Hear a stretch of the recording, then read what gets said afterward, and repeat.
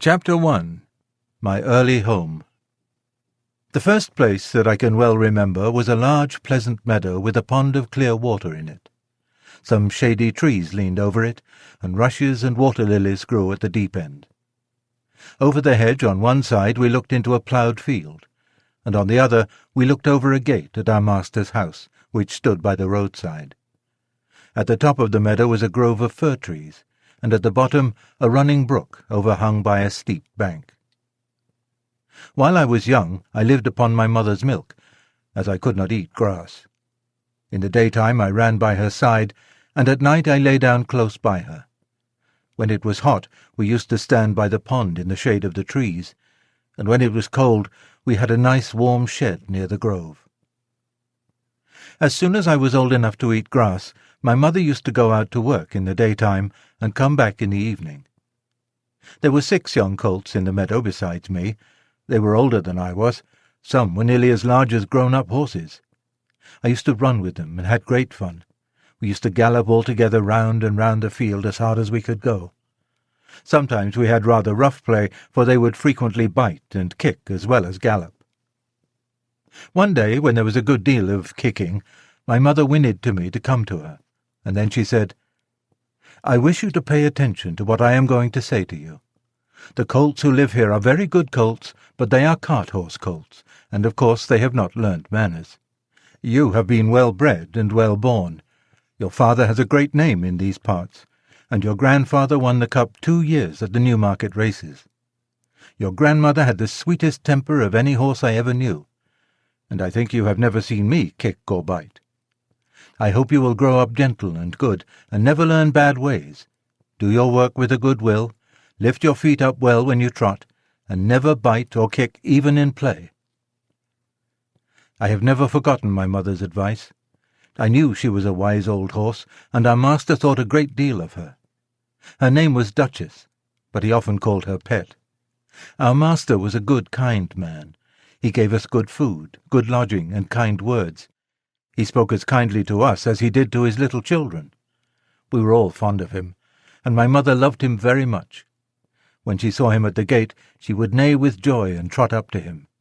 He would pat and stroke her and say, "Well, old Pet, and how is your little darky?" I was a dull black, so he called me Darky. Then he would give me a piece of bread, which was very good, and sometimes he brought a carrot for my mother. All the horses would come to him, but I think we were his favourites. My mother always took him to the town on a market day in a light gig. There was a ploughboy, Dick, who sometimes came into our field to pluck blackberries from the hedge. When he had eaten all he wanted, he would have what he called fun with the colts, throwing stones and sticks at them to make them gallop. We did not much mind him, for we could gallop off, but sometimes a stone would hit and hurt us. One day he was at this game, and did not know that the master was in the next field, but he was there, watching what was going on. Over the hedge he jumped in a snap, and catching Dick by the arm, he gave him such a box on the ear as made him roar with the pain and surprise. As soon as we saw the master, we trotted up nearer to see what went on. "Bad boy," he said, "bad boy to chase the colts. This is not the first time, nor the second, but it shall be the last. There, take your money and go home. I shall not want you on my farm again." So we never saw Dick any more.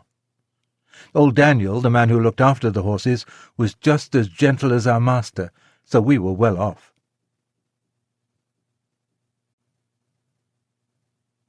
Chapter 2. The Hunt.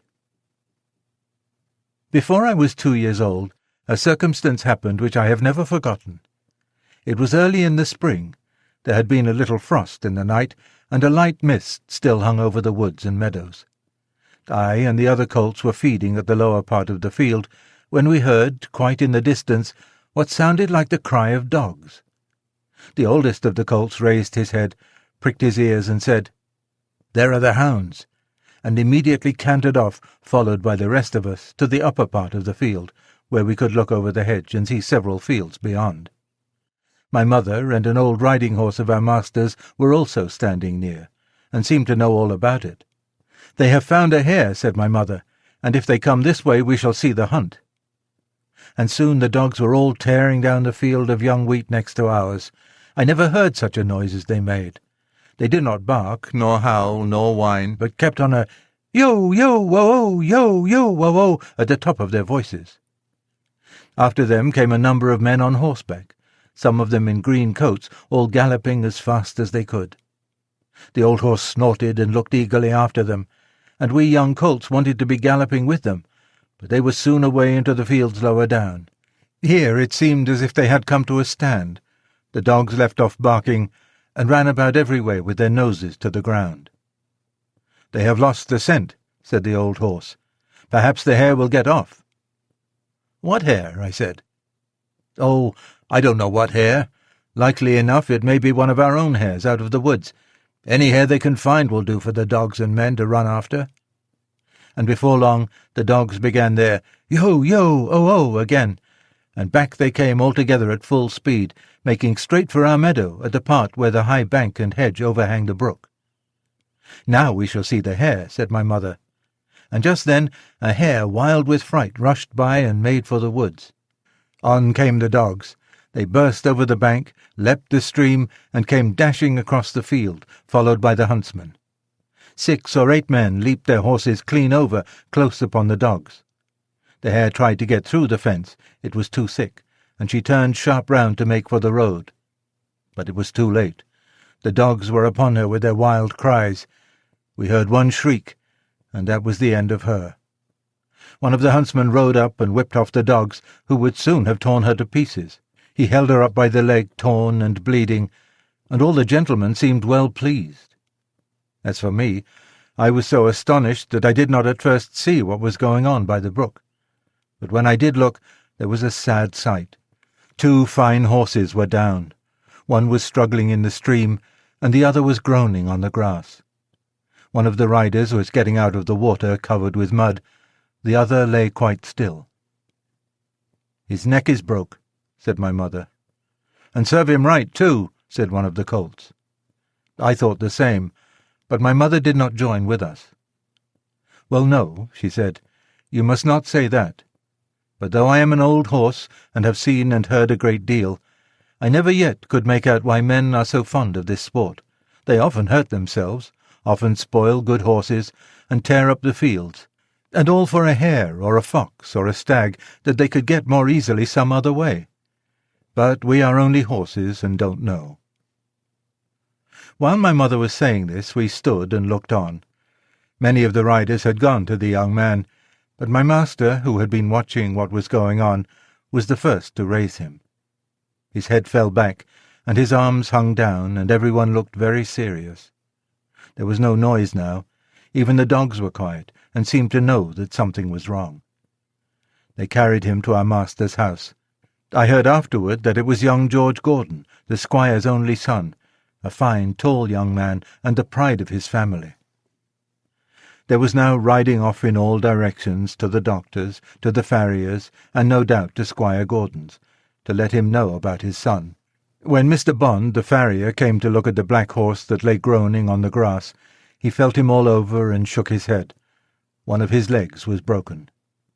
Then someone ran to our master's house and came back with a gun. Presently there was a loud bang and a dreadful shriek, and then all was still. The black horse moved no more. My mother seemed much troubled. She said she had known that horse for years, and that his name was Rob Roy. He was a good horse, and there was no vice in him. She never would go to that part of the field afterward. Not many days after, we heard the church bell tolling for a long time, and looking over the gate we saw a long, strange black coach that was covered with black cloth, and was drawn by black horses. After that came another, and another, and another, and all were black, while the bell kept tolling, tolling. They were carrying young Gordon to the churchyard to bury him. He would never ride again. What they did with Rob Roy I never knew, but 'twas all for one little hare.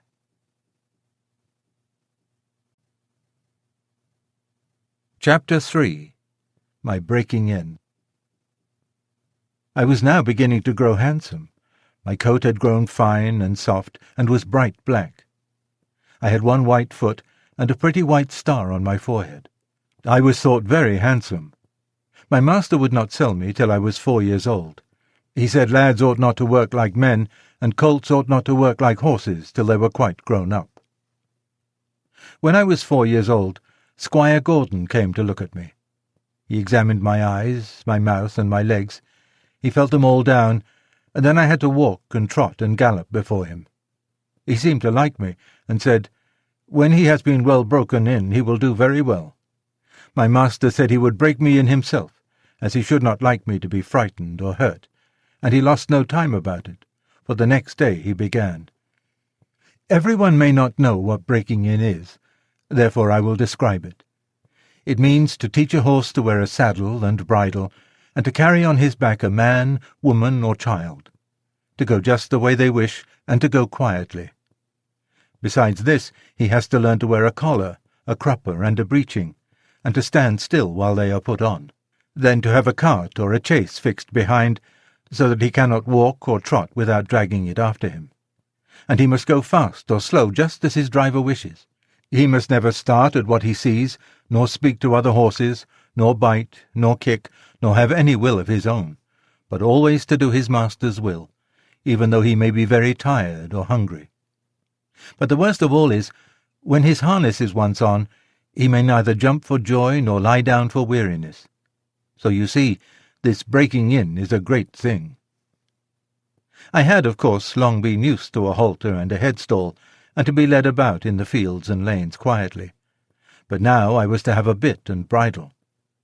My master gave me some oats, as usual, and after a good deal of coaxing he got the bit into my mouth and the bridle fixed. But it was a nasty thing. Those who have never had a bit in their mouths cannot think how bad it feels.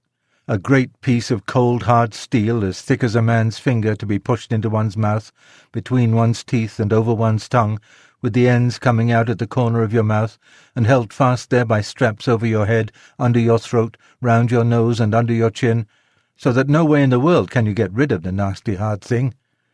It is very bad. Yes, very bad. At least I thought so. But I knew my mother always wore one when she went out, and all horses did when they were grown up. And so, what with the nice oats, and what with my master's pats, kind words, and gentle ways, I got to wear my bit and bridle. Next came the saddle, but that was not half so bad. My master put it on my back very gently, while old Daniel held my head. He then made the girths fast under my body, patting and talking to me all the time. Then I had a few oats, then a little leading about, and this he did every day till I began to look for the oats and the saddle. At length, one morning, my master got on my back and rode me round the meadow on the soft grass. It certainly did feel queer, but I must say I felt rather proud to carry my master, and as he continued to ride me a little every day, I soon became accustomed to it. The next unpleasant business was putting on the iron shoes. That, too, was very hard at first. My master went with me to the smith's forge to see that I was not hurt or got any fright. The blacksmith took my feet in his hand, one after the other, and cut away some of the hoof. It did not pain me, so I stood still on 3 legs till he had done them all. Then he took a piece of iron the shape of my foot, and clapped it on, and drove some nails through the shoe quite into my hoof, so that the shoe was firmly on. My feet felt very stiff and heavy, but in time I got used to it. And now, having got so far, my master went on to break me to harness. There were more new things to wear. First, a stiff, heavy collar just on my neck, and a bridle with great side pieces against my eyes called blinkers. And blinkers indeed they were, for I could not see on either side, but only straight in front of me.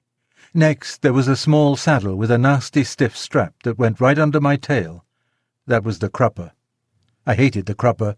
To have my long tail doubled up and poked through that strap was almost as bad as the bit. I never felt more like kicking, but of course I could not kick such a good master, and so in time I got used to everything, and could do my work as well as my mother. I must not forget to mention one part of my training, which I have always considered a very great advantage. My master sent me for a fortnight to a neighbouring farmer's, who had a meadow which was skirted on one side by the railway. Here were some sheep and cows, and I was turned in among them. I shall never forget the first train that ran by. I was feeding quietly near the pales which separated the meadow from the railway, when I heard a strange sound at a distance, and before I knew whence it came, with a rush and a clatter and a puffing out of smoke, a long black train of something flew by and was gone almost before I could draw my breath. I turned and galloped to the further side of the meadow as fast as I could go, and there I stood, snorting with astonishment and fear. In the course of the day, many other trains went by, some more slowly. These drew up at the station close by, and sometimes made an awful shriek and groan before they stopped. I thought it very dreadful, but the cows went on eating very quietly, and hardly raised their heads as the black, frightful thing came puffing and grinding past. For the first few days I could not feed in peace.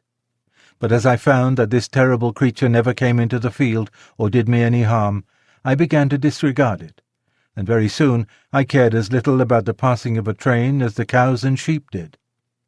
Since then I have seen many horses much alarmed and restive at the sight or sound of a steam engine, but thanks to my good master's care, I am as fearless at railway stations as in my own stable. Now, if anyone wants to break in a young horse well, that is the way. My master often drove me in double harness with my mother, because he was steady and could teach me how to go better than a strange horse.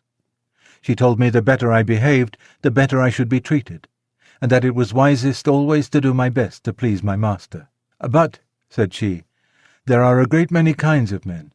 There are good thoughtful men like our master that any horse may be proud to serve, and there are bad, cruel men who never ought to have a horse or dog to call their own. Besides, there are a great many foolish men, vain, ignorant, and careless, who never trouble themselves to think. These spoil more horses than all, just for want of sense. They don't mean it, but they do it for all that. I hope you will fall into good hands. But a horse never knows who may buy him or who may drive him. It is all a chance for us. But still I say, do your best wherever it is, and keep up your good name."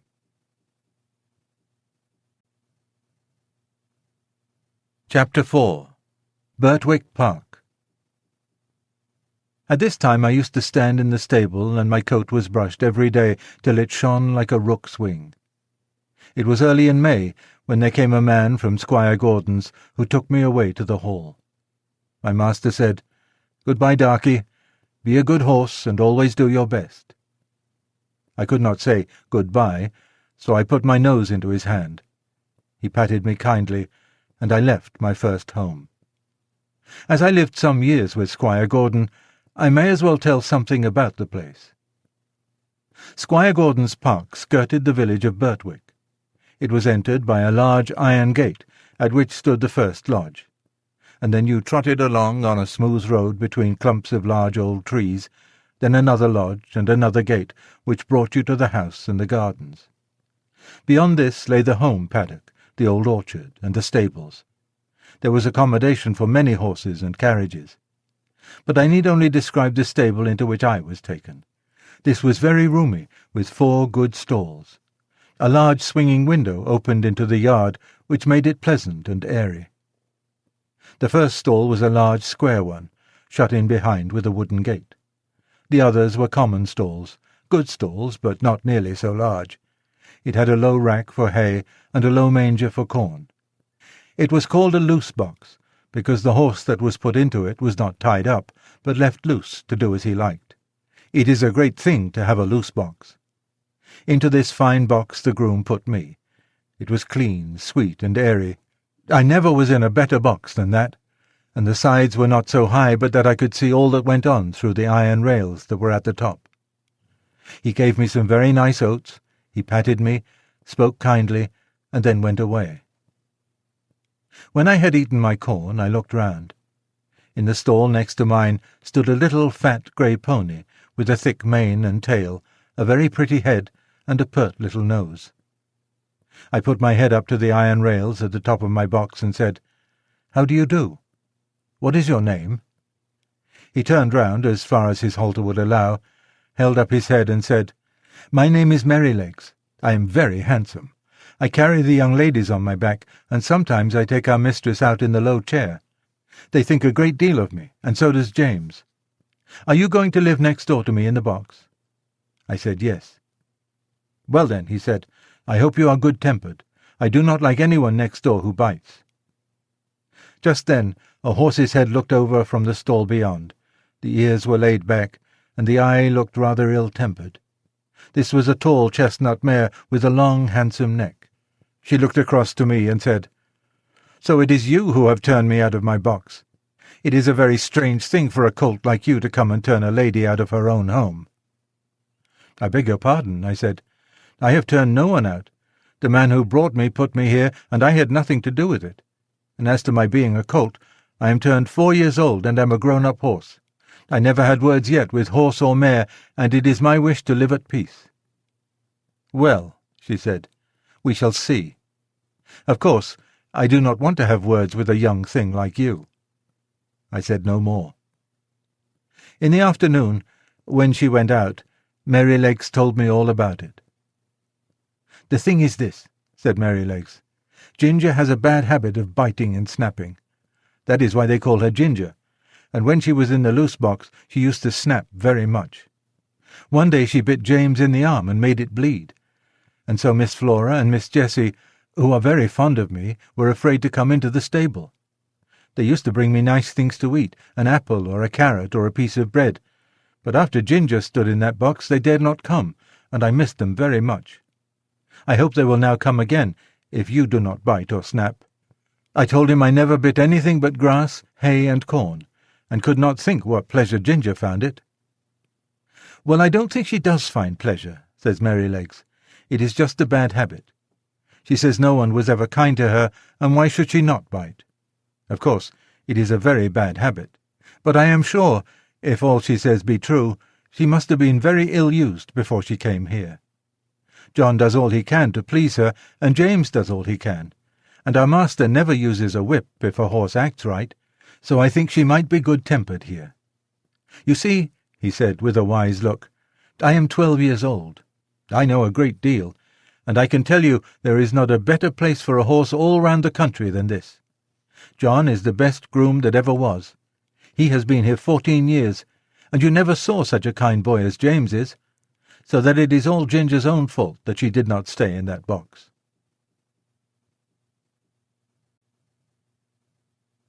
Chapter 5. A Fair Start.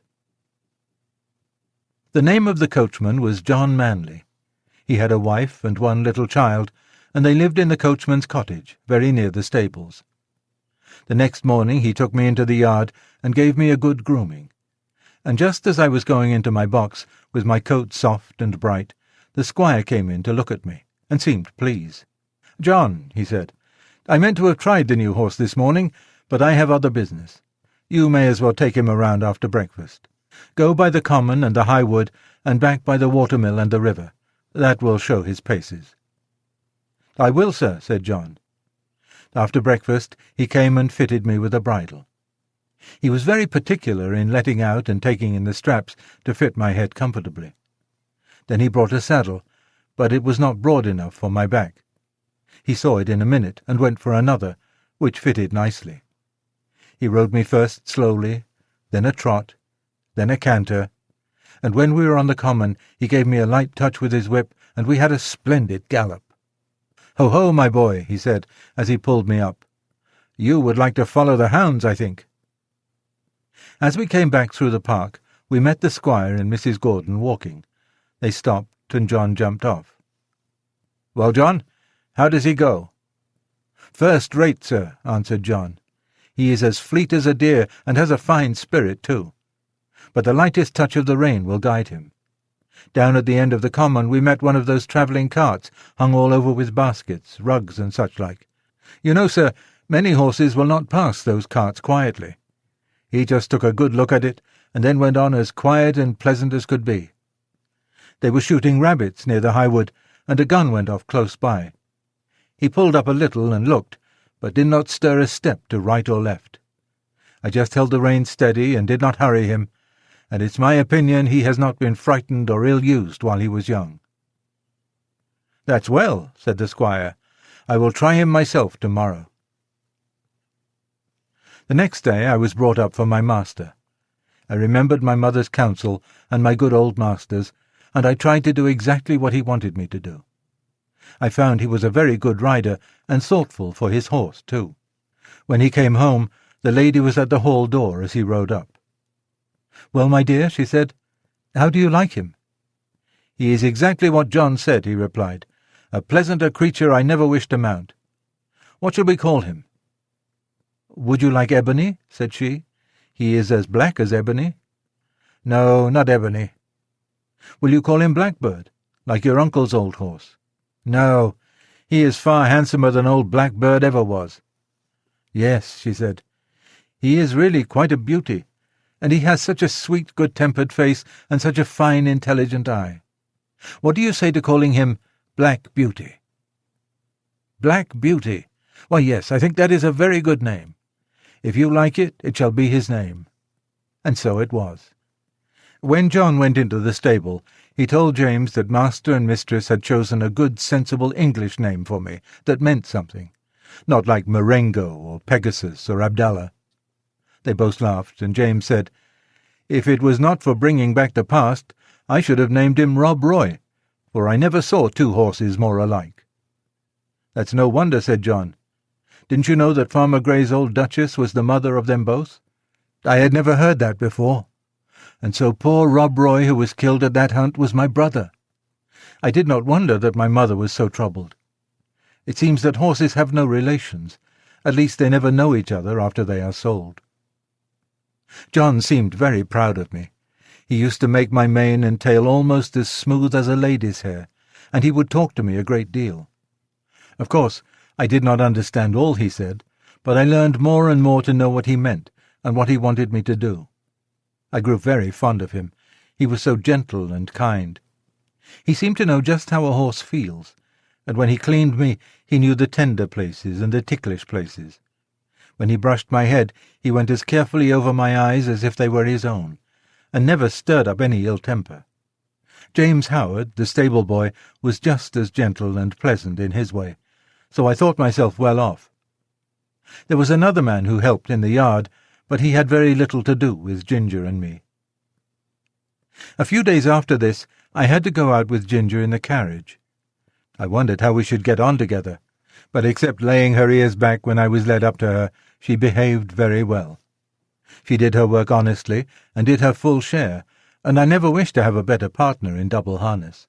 When we came to a hill, instead of slackening her pace, she would throw her weight right into the collar and pull away straight up. We had both the same sort of courage at our work, and John had oftener to hold us in than to urge us forward. He never had to use the whip with either of us. Then our paces were much the same, and I found it very easy to keep step with her when trotting, which made it pleasant, and master always liked it when we kept step well, and so did John.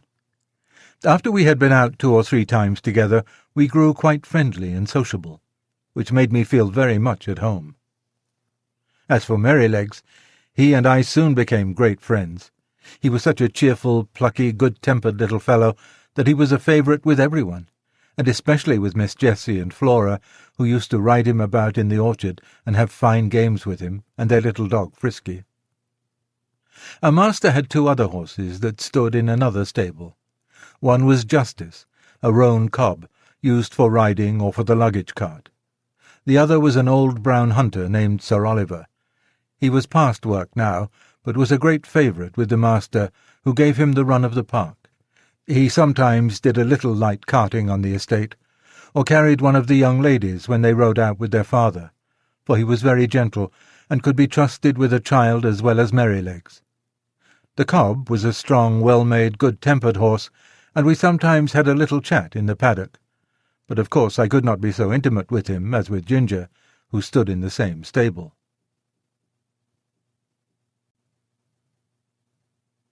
Chapter 6. Liberty.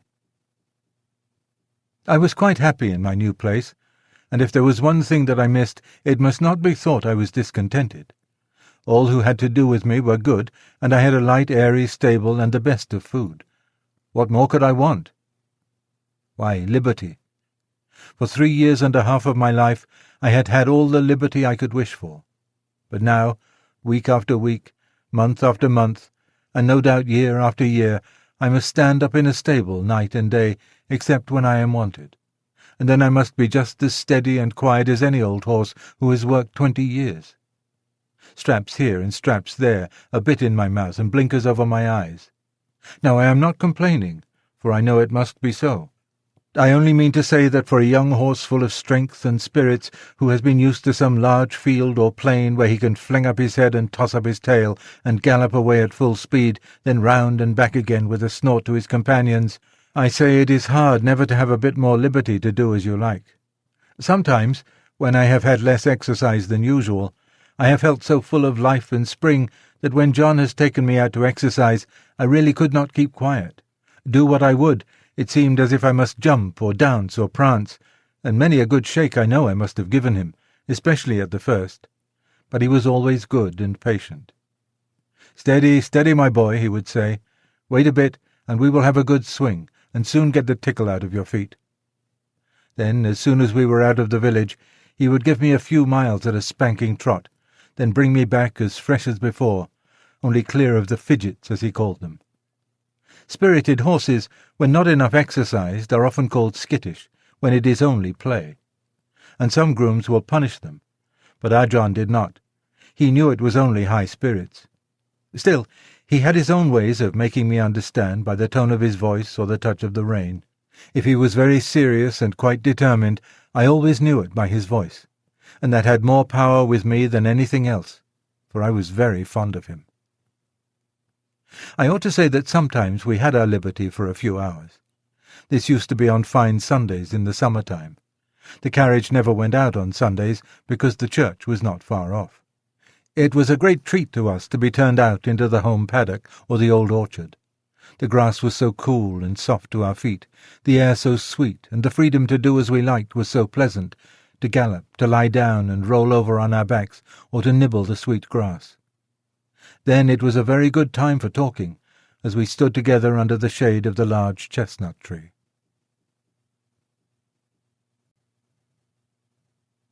Chapter 7. Ginger. One day, when Ginger and I were standing alone in the shade, we had a great deal of talk. She wanted to know all about my bringing up and breaking in, and I told her. "Well," said she, "if I had had your bringing up, I might have had as good a temper as you. But now I don't believe I ever shall." "Why not?" I said. "Because it has all been so different with me," she replied. "I never had anyone, horse or man, that was kind to me, or that I cared to please. For in the first place I was taken from my mother as soon as I was weaned, and put with a lot of other young colts. None of them cared for me, and I cared for none of them.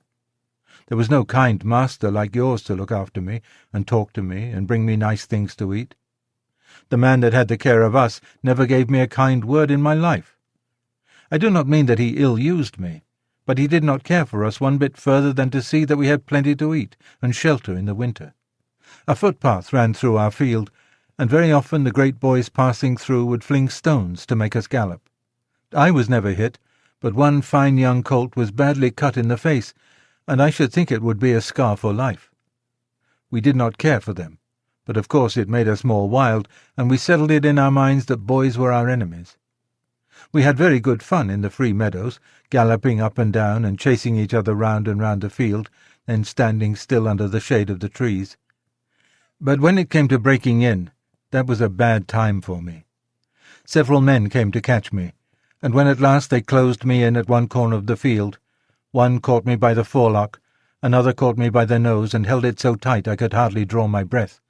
Then another took my underjaw in his hard hand and wrenched my mouth open, and so by force they got on the halter and the bar into my mouth. Then one dragged me along by the halter, another flogging behind. And this was the first experience I had of men's kindness. It was all force. They did not give me a chance to know what they wanted. I was high-bred and had a great deal of spirit, and was very wild, no doubt, and gave them, I dare say, plenty of trouble. But then it was dreadful to be shut up in a stall day after day instead of having my liberty, and I fretted and pined and wanted to get loose. You know yourself it's bad enough when you have a kind master and plenty of coaxing, but there was nothing of that sort for me. There was one, the old master, Mr. Ryder, who I think could soon have brought me round, and could have done anything with me, but he had given up all the hard part of the trade to his son, and to another experienced man, and he only came at times to oversee. His son was a strong, tall, bold man. They called him Samson, and he used to boast that he had never found a horse that could throw him. There was no gentleness in him, as there was in his father, but only hardness, a hard voice, a hard eye, a hard hand. And I felt from the first that what he wanted was to wear all the spirit out of me, and just make me into a quiet, humble, obedient piece of horseflesh. Horseflesh! Yes, that is all that he thought about. And Ginger stamped her foot, as if the very thought of him made her angry. Then she went on. If I did not do exactly what he wanted, he would get put out, and make me run round with that long rein in the training field till he had tired me out. I think he drank a good deal, and I am quite sure that the oftener he drank, the worse it was for me. One day he had worked me hard in every way he could, and when I lay down I was tired and miserable and angry. It all seemed so hard. The next morning he came for me early, and ran me round again for a long time. I had scarcely had an hour's rest when he came again for me with a saddle and bridle and a new kind of bit. I could never quite tell how it came about. He had only just mounted me on the training ground, when something I did put him out of temper, and he chucked me hard with the rein. The new bit was very painful, and I reared up suddenly, which angered him still more, and he began to flog me. I felt my whole spirit set against him, and I began to kick and plunge and rear as I had never done before, and we had a regular fight. For a long time he stuck to the saddle and punished me cruelly with his whip and spurs, but my blood was thoroughly up, and I cared for nothing he could do if only I could get him off. At last, after a terrible struggle, I threw him off backward. I heard him fall heavily on the turf, and without looking behind me I galloped off to the other end of the field. There I turned round and saw my persecutor slowly rising from the ground and going into the stable. I stood under an oak tree and watched, but no one came to catch me. The time went on, and the sun was very hot. The flies swarmed round me and settled on my bleeding flanks where the spurs had dug in.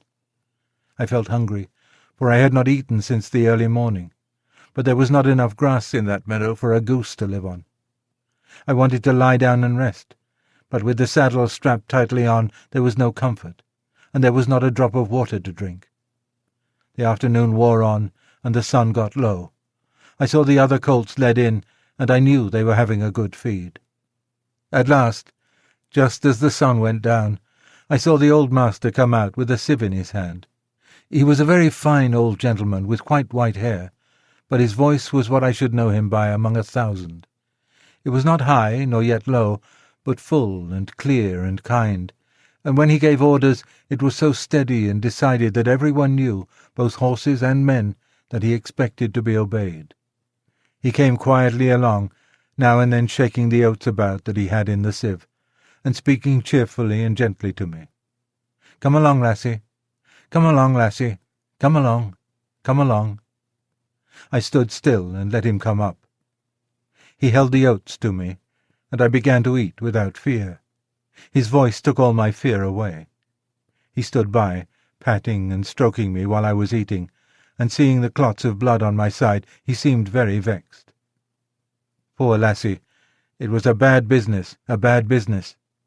Then he quietly took the rein and led me to the stable. Just at the door stood Samson. I laid my ears back and snapped at him. "Stand back," said the master, "and keep out of her way. You've done a bad day's work for this filly." He growled out something about a vicious brute. "Harkye," said the father, "a bad-tempered man will never make a good-tempered horse. You've not learned your trade yet, Samson." Then he led me into my box, took off the saddle and bridle with his own hands and tied me up. Then he called for a pail of warm water and a sponge, took off his coat, and while the stableman held the pail, he sponged my sides a good while, so tenderly that I was sure he knew how sore and bruised they were. "Whoa, my pretty one," he said. "Stand still, stand still." His very voice did me good, and the bathing was very comfortable. The skin was so broken at the corners of my mouth that I could not eat the hay. The stalks hurt me.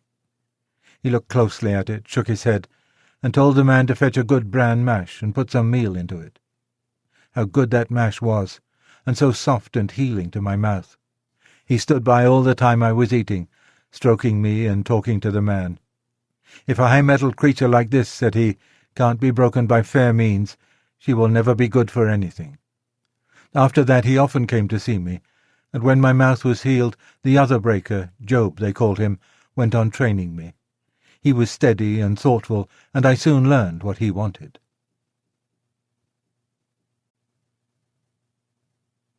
Chapter 8. Ginger's Story Continued. The next time that Ginger and I were together in the paddock, she told me about her first place. "After my breaking in," she said, "I was bought by a dealer to match another chestnut horse. For some weeks he drove us together, and then we were sold to a fashionable gentleman and were sent up to London. I had been driven with a check rein by the dealer, and I hated it worse than anything else. But in this place we were reined far tighter, the coachman and his master thinking we looked more stylish so. We were often driven about in the park and other fashionable places. You, who never had a check rein on, don't know what it is, but I can tell you it is dreadful. I like to toss my head about and hold it as high as any horse. But fancy now yourself, if you tossed your head up high and were obliged to hold it there, and that for hours together, not able to move it at all except with a jerk still higher, your neck aching till you did not know how to bear it. Besides that, to have 2 bits instead of 1, and mine was a sharp one, it hurt my tongue and my jaw, and the blood from my tongue coloured the froth that kept flying from my lips as I chafed and fretted at the bits and rein. It was worst when we had to stand by the hour waiting for our mistress at some grand party or entertainment, and if I fretted or stamped with impatience, the whip was laid on. It was enough to drive one mad. "Did not your master take any thought for you?" I said. "No," said she. "He only cared to have a stylish turnout, as they call it. I think he knew very little about horses.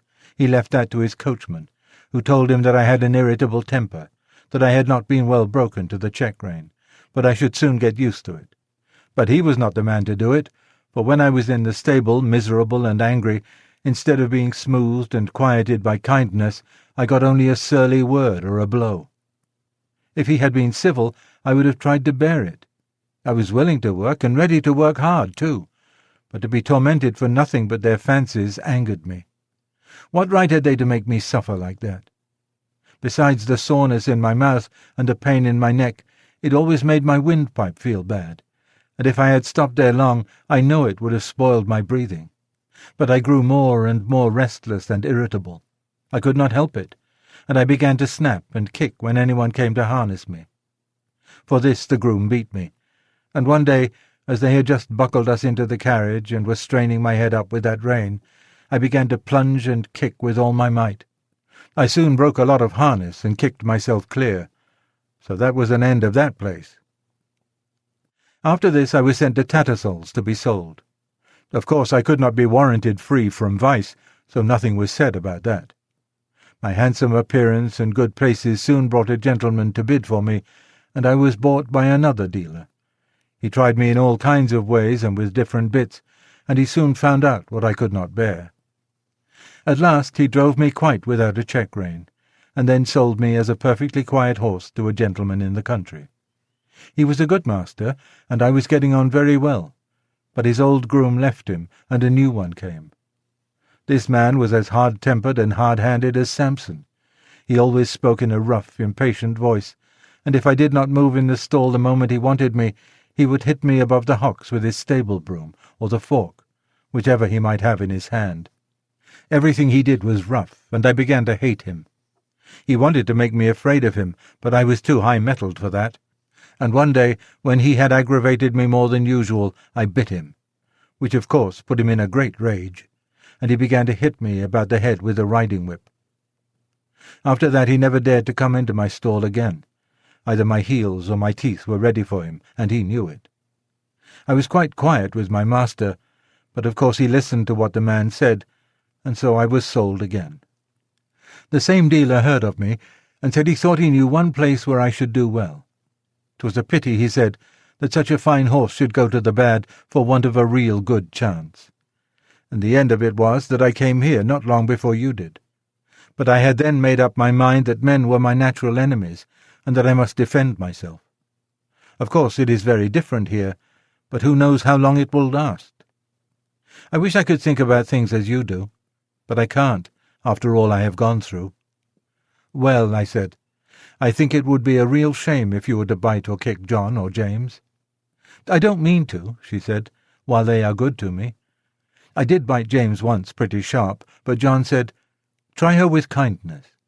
And instead of punishing me, as I expected, James came to me with his arm bound up and brought me a bran mash and stroked me.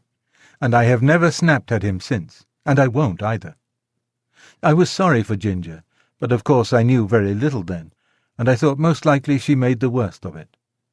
However, I found that as the weeks went on she grew much more gentle and cheerful, and had lost the watchful, defiant look that she used to turn on any strange person who came near her. And one day James said, I do believe that Mary's getting fond of me. She quite whinnied after me this morning when I had been rubbing her forehead. Aye, aye, Jim, 'tis the Birtwick balls, said John. She'll be as good as Black Beauty by and by. Kindness is all the physic she wants, poor thing. Master noticed the change too, and one day when he got out of the carriage and came to speak to us, as he often did, he stroked her beautiful neck. Well, my pretty one, well, how do things go with you now? You are a good bit happier than when you came to us, I think. She put her nose up to him in a friendly, trustful way, while he rubbed it gently. We shall make a cure of her, John, he said. Yes, sir. She's wonderfully improved. She's not the same creature that she was. It's the Birtwick balls, sir, said John, laughing. This was a little joke of John's. He used to say that a regular course of the Birtwick horse balls would cure almost any vicious horse. These balls, he said, were made up of patience and gentleness, firmness and petting, 1 pound of each to be mixed up with half a pint of common sense and given to the horse every day.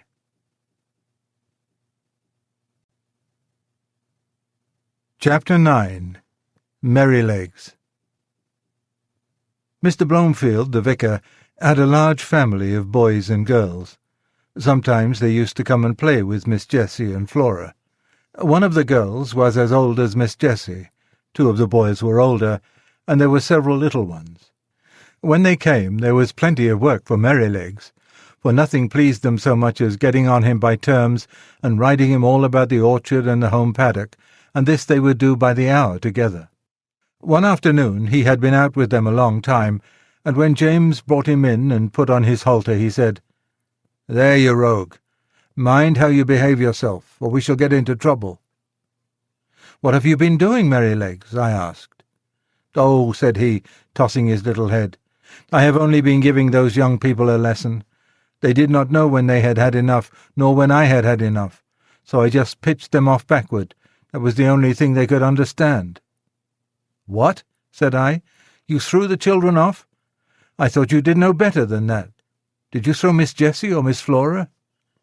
He looked very much offended and said, Of course not. I would not do such a thing for the best oats that ever came into the stable. Why, I am as careful of our young ladies as the master could be, and as for the little ones, it is I who teach them to ride. When they seem frightened or a little unsteady on my back, I go as smooth and as quiet as old Pussy when she is after a bird. And when they are all right, I go on again faster, you see, just to use them to it.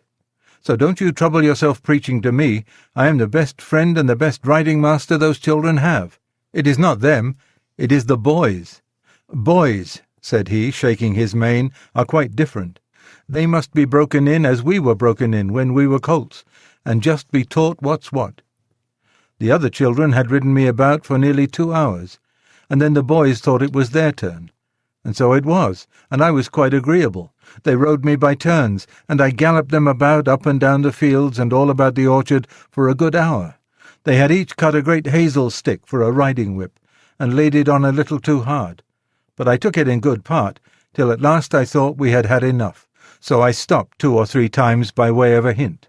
Boys, you see, think a horse or pony is like a steam engine or a thrashing machine, and can go on as long and as fast as they please. They never think that a pony can get tired or have any feelings. So as the one who was whipping me could not understand, I just rose up on my hind legs and let him slip off behind. That was all. He mounted me again, and I did the same. Then the other boy got up, and as soon as he began to use his stick, I laid him on the grass, and so on, till they were able to understand. That was all. They are not bad boys. They don't wish to be cruel. I like them very well. But you see, I had to give them a lesson. When they brought me to James and told him, I think he was very angry to see such big sticks. He said they were only fit for drovers or gypsies, and not for young gentlemen. If I had been you, said Ginger, I would have given those boys a good kick, and that would have given them a lesson.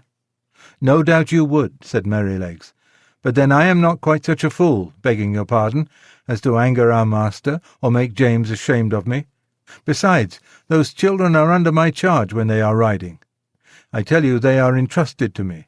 Why, only the other day I heard our master say to Mrs. Blomefield, My dear madam, you need not be anxious about the children. My old Merrylegs will take as much care of them as you or I could. I assure you I would not sell that pony for any money. He is so perfectly good-tempered and trustworthy. And do you think I am such an ungrateful brute as to forget all the kind treatment I have had here for 5 years, and all the trust they place in me, and turn vicious because a couple of ignorant boys used me badly? No, no, you never had a good place where they were kind to you, and so you don't know, and I'm sorry for you. But I can tell you good places make good horses. I wouldn't vex our people for anything. I love them, I do, said Merrylegs, and he gave a low ho-ho-ho through his nose, as he used to do in the morning when he heard James' footstep at the door. Besides, he went on, if I took to kicking, where should I be? Why, sold off in a jiffy, and no character.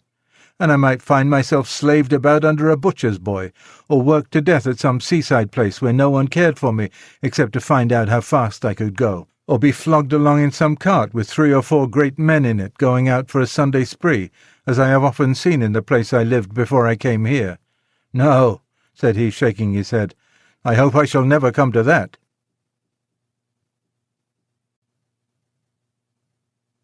Chapter 10. A Talk in the Orchard. Ginger and I were not of the regular tall carriage-horse breed. We had more of the racing blood in us. We stood about 15½ hands high. We were therefore just as good for riding as we were for driving, and our master used to say that he disliked either horse or man that could do but one thing.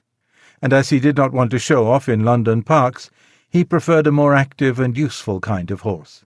As for us, our greatest pleasure was when we were saddled for a riding party, the master on Ginger, the mistress on me, and the young ladies on Sir Oliver and Merrylegs.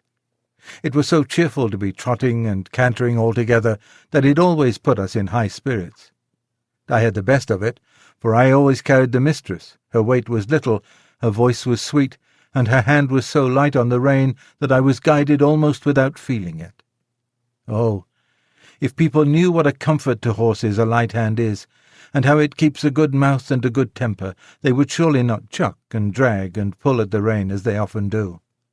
Our mouths are so tender that where they have not been spoiled or hardened with bad or ignorant treatment, they feel the slightest movement of the driver's hand, and we know in an instant what is required of us. My mouth has never been spoiled, and I believe that was why the mistress preferred me to Ginger, although her paces were certainly quite as good. She used often to envy me, and said it was all the fault of breaking in and the gag bit in London that her mouth was not so perfect as mine.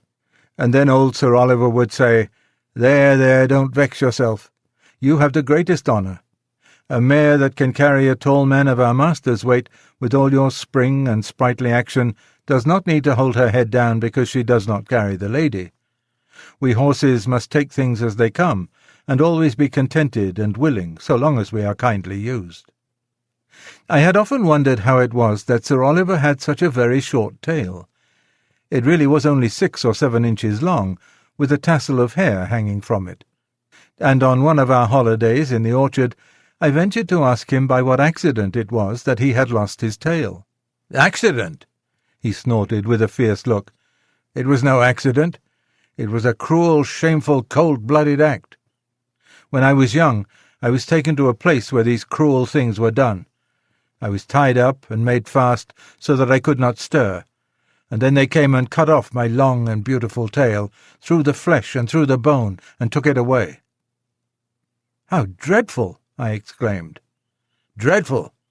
Ah, it was dreadful, But it was not only the pain, though that was terrible and lasted a long time. It was not only the indignity of having my best ornament taken from me, though that was bad, but it was this. How could I ever brush the flies off my sides and my hind legs any more? You, who have tails, just whisk the flies off without thinking about it, and you can't tell what a torment it is to have them settle upon you and sting, and have nothing in the world to lash them off with. I tell you, it is a lifelong wrong and a lifelong loss, but thank heaven they don't do it now." "What did they do it for, then?" said Ginger. "For fashion," said the old horse with a stamp of his foot. "For fashion, if you know what that means. There was not a well-bred young horse in my time that had not had his tail docked in that shameful way, just as if the good God that made us did not know what we wanted and what looked best. I suppose it is fashion that makes them strap our heads up with those horrid bits that I was tortured with in London," said Ginger. "Of course it is," said he. "To my mind, fashion is one of the wickedest things in the world. Now look, for instance, at the way they serve dogs, cutting off their tails to make them look plucky, and shearing up their pretty little ears to a point to make them both look sharp, forsooth. I had a dear friend once, a brown terrier, Skye they called her. She was so fond of me that she never would sleep out of my stall. She made her bed under the manger, and there she had a litter of 5 as pretty little puppies as need be. And none were drowned, for they were a valuable kind, and how pleased she was with them. And when they got their eyes open and crawled about, it was a real pretty sight. But one day the man came and took them all away. I thought he might be afraid I should tread upon them, but it was not so. In the evening, poor Skye brought them back again, one by one in her mouth. Not the happy little things that they were, but bleeding and crying pitifully. They had all had a piece of their tails cut off, and the soft flap of their pretty little ears was cut quite off. How their mother licked them, and how troubled she was, poor thing. I never forgot it. They healed in time, and they forgot the pain, but the nice soft flap, that of course was intended to protect the delicate part of their ears from dust and injury, was gone forever. Why don't they cut their own children's ears to points to make them look sharp? Why don't they cut off the end of their noses to make them look plucky? One would be just as sensible as the other. What right have they to torment and disfigure God's creatures? Sir Oliver, though he was so gentle, was a fiery old fellow, and what he said was all so new to me and so dreadful that I found a bitter feeling toward men rise up in my mind that I never had before. Of course Ginger was very much excited. She flung up her head with flashing eyes and distended nostrils, declaring that men were both brutes and blockheads. "Who talks about blockheads?" said Merrylegs, who just came up from the old apple-tree, where he had been rubbing himself against the low branch. "Who talks about blockheads? I believe that is a bad word." "Bad words were made for bad things," said Ginger, and she told him what Sir Oliver had said. "It is all true," said Merrylegs sadly, "and I've seen that about the dogs over and over again where I lived first. But we won't talk about it here. You know that Master and John and James are always good to us, and talking against men in such a place as this doesn't seem fair or grateful. And you know there are good masters and good grooms besides ours, though of course ours are the best." This wise speech of good little Merrylegs, which we knew was quite true, cooled us all down, especially Sir Oliver, who was dearly fond of his master. And to turn the subject, I said, "Can anyone tell me the use of blinkers?" "No," said Sir Oliver shortly, "because they are no use." "They are supposed," said Justice, the roan cob, in his calm way, "to prevent horses from shying and starting, and getting so frightened as to cause accidents." "Then what is the reason they do not put them on riding horses, especially on ladies' horses?" said I. "There is no reason at all," said he quietly, "except the fashion. They say that a horse would be so frightened to see the wheels of his own cart or carriage coming behind him that he would be sure to run away, although of course when he is ridden he sees them all about him if the streets are crowded. I admit they do sometimes come too close to be pleasant, but we don't run away. We are used to it and understand it. And if we never had blinkers put on, we should never want them. We should see what was there and know what was what, and be much less frightened than by only seeing bits of things that we can't understand. Of course, there may be some nervous horses who have been hurt or frightened when they were young, who may be the better for them, but as I never was nervous, I can't judge." "I consider," said Sir Oliver, "that blinkers are dangerous things in the night. We horses can see much better in the dark than men can, and many an accident would never have happened if horses might have had the full use of their eyes. Some years ago, I remember, there was a hearse with 2 horses returning one dark night, and just by Farmer Sparrow's house, where the pond is close to the road, the wheels went too near the edge, and the hearse was overturned into the water. Both the horses were drowned, and the driver hardly escaped. Of course, after this accident, a stout white rail was put up that might be easily seen. But if those horses had not been partly blinded, they would have themselves have kept further from the edge, and no accident would have happened. When our master's carriage was overturned, before you came here, it was said that if the lamp on the left side had not gone out, John would have seen the great hole that the road-makers had left. And so he might. But if old Colin had not had blinkers on, he would have seen it, lamp or no lamp, for he was far too knowing an old horse to run into danger.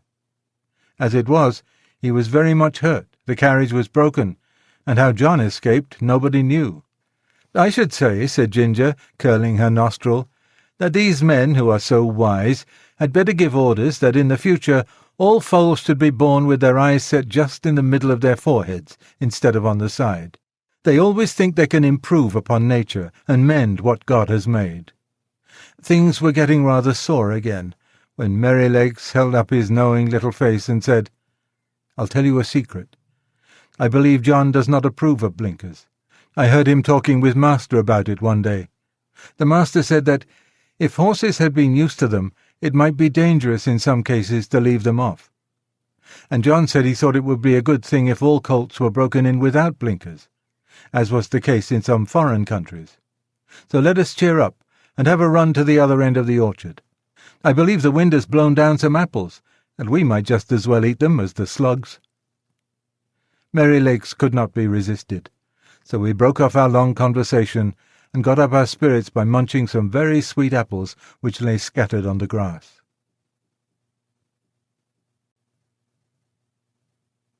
Chapter 11. Plain Speaking. The longer I lived at Birtwick, the more proud and happy I felt at having such a place. Our master and mistress were respected and beloved by all who knew them. They were good and kind to everybody and everything, not only men and women, but horses and donkeys, dogs and cats, cattle and birds.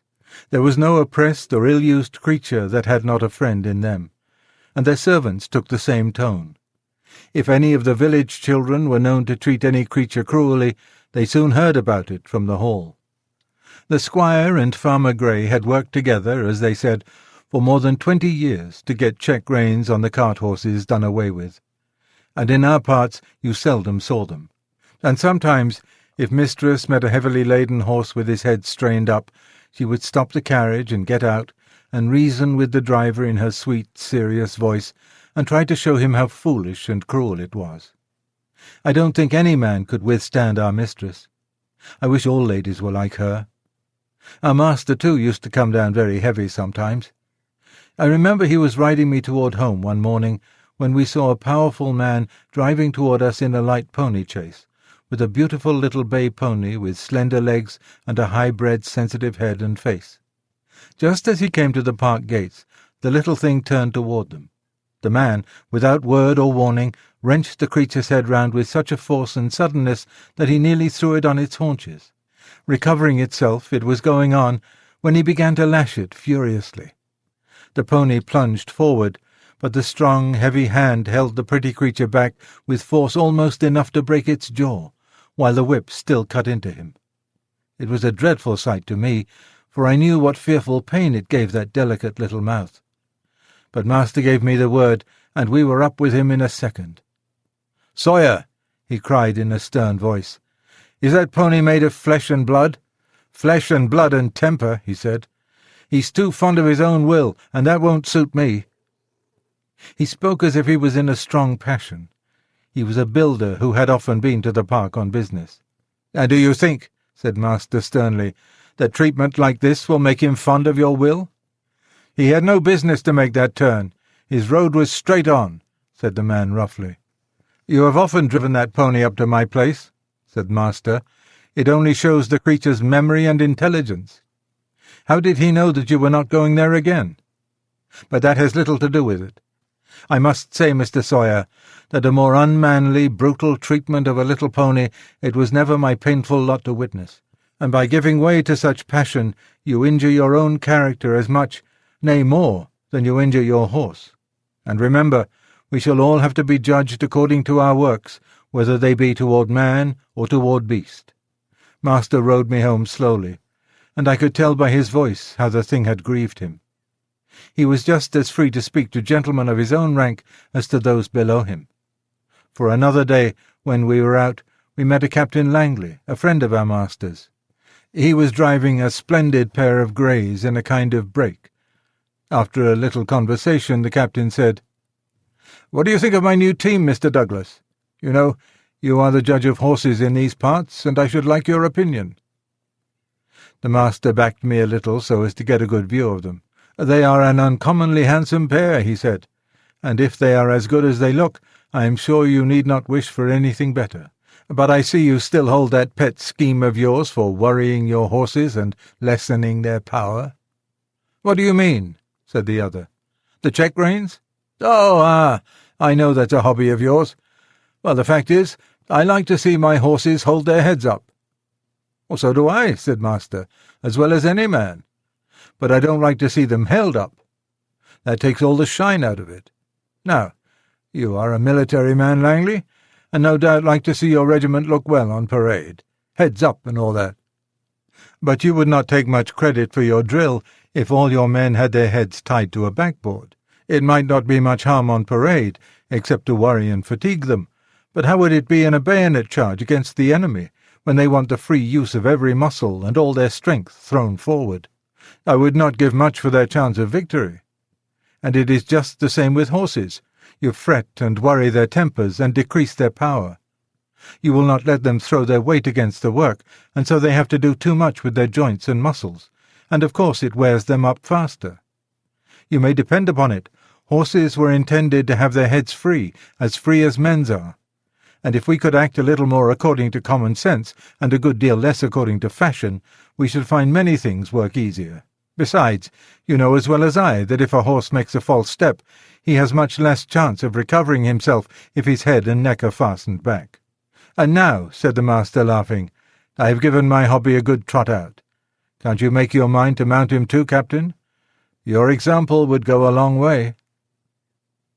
"I believe you are right in theory," said the other, "and that's rather a hard hit about the soldiers.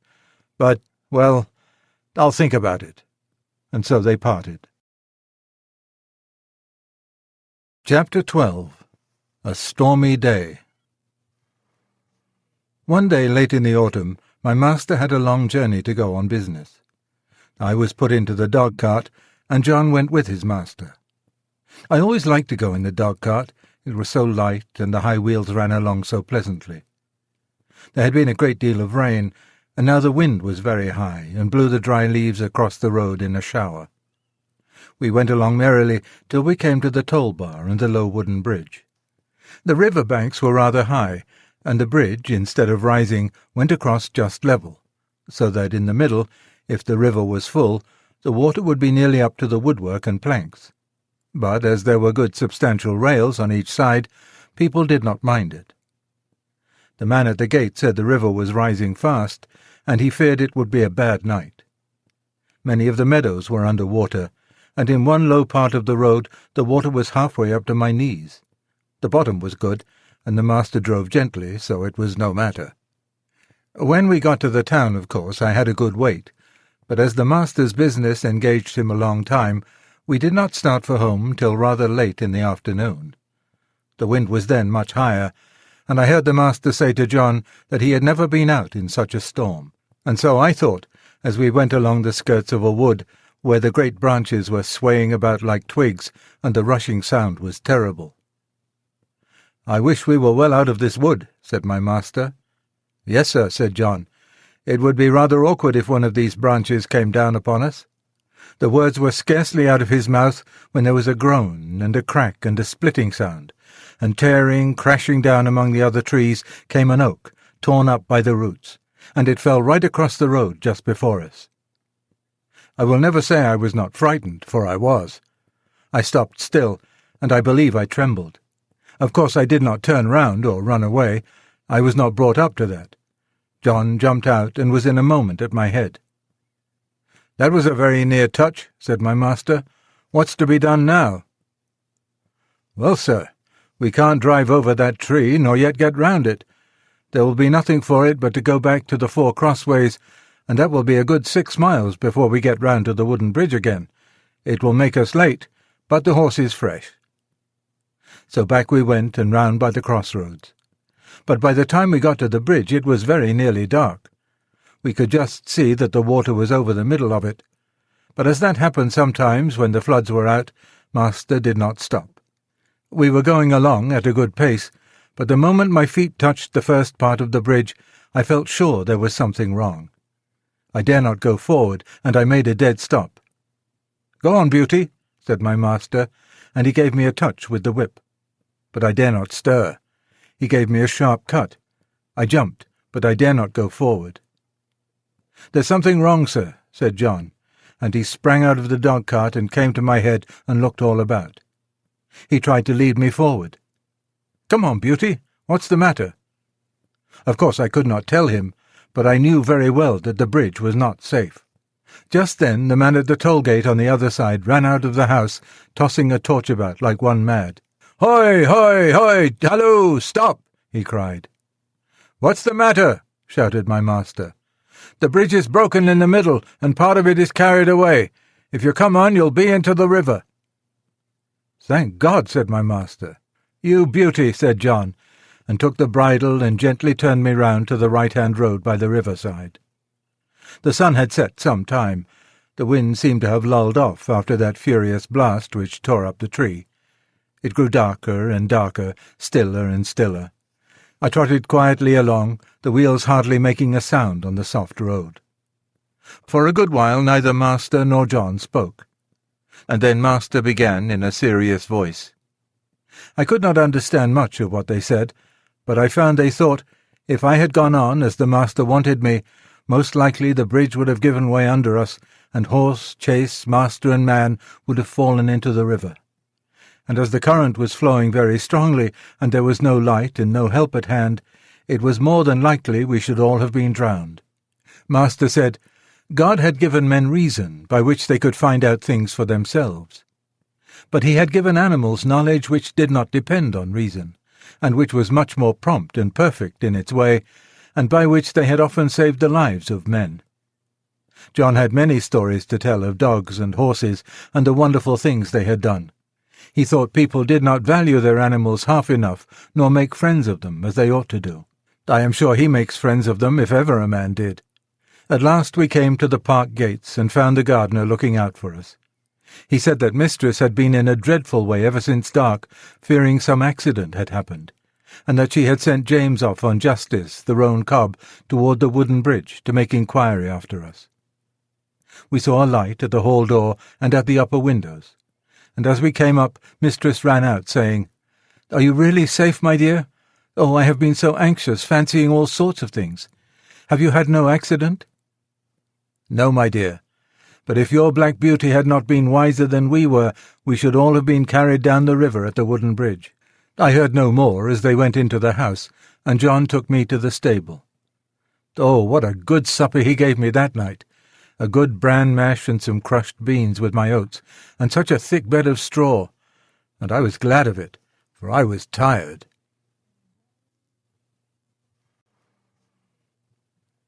Chapter 13. The Devil's Trademark. One day, when John and I had been out on some business of our master's, and were returning gently on a long, straight road, at some distance we saw a boy trying to leap a pony over a gate. The pony would not take the leap, and the boy cut him with the whip, but he only turned off on one side. He whipped him again, but the pony turned off on the other side. Then the boy got off and gave him a hard thrashing and knocked him about the head. Then he got up again and tried to make him leap the gate, kicking him all the time shamefully, but still the pony refused. When we were nearly at the spot, the pony put down his head and threw up his heels, and sent the boy neatly over into a broad, quick-set hedge, and with the rein dangling from his head, he set off home at a full gallop. John laughed out quite loud. "Served him right," he said. "Oh, oh, oh," cried the boy as he struggled about among the thorns. "I say, come and help me out." "Thank ye," said John. "I think you are quite in the right place, and maybe a little scratching will teach you not to leap a pony over a gate that is too high for him." And so with that John rode off. "It may be," said he to himself, "that young fellow is a liar as well as a cruel one. We'll just go home by Farmer Bushby's, Beauty, and then if anybody wants to know, you and I can tell him, you see." So we turned off to the right, and soon came up to the stackyard, and within sight of the house. The farmer was hurrying out into the road, and his wife was standing at the gate, looking very frightened. "Have you seen my boy?" said Mr. Bushby, as we came up. "He went out an hour ago on my black pony, and the creature has just come back without a rider." "I should think, sir," said John, "he had better be without a rider, unless he can be ridden properly." "What do you mean?" said the farmer. "Well, sir, I saw your son whipping and kicking and knocking that good little pony about shamefully because he would not leap a gate that was too high for him.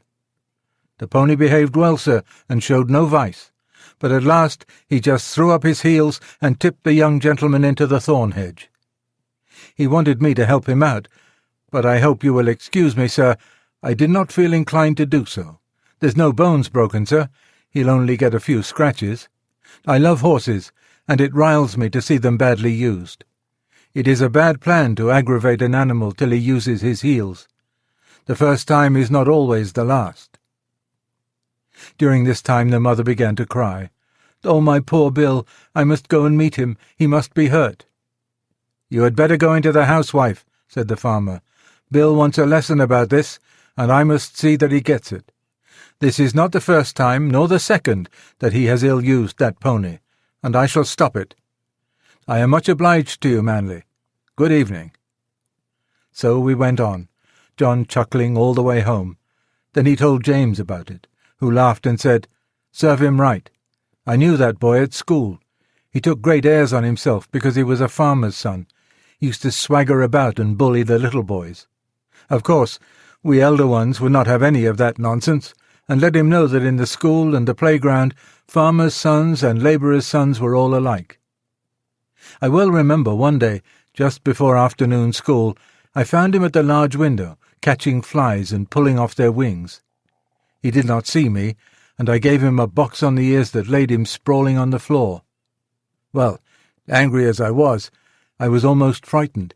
He roared and bellowed in such a style. The boys rushed in from the playground, and the master ran in from the road to see who was being murdered. Of course I said fair and square at once what I had done, and why. Then I showed master the flies, some crushed and some crawling about helpless, and I showed him the wings on the window-sill. I never saw him so angry before. But as Bill was still howling and whining like the coward that he was, he did not give him any more punishment of that kind, but set him up on a stool for the rest of the afternoon, and said that he should not go out to play for that week. Then he talked to all the boys very seriously about cruelty, and said how hard-hearted and cowardly it was to hurt the weak and the helpless. But what stuck in my mind was this. He said that cruelty was the devil's own trademark, and if we saw anyone who took pleasure in cruelty, we might know who he belonged to, for the devil was a murderer from the beginning and a tormentor to the end. On the other hand, where we saw people who loved their neighbours and were kind to man and beast, we might know that was God's mark. "Your master never taught you a truer thing," said John. "There is no religion without love, and people may talk as much as they like about their religion, but if it does not teach them to be good and kind to man and beast, it is all a sham. All a sham, James, and it won't stand when things come to be turned inside out."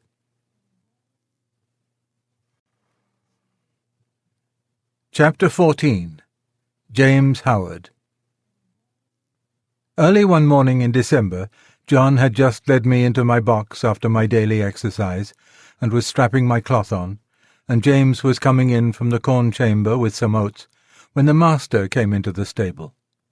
He looked rather serious, and held an open letter in his hand. John fastened the door of my box, touched his cap, and waited for orders. "Good morning, John," said the master. "I want to know if you have any complaint to make of James." "Complaint, sir?" "No, sir." "Is he industrious at his work and respectful to you?" "Yes, sir. Always." "You never find he slights his work when your back is turned?" "Never, sir." "That's well. But I must put another question. Have you no reason to suspect, when he goes out with the horses to exercise them, or to take a message, that he stops about talking to his acquaintances, or goes into houses where he has no business, leaving the horses outside?" "No, sir. Certainly not. And if anybody has been saying that about James, I don't believe it, and I don't mean to believe it unless I have it fairly proved before witnesses. It's not for me to say who has been trying to take away James' character, but I will say this, sir, that a steadier, pleasanter, honester, smarter young fellow I never had in this stable. I can trust his word, and I can trust his work. He is gentle and clever with the horses, and I would rather have them in charge with him than with half the young fellows I know of in laced hats and liveries.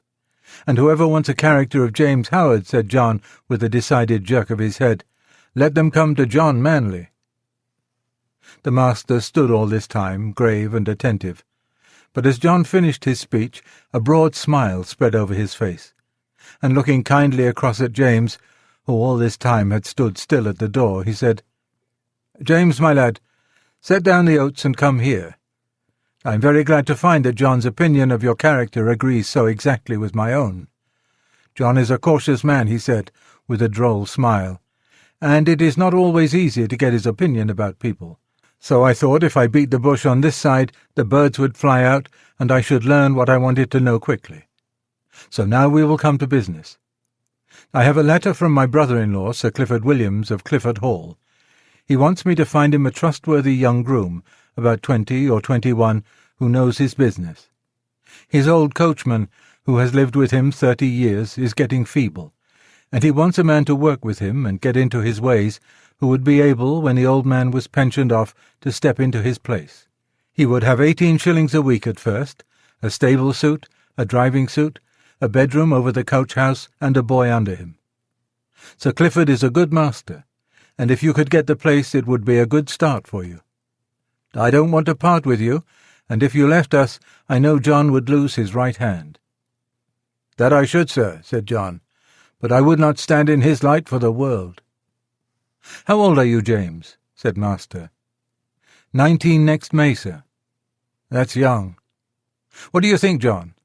"Well, sir, it is young, but he is as steady as a man, and is strong and well grown, and though he has not had much experience in driving, he has a light, firm hand and a quick eye, and he is very careful.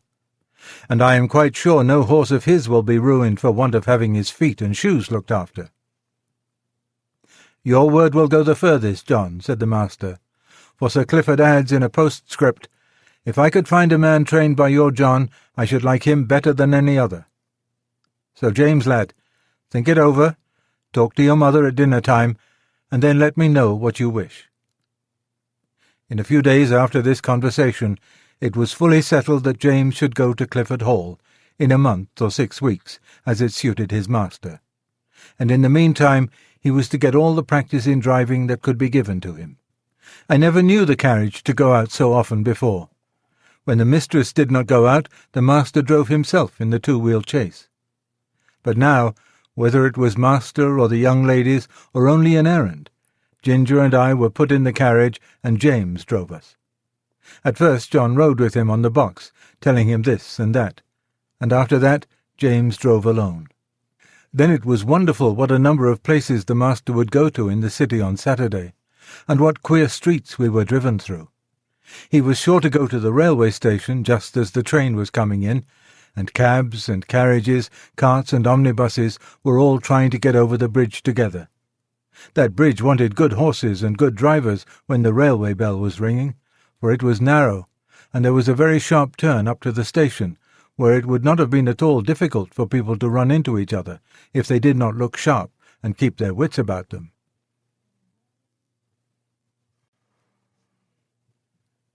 Chapter 15. The Old Hostler.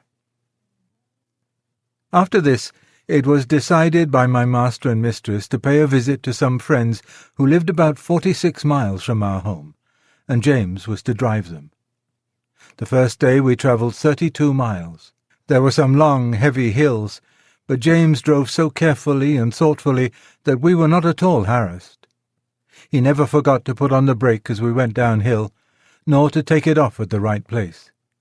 He kept our feet on the smoothest part of the road, and if the uphill was very long, he set the carriage wheels a little across the road so as not to run back, and gave us a breathing. All these little things help a horse very much, particularly if he gets kind words into the bargain. We stopped once or twice on the road, and just as the sun was going down, we reached the town where we were to spend the night. We stopped at the principal hotel, which was in the marketplace. It was a very large one. We drove under an archway into a long yard, at the further end of which were the stables and coach-houses. 2 hostlers came to take us out.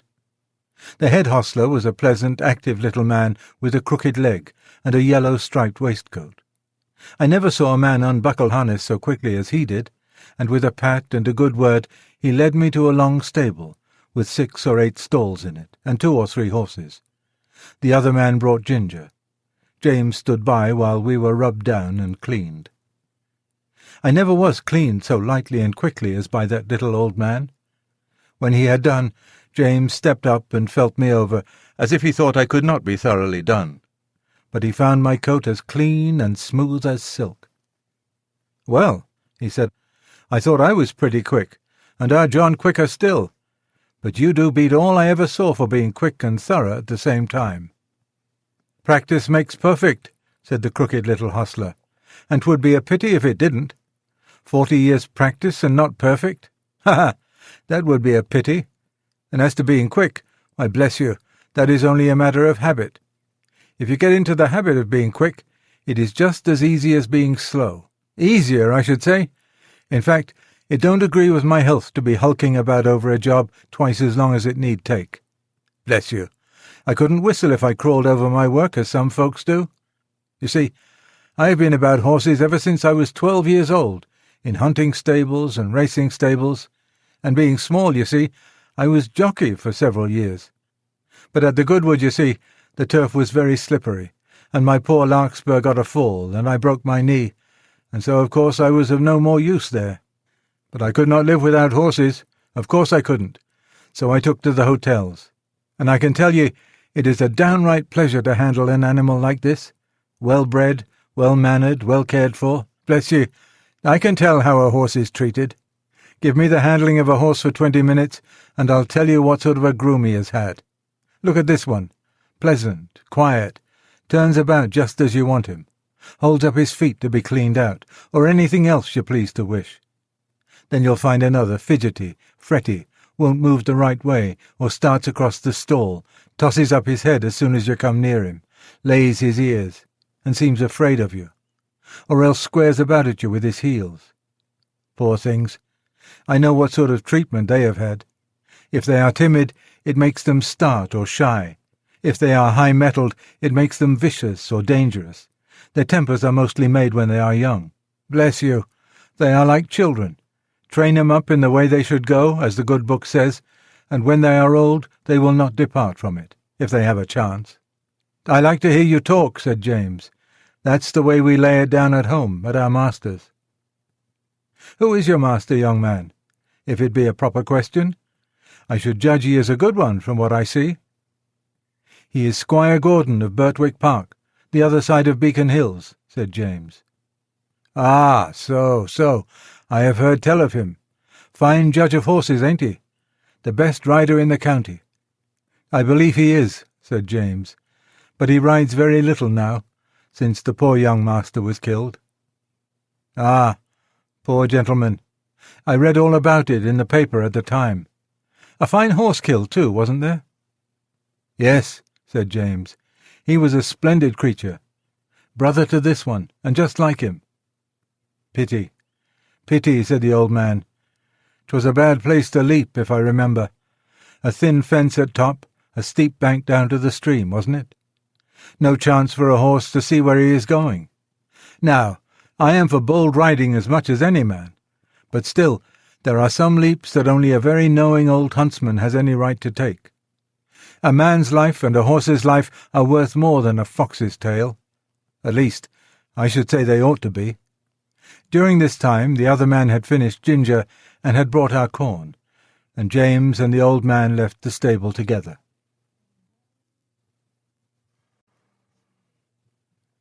Chapter 16. The Fire. Later on in the evening a traveller's horse was brought in by the second hostler, and while he was cleaning him, a young man with a pipe in his mouth lounged into the stable to gossip. "I say, Towler," said the hostler, "just run up the ladder into the loft and put some hay down into this horse's rack, will you? Only lay down your pipe." "All right," said the other, and went up through the trap door, and I heard him step across the floor overhead and put down the hay. James came in to look at us the last thing, and then the door was locked.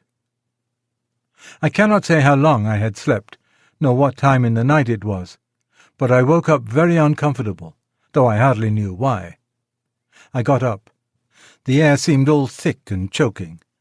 I heard Ginger coughing, and one of the other horses seemed very restless. It was quite dark, and I could see nothing, but the stable seemed full of smoke, and I hardly knew how to breathe. The trapdoor had been left open, and I thought that was the place it came through. I listened, and heard a soft rushing sort of noise, and a low crackling and snapping. I did not know what it was, but there was something in the sound so strange that it made me tremble all over. The other horses were all awake. Some were pulling at their halters, others stamping. At last I heard steps outside, and the hostler who had put up the traveller's horse burst into the stable with a lantern, and began to untie the horses and try to lead them out. But he seemed in such a hurry and so frightened himself that he frightened me still more. The first horse would not go with him. He tried the second and third, and they too would not stir. He came to me next and tried to drag me out of the stall by force. Of course that was no use. He tried us all by turns, and then left the stable. No doubt we were very foolish, but danger seemed to be all round, and there was nobody we knew to trust in, and all was strange and uncertain. The fresh air that had come in through the open door made it easier to breathe, but the rushing sound overhead grew louder, and as I looked upward through the bars of my empty rack, I saw a red light flickering on the wall. Then I heard a cry of "Fire!" outside, and the old hostler quietly and quickly came in. He got one horse out and went to another, but the flames were playing round the trapdoor, and the roaring overhead was dreadful. The next thing I heard was James' voice, quiet and cheery, as it always was. "Come, my beauties, it is time for us to be off, so wake up and come along." I stood nearest the door, so he came to me first, patting me as he came in. "Come, Beauty, on with your bridle, my boy. We'll soon be out of this smother." It was on in no time. Then he took the scarf off his neck and tied it lightly over my eyes, and patting and coaxing he led me out of the stable. Safe in the yard, he slipped the scarf off my eyes and shouted, "Here, somebody! Take this horse while I go back for the other." A tall, broad man stepped forward and took me, and James darted back into the stable. I set up a shrill whinny as I saw him go. Ginger told me afterward that whinny was the best thing I could have done for her, for had she not heard me outside, she would never have had courage to come out. There was much confusion in the yard, the horses being got out of other stables, and the carriages and gigs being pulled out of houses and sheds, lest the flames should spread further. On the other side of the yard, windows were thrown up, and people were shouting all sorts of things. But I kept my eye fixed on the stable door, where the smoke poured out thicker than ever, and I could see flashes of red light. Presently I heard above all the stir and din a loud, clear voice, which I knew was Master's. "James Howard! James Howard, are you there?" There was no answer, but I heard a crash of something falling in the stable, and the next moment I gave a loud, joyful neigh, for I saw James coming through the smoke, leading Ginger with him. She was coughing violently, and he was not able to speak. "My brave lad," said Master, laying his hand on his shoulder. "Are you hurt?" James shook his head, for he could not yet speak. "Aye," said the big man who held me. "He is a brave lad, and no mistake." "And now," said Master, "when you have got your breath, James, we'll get out of this place as quickly as we can." And we were moving toward the entry when from the market-place there came a sound of galloping feet and loud rumbling wheels. "'Tis the fire-engine! The fire-engine!" shouted 2 or 3 voices. "Stand back! Make way!" And clattering and thundering over the stones, 2 horses dashed into the yard with a heavy engine behind them. The firemen leaped to the ground. There was no need to ask where the fire was. It was rolling up in a great blaze from the roof. We got out as fast as we could into the broad, quiet market-place. The stars were shining, and except a noise behind us, all was still.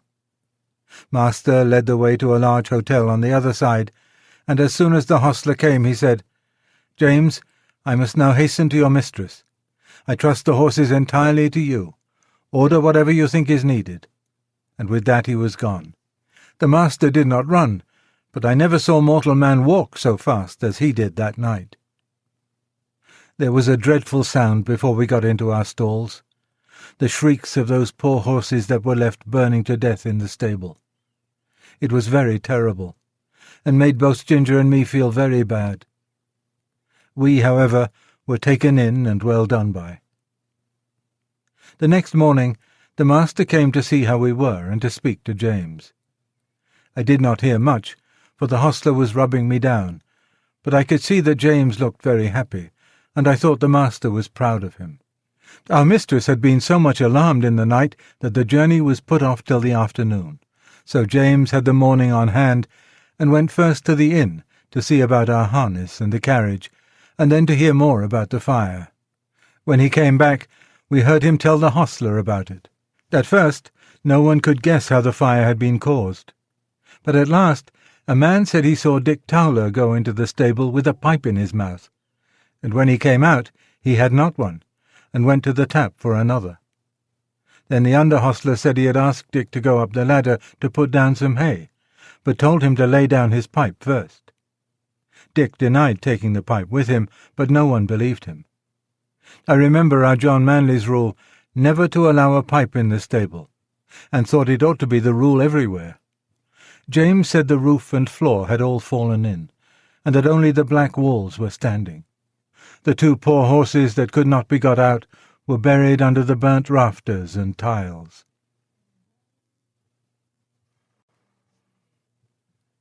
Chapter 17. John Manley's Talk. The rest of our journey was very easy, and a little after sunset we reached the house of my master's friend. We were taken into a clean, snug stable. There was a kind coachman who made us very comfortable, and who seemed to think a good deal of James when he heard about the fire. "There is one thing quite clear, young man," he said. "Your horses know who they can trust. It is one of the hardest things in the world to get horses out of a stable when there is either fire or flood.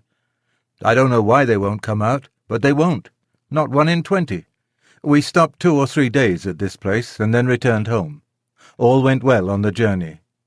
We were glad to be in our own stable again, and John was equally glad to see us. Before he and James left us for the night, James said, "I wonder who is coming in my place." "Little Joe Green at the lodge," said John. "Little Joe Green? Why, he's a child." "He is 14 and a half, said John. "But he is such a little chap." "Yes, he is small, but he is quick and willing, and kind-hearted too. And then he wishes very much to come, and his father would like it. And I know the master would like to give him the chance. He said if I thought he would not do, he would look out for a bigger boy. But I said I was quite agreeable to try him for 6 weeks. 6 weeks, said James. Why, it will be 6 months before he can be of much use. It will make you a deal of work, John. Well, said John with a laugh, work and I are very good friends. I never was afraid of work yet. "You are a very good man," said James. "I wish I may ever be like you." "I don't often speak of myself," said John, "but as you are going away from us out into the world to shift for yourself, I'll just tell you how I look on these things. I was just as old as Joseph when my father and mother died of the fever within 10 days of each other, and left me and my crippled sister Nellie alone in the world, without a relation that we could look to for help. I was a farmer's boy, not earning enough to keep myself, much less both of us, and she must have gone to the workhouse but for our mistress. Nellie calls her angel, and she has good right to do so. She went and hired a room for her with old Widow Mallet, and she gave her knitting and needlework when she was able to do it, and when she was ill she sent her dinners and many nice comfortable things, and was like a mother to her. Then the master he took me into the stable under old Norman, the coachman that was then. I had my food at the house, and my bed in the loft, and a suit of clothes, and 3 shillings a week, so that I could help Nellie. Then there was Norman. He might have turned round and said at his age he could not be troubled with a raw boy from the plough-tail. But he was like a father to me, and took no end of pains with me. When the old man died, some years after, I stepped into his place, and now, of course, I have top wages, and can lay by for a rainy day or a sunny day as it may happen. And Nellie is as happy as a bird. So you see, James, I am not the man that should turn up his nose at a little boy and vex a good, kind master. No, no, I shall miss you very much, James, but we shall pull through, and there's nothing like doing a kindness when 'tis put in your way, and I am glad I can do it." "Then," said James, "you don't hold with that saying, 'Everybody look after himself and take care of number one.'" "No, indeed," said John. "Where should I and Nellie have been if master and mistress and old Norman had only taken care of number one? Why, she in the workhouse and I hoeing turnips. Where would Black Beauty and Ginger have been if you had only thought of number one? Why, roasted to death. No, Jim, no. That is a selfish, heathenish saying, whoever uses it. And any man who thinks he has nothing to do but take care of number one, why, it's a pity but what he had been drowned like a puppy or a kitten before he got his eyes open. That's what I think," said John, with a very decided jerk of his head. James laughed at this, but there was a thickness in his voice when he said, "You have been my best friend, except my mother. I hope you won't forget me." "No, lad, no," said John. "And if ever I can do you a good turn, I hope you won't forget me." The next day Joe came to the stables to learn all he could before James left. He learned to sweep the stable, to bring in the straw and hay. He began to clean the harness and help to wash the carriage. As he was quite too short to do anything in the way of grooming Ginger and me, James taught him upon Merrylegs, for he was to have full charge of him under John. He was a nice little bright fellow, and always came whistling to his work. Merrylegs was a good deal put out at being mauled about, as he said, by a boy who knew nothing. But toward the end of the second week he told me confidentially that he thought the boy would turn out well. At last the day came when James had to leave us. Cheerful as he always was, he looked quite downhearted that morning. "You see," he said to John, "I am leaving a great deal behind. My mother and Betsy and you, and a good master and mistress, and then the horses and my old Merrylegs. At the new place there will not be a soul that I shall know. If it were not that I shall get a higher place and be able to help my mother better, I don't think I should have made up my mind to it. It is a real pinch, John." "Aye, James, lad, so it is. But I should not think much of you if you could leave your home for the first time and not feel it. Cheer up.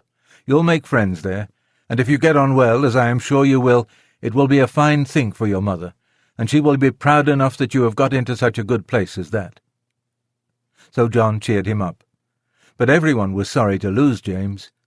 As for Merrylegs, he pined after him for several days, and went quite off his appetite. So John took him out several mornings with a leading rein, when he exercised me, and trotting and galloping by my side got up the little fellow's spirits again, and he was soon all right. Joe's father would often come in and give a little help, as he understood the work, and Joe took a great deal of pains to learn, and John was quite encouraged about him.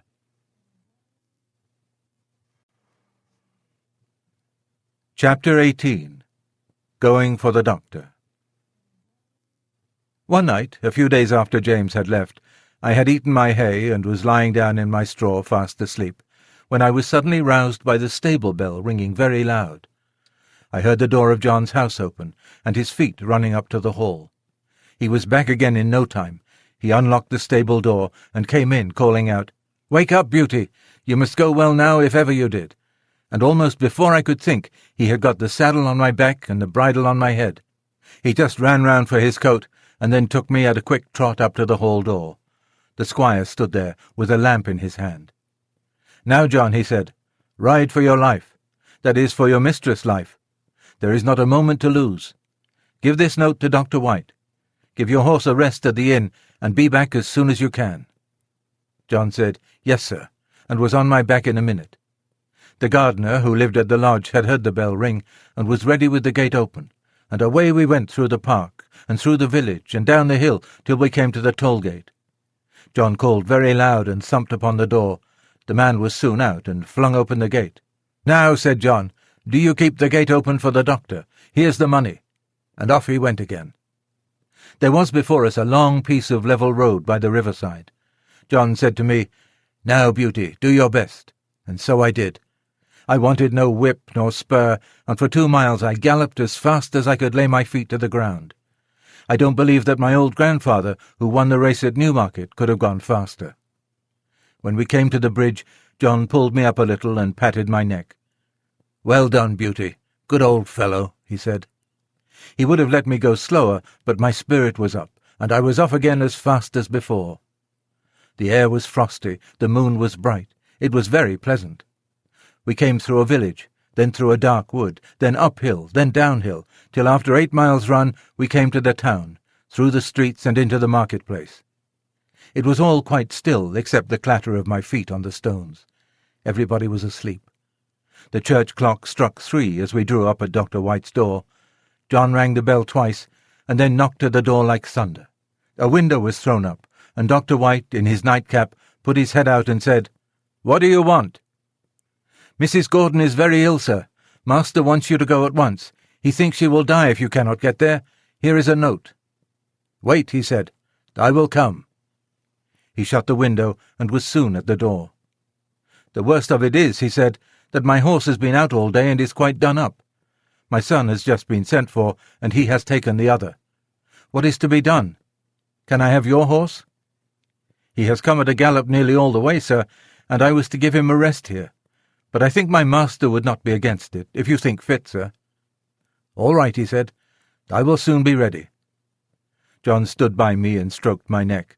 I was very hot. The doctor came out with his riding-whip. "You need not take that, sir," said John.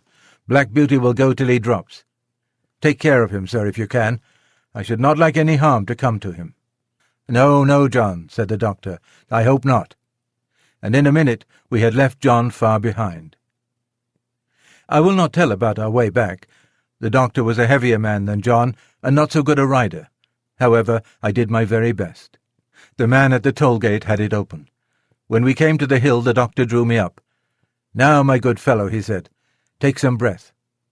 I was glad he did, for I was nearly spent. But that breathing helped me on, and soon we were in the park. Joe was at the lodge gate. My master was at the hall door, for he had heard us coming.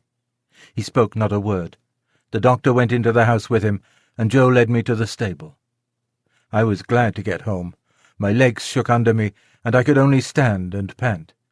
I had not a dry hair on my body. The water ran down my legs, and I steamed all over, Joe used to say, like a pot on the fire. Poor Joe, he was young and small, and as yet he knew very little, and his father, who would have helped him, had been sent to the next village. But I am sure he did the very best he knew. He rubbed my legs and my chest, but he did not put my warm cloth on me. He thought I was so hot I should not like it. Then he gave me a pail full of water to drink.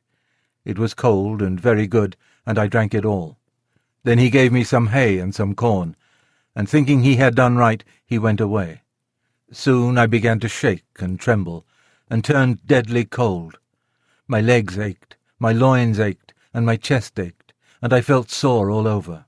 Oh, how I wished for my warm, thick cloth, as I stood and trembled. I wished for John, but he had 8 miles to walk. so I lay down in my straw and tried to go to sleep. After a long while I heard John at the door. I gave a low moan, for I was in great pain. He was at my side in a moment, stooping down by me. I could not tell him how I felt, but he seemed to know it all. He covered me up with 2 or 3 warm cloths, and then ran to the house for some hot water. He made me some warm gruel, which I drank, and then I think I went to sleep. John seemed to be very much put out. I heard him say to himself over and over again, "Stupid boy, no cloth put on, and I dare say the water was cold too. Boys are no good." But Joe was a good boy after all. I was now very ill. A strong inflammation had attacked my lungs, and I could not draw my breath without pain. John nursed me night and day. He would get up 2 or 3 times in the night to come to me. My master, too, often came to see me. "My poor Beauty," he said one day. "My good horse. You saved your mistress' life, Beauty. Yes, you saved her life." I was very glad to hear that, for it seems the doctor had said if we had been a little longer, it would have been too late. John told my master he never saw a horse go so fast in his life. It seemed as if the horse knew what was the matter. Of course I did, though John thought not. At least I knew as much as this, that John and I must go at the top of our speed, and that it was for the sake of the mistress.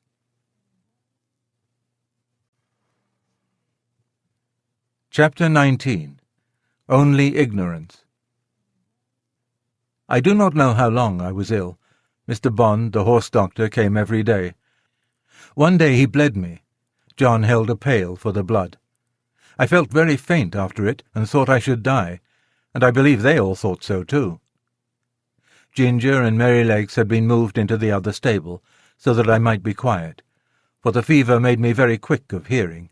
Any little noise seemed quite loud, and I could tell everyone's footsteps going to and from the house.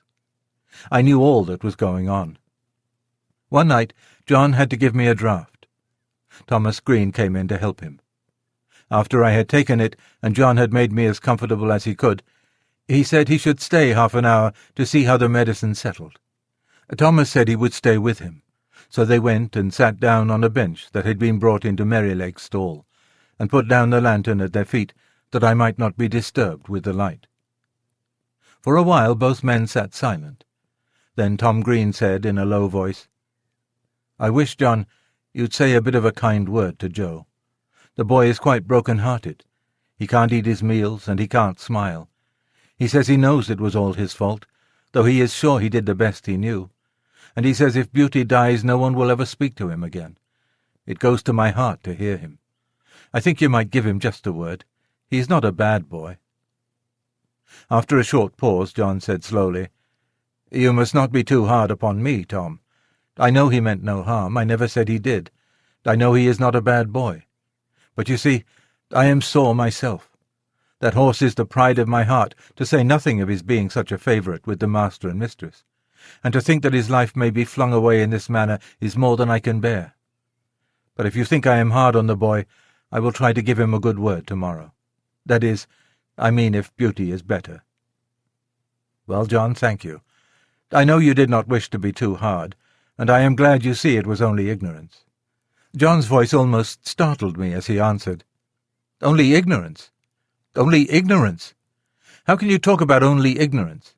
Don't you know that is the worst thing in the world next to wickedness, and which does the most mischief heaven only knows? If people can say, 'Oh, I did not know, I did not mean any harm,' they think it is all right. I suppose Martha Mulwash did not mean to kill that baby when she dosed it with Dolby and soothing syrups, but she did kill it and was tried for manslaughter." "And serve her right, too," said Tom. "A woman should not undertake to nurse a tender little child without knowing what is good and what is bad for it. Bill Starkey," continued John, "did not mean to frighten his brother into fits when he dressed up like a ghost and ran after him in the moonlight. But he did, and that bright, handsome little fellow that might have been the pride of any mother's heart is just no better than an idiot, and never will be, if he lives to be 80 years old. You were a good deal cut up yourself, Tom, 2 weeks ago, when those young ladies left your hothouse door open, with a frosty east wind blowing right in. You said it killed a good many of your plants." "A good many," said Tom. "There was not one of the tender cuttings that was not nipped off. I shall have to strike all over again, and the worst of it is that I don't know where to go to get fresh ones. I was nearly mad when I came in and saw what was done. And yet, said John, I am sure the young ladies did not mean it. It was only ignorance. I heard no more of this conversation, for the medicine did well and sent me to sleep, and in the morning I felt much better. But I often thought of John's words when I came to know more of the world.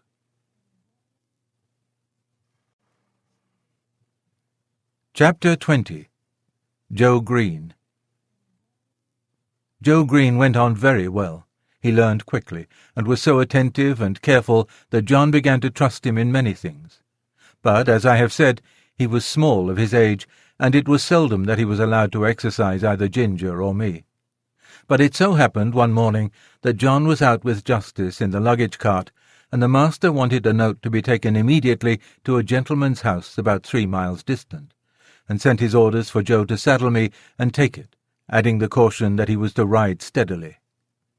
The note was delivered, and we were quietly returning when we came to the brick field. Here we saw a cart heavily laden with bricks. The wheels had stuck fast in the stiff mud of some deep ruts, and the carter was shouting and flogging the 2 horses unmercifully. Joe pulled up. It was a sad sight. There were the 2 horses straining and struggling with all their might to drag the cart out, but they could not move it.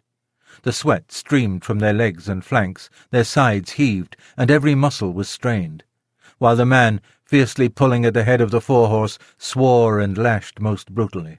"Hold hard," said Joe. "Don't go on flogging the horses like that. The wheels are so stuck that they cannot move the cart." The man took no heed, but went on lashing. "Stop, pray stop," said Joe. "I'll help you to lighten the cart. They can't move it now."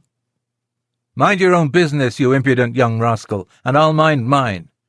The man was in a towering passion, and the worse for drink, and laid on the whip again. Joe turned my head, and the next moment we were going at a round gallop toward the house of the master brickmaker. I cannot say if John would have approved of our pace, but Joe and I were both of one mind and so angry that we could not have gone slower. The house stood close by the roadside. Joe knocked at the door and shouted, "Hallo! Is Mr. Clay at home?" The door was opened, and Mr. Clay himself came out. "Hallo, young man! You seem in a hurry. Any orders from the squire this morning?" "No, Mr. Clay, but there's a fellow in your brickyard flogging 2 horses to death. I told him to stop, and he wouldn't. I said I'd help him to lighten the cart, and he wouldn't. So I have come to tell you. Pray, sir, go." Joe's voice shook with excitement. "Thank ye, my lad," said the man, running in for his hat. Then pausing for a moment, "Will you give evidence of what you saw, if I should bring the fellow up before a magistrate?" "That I will," said Joe, "and glad too." The man was gone, and we were on our way home at a smart trot. "Why, what's the matter with you, Joe? You look angry all over," said John, as the boy flung himself from the saddle. "I am angry all over, I can tell you," said the boy, and then in hurried, excited words he told all that had happened. Joe was usually such a quiet, gentle little fellow that it was wonderful to see him so roused. "Right, Joe. You did right, my boy, whether the fellow gets a summons or not. Many folks would have ridden by and said it was not their business to interfere. Now I say that with cruelty and oppression it is everybody's business to interfere when they see it. You did right, my boy." Joe was quite calm by this time, and proud that John approved of him, and cleaned out my feet and rubbed me down with a firmer hand than usual. They were just going home to dinner when the footman came down to the stable to say that Joe was wanted directly in master's private room. There was a man brought up for ill-using horses, and Joe's evidence was wanted. The boy flushed up to his forehead, and his eyes sparkled. "They shall have it," said he. "Put yourself a bit straight," said John. Joe gave a pull at his necktie and a twitch at his jacket, and was off in a moment. Our master being one of the county magistrates, cases were often brought to him to settle, or say what should be done. In the stable we heard no more for some time, as it was the men's dinner hour. But when Joe came next into the stable, I saw he was in high spirits. He gave me a good-natured slap and said, "We won't see such things done, will we, old fellow?" We heard afterward that he had given his evidence so clearly, and the horses were in such an exhausted state, bearing marks of such brutal usage, that the carter was committed to take his trial and might possibly be sentenced to 2 or 3 months in prison. It was wonderful what a change had come over Joe.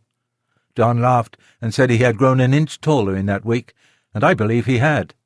He was just as kind and gentle as before, but there was more purpose and determination in all that he did, as if he had jumped at once from a boy into a man.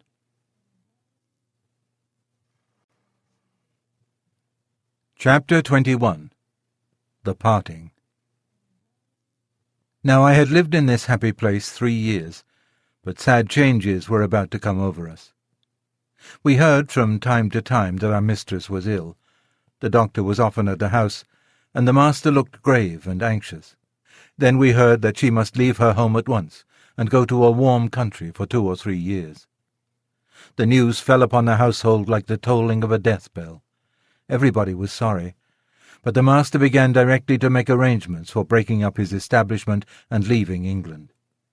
We used to hear it talked about in our stable. Indeed, nothing else was talked about. John went about his work silent and sad, and Joe scarcely whistled. There was a great deal of coming and going. Ginger and I had full work. The first of the party who went were Miss Jessie and Flora, with their governess. They came to bid us good-bye. They hugged poor Merrylegs like an old friend, and so indeed he was. Then we heard what had been arranged for us. Master had sold Ginger and me to his old friend, the Earl of W., for he thought we should have a good place there.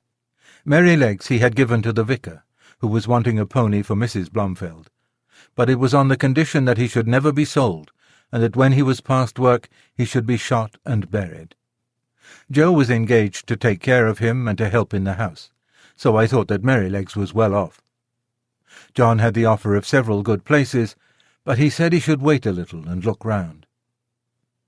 The evening before they left, the master came into the stable to give some directions, and to give his horses the last pat.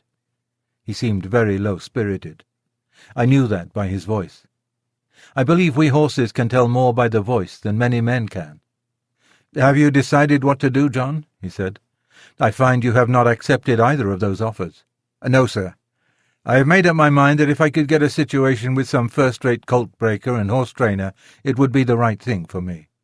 Many young animals are frightened and spoiled by wrong treatment, which need not be if the right man took them in hand.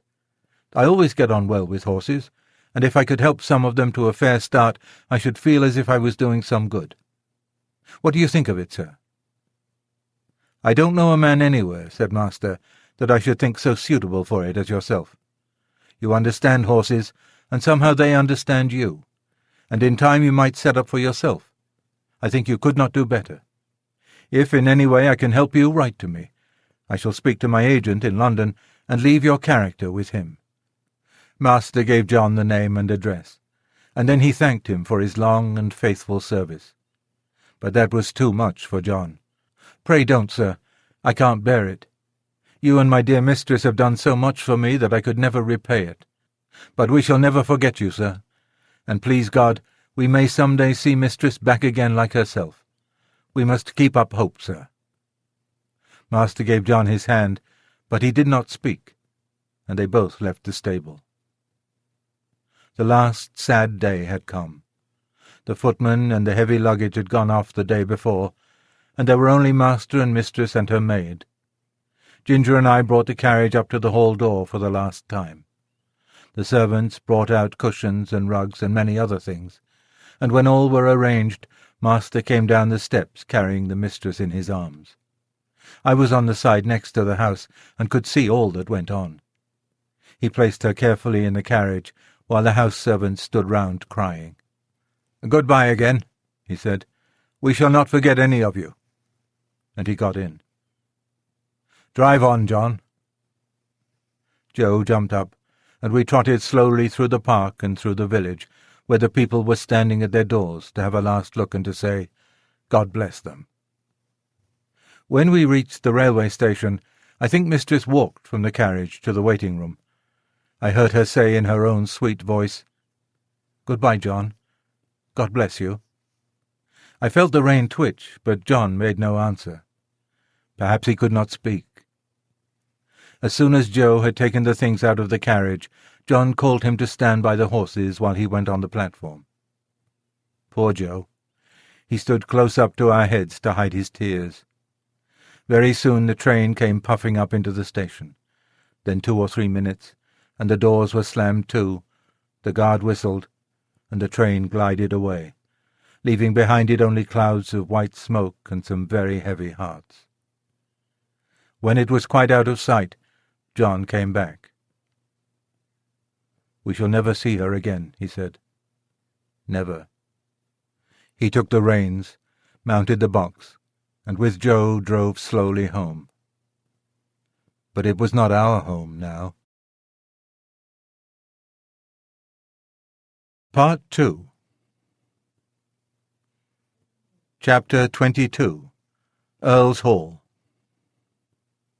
The next morning after breakfast, Joe put Merrylegs into the mistress' low chaise to take him to the vicarage. He came first and said good-bye to us, and Merrylegs neighed to us from the yard.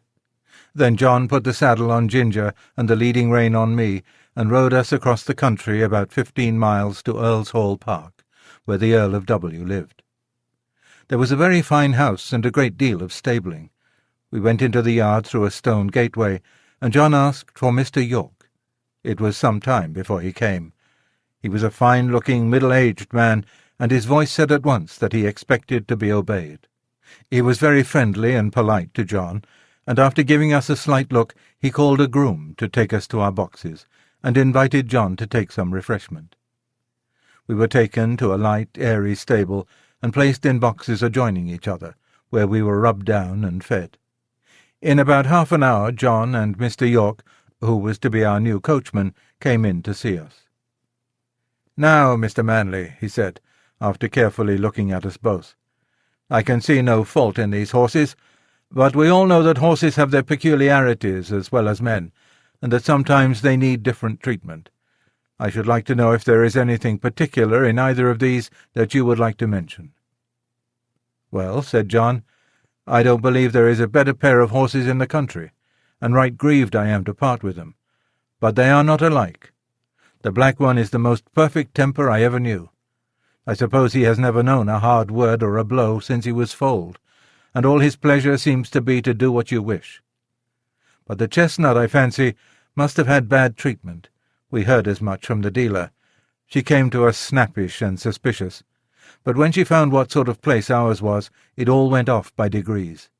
For 3 years I have never seen the smallest sign of temper, and if she is well treated, there is not a better, more willing animal than she is.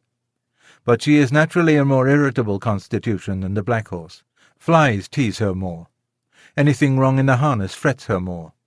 And if she were ill-used or unfairly treated, she would not be unlikely to give tit for tat. You know that many high-mettled horses will do so." "Of course," said York. "I quite understand. But you know, it is not easy in stables like these to have all the grooms just what they should be. I do my best, and there I must leave it. I'll remember what you have said about the mare." They were going out of the stable when John stopped and said, "I had better mention that we have never used the check-rein with either of them.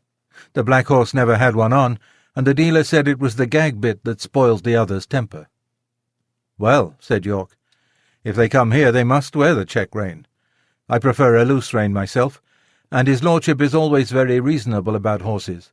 But my lady, that's another thing. She will have style, and if her carriage horses are not reined up tight, she wouldn't look at them. I always stand out against the gag-bit, and shall do so, but it must be tight up when my lady rides." "I am sorry for it, very sorry," said John. "But I must go now, or I shall lose the train." He came round to each of us to pat and speak to us for the last time. His voice sounded very sad. I held my face close to him. That was all I could do to say good-bye, and then he was gone, and I have never seen him since. The next day Lord W. came to look at us. He seemed pleased with our appearance. "I have great confidence in these horses," he said, "from the character my friend Mr. Gordon has given me of them. Of course they are not a match in colour, but my idea is that they will do very well for the carriage while we are in the country. Before we go to London I must try to match Baron. The black horse, I believe, is perfect for riding." York then told him what John had said about us. "Well," said he, "you must keep an eye to the mare, and put the check-rein easy. I dare say they will do very well with a little humouring at first. I'll mention it to your lady." In the afternoon we were harnessed and put in the carriage, and as the stable clock struck 3 we were led round to the front of the house. It was all very grand, and 3 or 4 times as large as the old house at Birtwick, but not half so pleasant, if a horse may have an opinion. 2 footmen were standing ready, dressed in drab livery, with scarlet breeches and white stockings. Presently we heard the rustling sound of silk as my lady came down the flight of stone steps. She stepped round to look at us. She was a tall, proud-looking woman, and did not seem pleased about something, but she said nothing and got into the carriage. This was the first time of wearing a check-rein, and I must say, though it certainly was a nuisance not to be able to get my head down now and then, it did not pull my head higher than I was accustomed to carry it. I felt anxious about Ginger, but she seemed to be quiet and content. The next day, at 3 o'clock, we were again at the door, and the footman as before. We heard the silk dress rustle, and the lady came down the steps, and in an imperious voice she said, "York, you must put those horses' heads higher. They are not fit to be seen." York got down and said very respectfully, "I beg your pardon, my lady, but these horses have not been reined up for 3 years, and my lord said it would be safer to bring them to it by degrees. But if your ladyship pleases, I can take them up a little more." "Do so," she said. York came round to our heads and shortened the rein himself. 1 hole, I think. Every little makes a difference, be it for better or worse, and that day we had a steep hill to go up. Then I began to understand what I had heard of. Of course, I wanted to put my head forward and take the carriage up with a will, as we had been used to do. But no, I had to pull with my head up now, and that took all the spirit out of me, and the strain came on my back and legs. When we came in, Ginger said, "Now you see what it is like. But this is not bad, and if it does not get much worse than this, I shall say nothing about it, for we are very well treated here. But if they strain me up tight, why, let 'em look out. I can't bear it, and I won't." Day by day, hole by hole, our bearing reins were shortened, and instead of looking forward with pleasure to having my harness put on, as I used to do, I began to dread it. Ginger, too, seemed restless, though she said very little. At last I thought the worst was over. For several days there was no more shortening, and I determined to make the best of it and do my duty, though it was now a constant harass instead of a pleasure. But the worst was not come.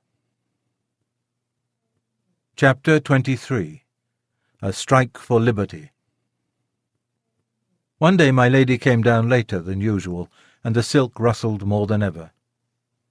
"Drive to the Duchess of B's," she said, and then after a pause, "Are you never going to get those horses' heads up, York? Raise them at once, and let us have no more of this humouring and nonsense." York came to me first, while the groom stood at Ginger's head. He drew my head back and fixed the rein so tight that it was almost intolerable.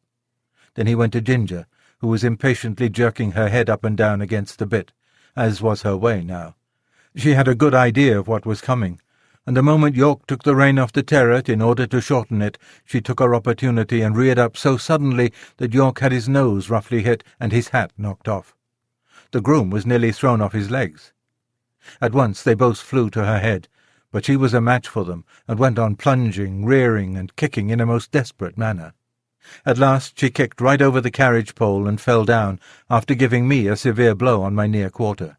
There is no knowing what further mischief she might have done, had not York promptly sat himself down flat on her head to prevent her struggling, at the same time calling out, "Unbuckle the black horse, run for the winch and unscrew the carriage pole. Cut the trace here, somebody, if you can't unhitch it." One of the footmen ran for the winch, and another brought a knife from the house. The groom soon set me free from Ginger and the carriage and led me to my box. He just turned me in as I was and ran back to York. I was much excited by what had happened, and if I had ever been used to kick or rear, I am sure I should have done it then. But I never had, and there I stood, angry, sore in my leg, my head still strained up to the terret on the saddle, and no power to get it down. I was very miserable, and felt much inclined to kick the first person who came near me. Before long, however, Ginger was led in by 2 grooms, a good deal knocked about and bruised. York came with her and gave his orders, and then came to look at me. In a moment he let down my head. "Confound these check reins," he said to himself. "I thought we should have some mischief soon. Master will be sorely vexed. But there, if a woman's husband can't rule her, of course a servant can't. So I wash my hands of it, and if she can't get to the Duchess' garden party, I can't help it." York did not say this before the men. He always spoke respectfully when they were by. Now he felt me all over, and soon found the place above my hock where I had been kicked. It was swelled and painful. He ordered it to be sponged with hot water, and then some lotion was put on. Lord W. was much put out when he learned what had happened. He blamed York for giving way to his mistress, to which he replied that in future he would much prefer to receive his orders only from his lordship. But I think nothing came of it, for things went on the same as before. I thought York might have stood up better for his horses, but perhaps I am no judge. Ginger was never put into the carriage again, but when she was well of her bruises, one of the Lord W.'s younger sons said he should like to have her. He was sure she would make a good hunter. As for me, I was obliged still to go in the carriage, and had a fresh partner called Max. He had always been used to the tight rein. I asked him how it was he bore it. "Well," he said, "I bear it because I must. But it is shortening my life, and it will shorten yours too, if you have to stick to it." "Do you think," I said, "that our masters know how bad it is for us?" "I can't say," he replied, "but the dealers and the horse doctors know it very well.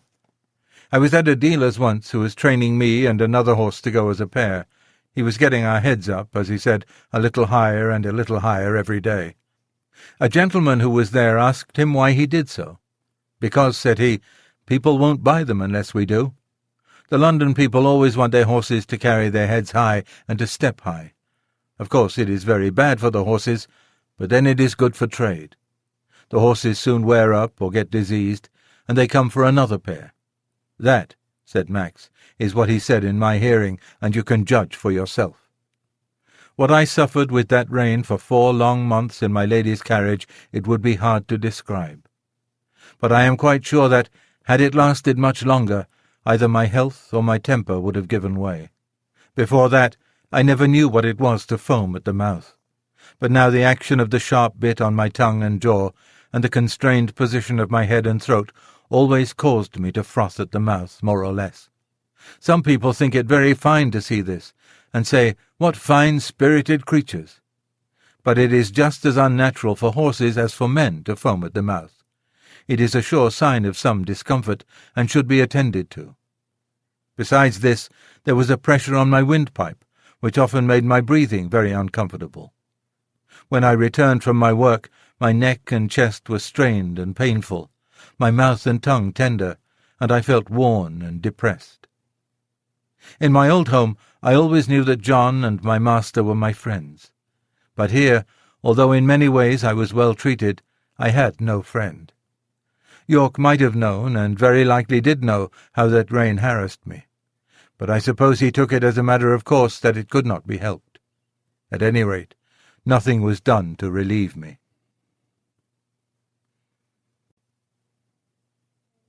Chapter 24. The Lady Anne, or a Runaway Horse. Early in the spring, Lord W. and part of his family went up to London, and took York with them. I and Ginger and some other horses were left at home for use, and the head groom was left in charge. The Lady Harriet, who remained at the Hall, was a great invalid, and never went out in the carriage, and the Lady Anne preferred riding on horseback with her brother or cousins. She was a perfect horsewoman, and as gay and gentle as she was beautiful. She chose me for her horse, and named me Black Auster. I enjoyed these rides very much in the clear, cold air, sometimes with Ginger, sometimes with Lizzie.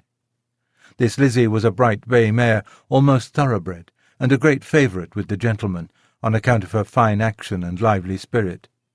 But Ginger, who knew more of her than I did, told me she was rather nervous. There was a gentleman of the name of Blantyre staying at the Hall. He always rode Lizzie, and praised her so much that one day Lady Anne ordered the side saddle to be put on her, and the other saddle on me. When we came to the door, the gentleman seemed very uneasy. "How is this?" he said. "Are you tired of your good Black Auster?" "Oh, no, not at all," she replied. "But I am amiable enough to let you ride him for once, and I will try your charming Lizzie. You must confess that in size and appearance she is far more like a lady's horse than my own favourite." "Do let me advise you not to mount her," he said. "She is a charming creature, but she is too nervous for a lady. I assure you she is not perfectly safe.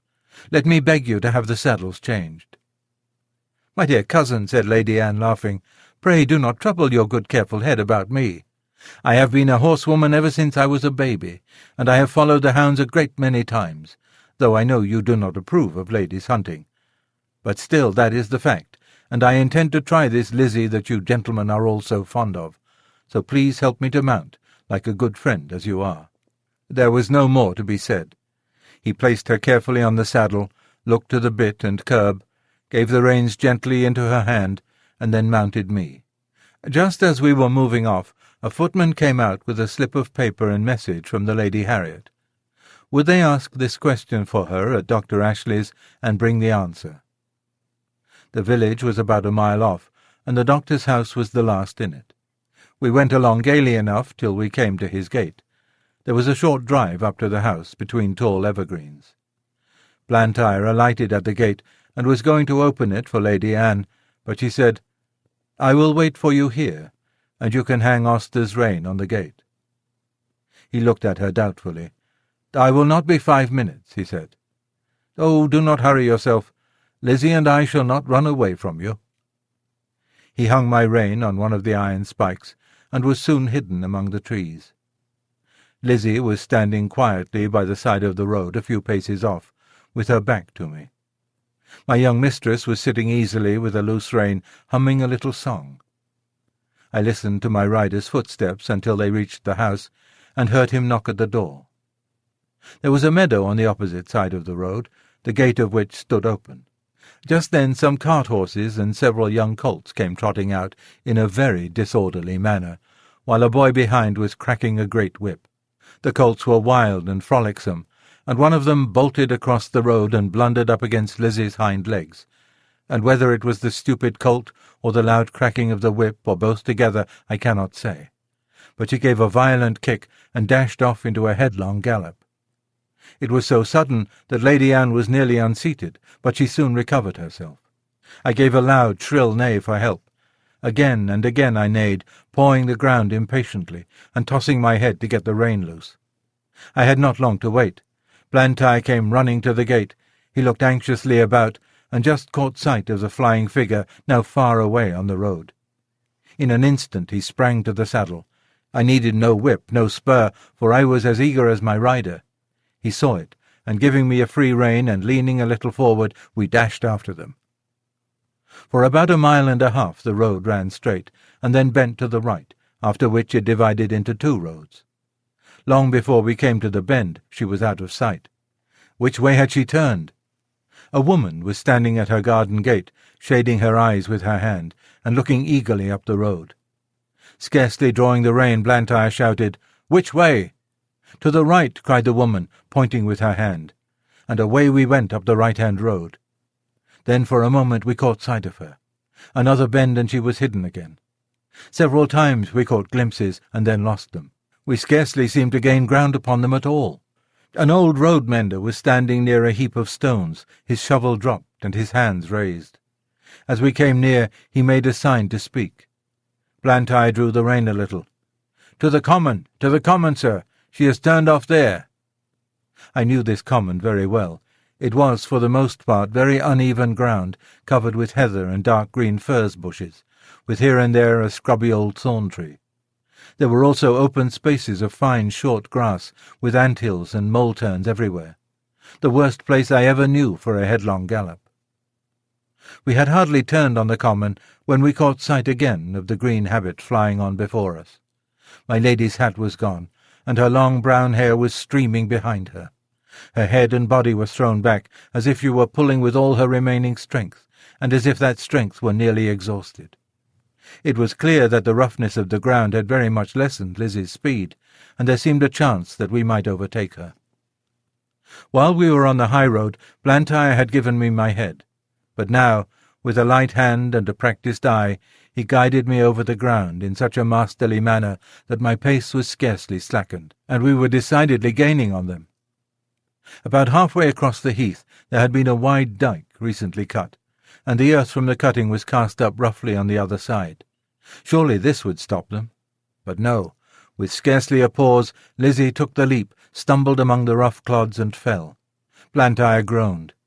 "Now, Auster, do your best." He gave me a steady rein.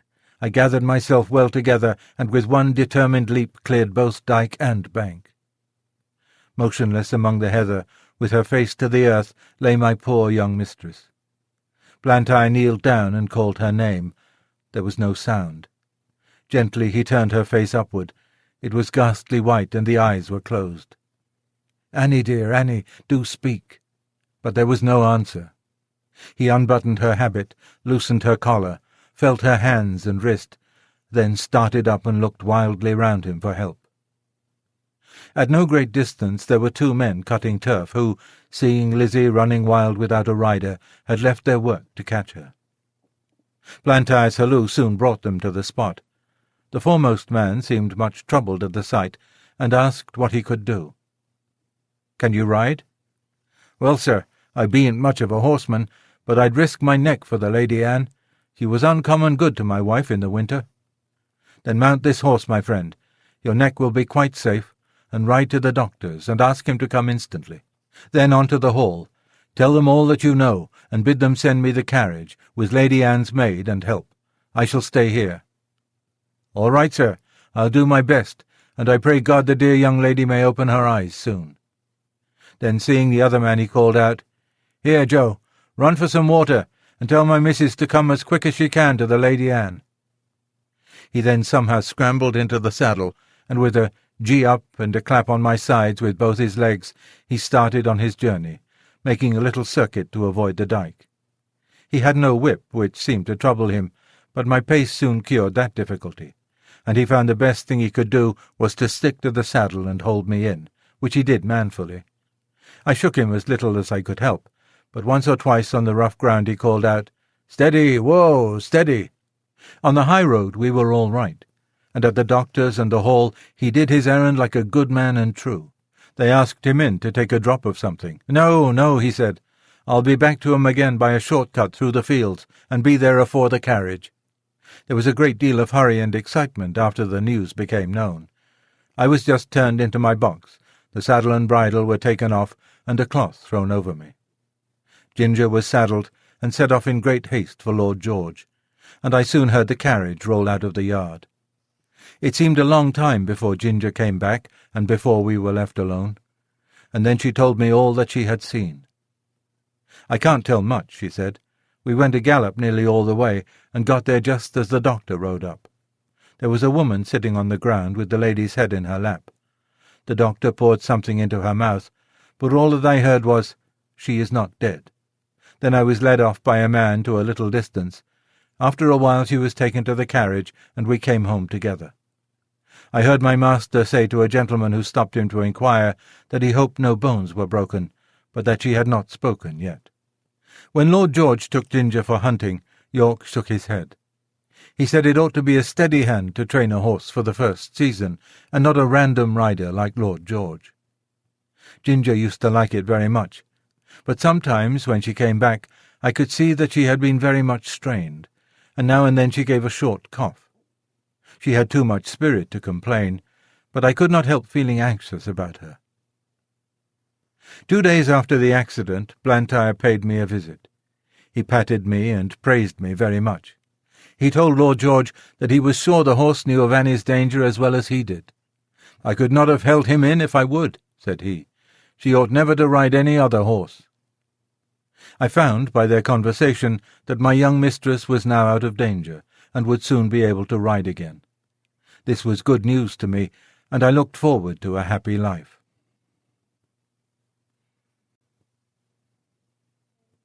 Chapter 25. Reuben Smith. Now I must say a little about Reuben Smith, who was left in charge of the stables when York went to London. No one more thoroughly understood his business than he did, and when he was all right there could not be a more faithful or valuable man. He was gentle and very clever in his management of horses, and could doctor them almost as well as a farrier, for he had lived 2 years with a veterinary surgeon. He was a first-rate driver. He could take a four in hand or a tandem as easily as a pair. He was a handsome man, a good scholar, and had very pleasant manners. I believe everybody liked him. Certainly the horses did. The only wonder was that he should be in an under situation and not in the place of a head coachman like York. But he had one great fault, and that was the love of drink. He was not like some men, always at it. He used to keep steady for weeks or months together, and then he would break out and have a bout of it, as York called it, and be a disgrace to himself, a terror to his wife, and a nuisance to all that had to do with him. He was, however, so useful that 2 or 3 times York had hushed the matter up and kept it from the Earl's knowledge.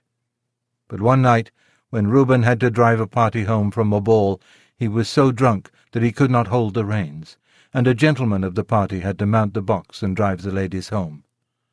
Of course this could not be hidden, and Reuben was at once dismissed. His poor wife and little children had to turn out of the pretty cottage by the park gate and go where they could. Old Max told me all this, for it happened a good while ago, but shortly before Ginger and I came, Smith had been taken back again. York had interceded for him with the Earl, who is very kind-hearted, and the man had promised faithfully that he would never taste another drop as long as he lived there.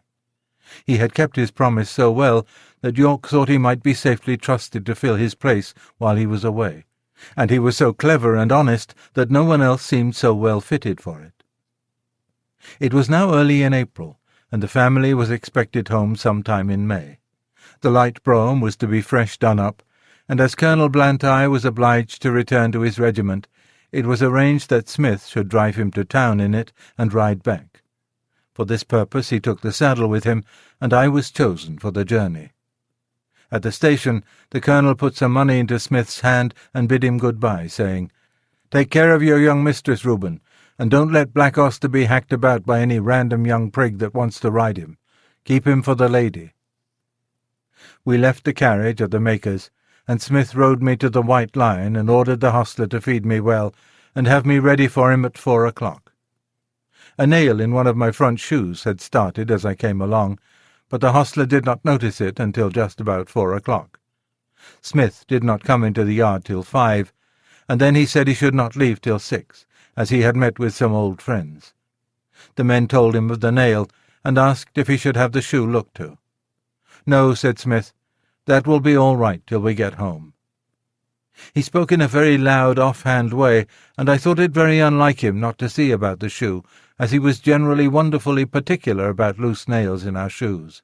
He did not come at 6, nor 7, nor 8, and it was nearly 9 o'clock before he called for me, and then it was with a loud, rough voice. He seemed in a very bad temper, and abused the hostler, though I could not tell what for. The landlord stood at the door and said, "Have a care, Mr. Smith."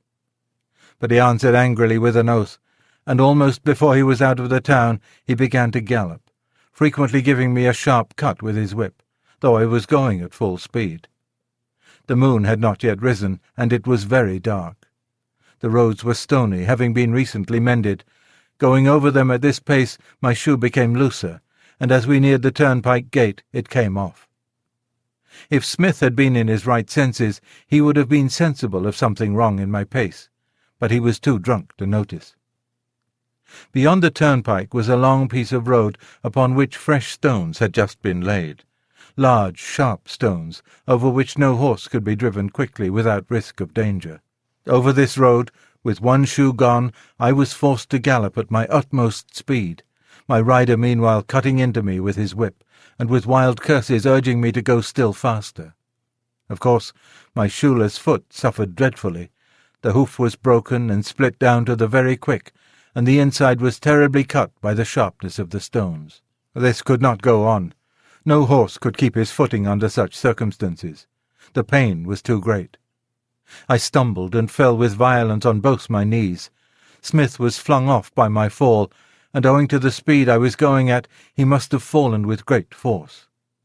I soon recovered my feet, and limped to the side of the road where it was free from stones. The moon had just risen above the hedge, and by its light I could see Smith lying a few yards beyond me. He did not rise. He made one slight effort to do so, and then there was a heavy groan. I could have groaned too, for I was suffering intense pain both from my foot and knees. But horses are used to bear their pain in silence. I uttered no sound, but I stood there and listened. One more heavy groan from Smith. But though he now lay in the full moonlight, I could see no motion. I could do nothing for him, nor myself. But oh, how I listened for the sound of horse or wheels or footsteps. The road was not much frequented, and at this time of the night we might stay for hours before help came to us. I stood watching and listening. It was a calm, sweet April night. There were no sounds but a few low notes of a nightingale, and nothing moved but the white clouds near the moon, and a brown owl that flitted over the hedge. It made me think of the summer nights long ago, when I used to lie beside my mother in the green pleasant meadow at Farmer Gray's.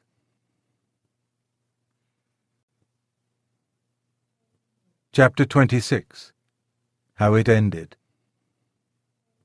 It must have been nearly midnight when I heard at a great distance the sound of a horse's feet. Sometimes the sound died away, then it grew clearer again and nearer. The road to Earl's Hall led through woods that belonged to the Earl. The sound came in that direction, and I hoped it might be someone coming in search of us. As the sound came nearer and nearer, I was almost sure I could distinguish Ginger's step. A little nearer still, and I could tell she was in the dog-cart. I neighed loudly, and was overjoyed to hear an answering neigh from Ginger and men's voices. They came slowly over the stones, and stopped at the dark figure that lay upon the ground. One of the men jumped out and stooped down over it. "It is Reuben," he said, "and he does not stir." The other man followed and bent over him. "He's dead," he said. "Feel how cold his hands are." They raised him up, but there was no life, and his hair was soaked with blood. They laid him down again, and came and looked at me. They soon saw my cut knees. "Why, the horse has been down and thrown him. Who would have thought the black horse would have done that? Nobody thought he could fall. Reuben must have been lying here for hours. Odd, too, that the horse has not moved from the place." Robert then attempted to lead me forward. I made a step, but almost fell again. "Hullo! He's bad in his foot as well as his knees. Look here, his hoof is cut all to pieces. He might well come down, poor fellow. I tell you what, Ned, I'm afraid it hasn't been all right with Reuben. Just think of his riding a horse over these stones without a shoe. Why, if he had been in his right senses, he would just as soon have tried to ride him over the moon. I'm afraid it has been the old thing over again. Poor Susan, she looked awfully pale when she came to my house to ask if he had not come home. She made believe she was not a bit anxious, and talked of a lot of things that might have kept him. But for all that, she begged me to go and meet him. But what must we do? There's the horse to get home as well as the body, and that will be no easy matter." Then followed a conversation between them, till it was agreed that Robert, as the groom, should lead me, and that Ned must take the body. It was a hard job to get it into the dog-cart, for there was no one to hold Ginger. But she knew as well as I did what was going on, and stood as still as a stone. I noticed that, because if she had a fault, it was that she was impatient in standing. Ned started off very slowly with his sad load, and Robert came and looked at my foot again. Then he took his handkerchief and bound it closely round, and so he led me home.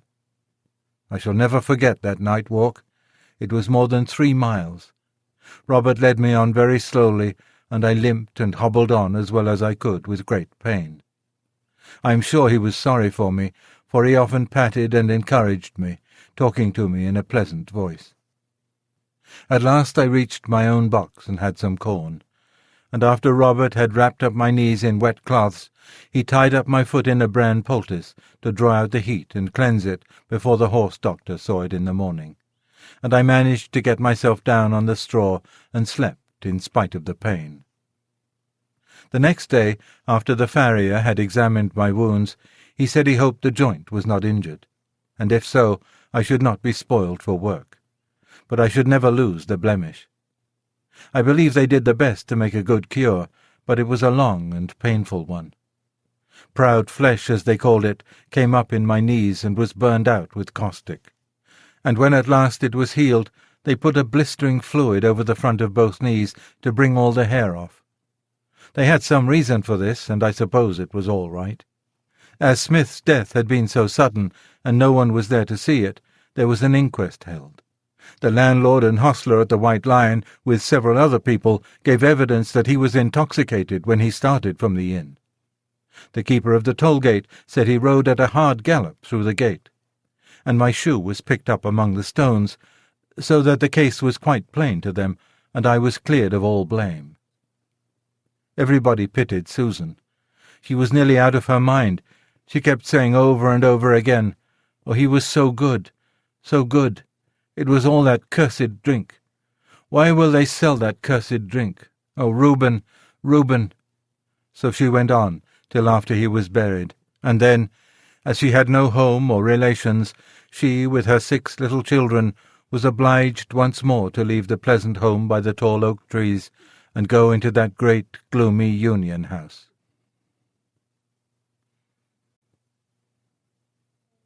Chapter 27. Ruined and going downhill.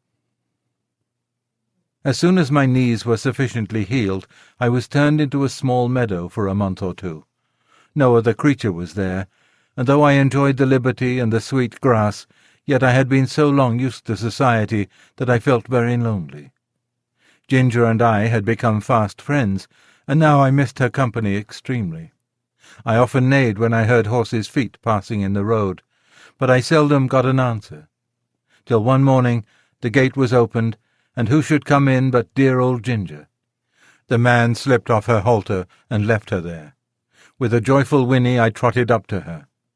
We were both glad to meet, but I soon found that it was not for our pleasure that she was brought to be with me.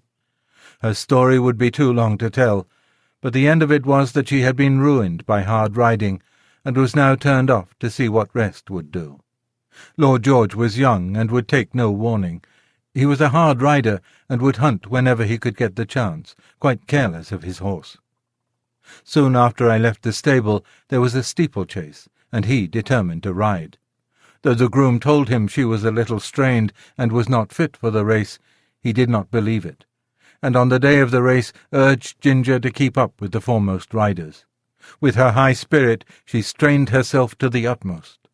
She came in with the first 3 horses, but her wind was touched, besides which he was too heavy for her, and her back was strained.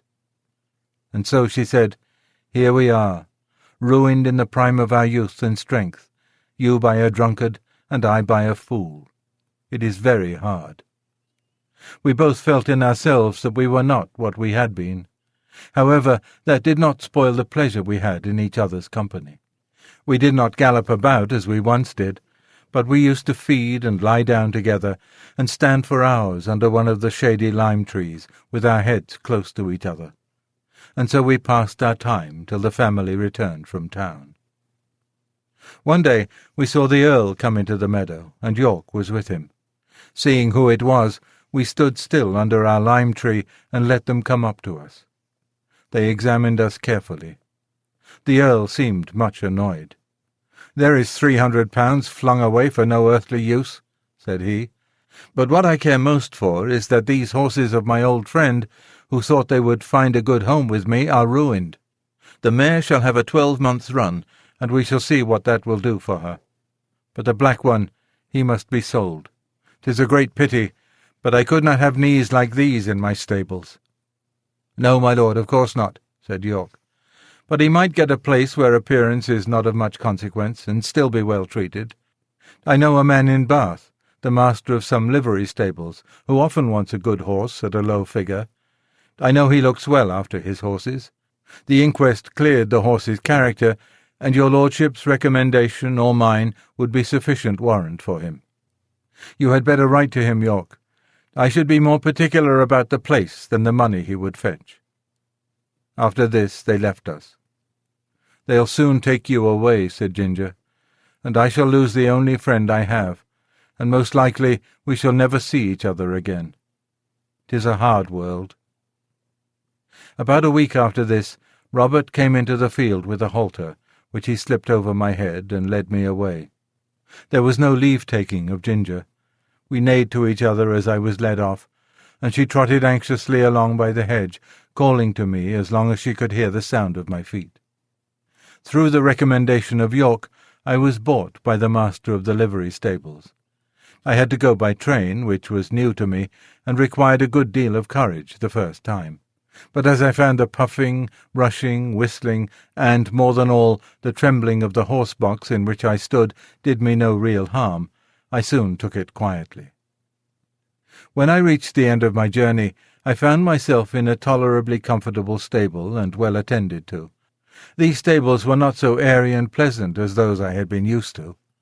The stalls were laid on a slope instead of being level, and as my head was kept tied to the manger, I was obliged always to stand on the slope, which was very fatiguing.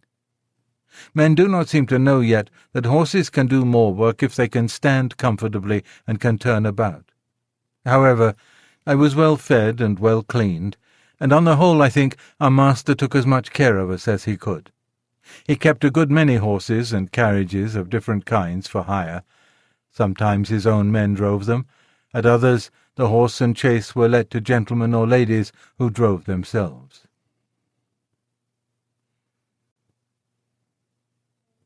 Chapter 28. A Job Horse and His Drivers. Hitherto I had always been driven by people who at least knew how to drive, but in this place I was to get my experience of all the different kinds of bad and ignorant driving to which we horses are subjected. For I was a job horse, and was let out to all sorts of people who wished to hire me, and as I was good-tempered and gentle, I think I was oftener let out to the ignorant drivers than some of the other horses, because I could be depended upon. It would take a long time to tell of all the different styles in which I was driven, but I will mention a few of them. First, there were the tight-rein drivers, men who seemed to think that all depended on holding the reins as hard as they could, never relaxing the pull on the horse's mouth, or giving him the least liberty of movement. They are always talking about keeping the horse well in hand and holding a horse up, just as if a horse was not made to hold himself up. Some poor broken-down horses, whose mouths have been made hard and insensible by just such drivers as these, may perhaps find some support in it, but for a horse who can depend upon his own legs, and who has a tender mouth and is easily guided, it is not only tormenting, but it is stupid. Then there are the loose-rein drivers, who let the reins lie easily on our backs, and their own hand rest lazily on their knees. Of course, such gentlemen have no control over a horse if anything happens suddenly. If a horse shies, or starts, or stumbles, they are nowhere, and cannot help the horse or themselves till the mischief is done. Of course, for myself, I had no objection to it, as I was not in the habit either of starting or stumbling, and had only been used to depend on my driver for guidance and encouragement. Still, one likes to feel the rein a little in going downhill, and likes to know that one's driver is not gone to sleep. Besides, a slovenly way of driving gets a horse into bad and often lazy habits, and when he changes hands he has to be whipped out of them with more or less pain and trouble. Squire Gordon always kept us to our best paces and our best manners.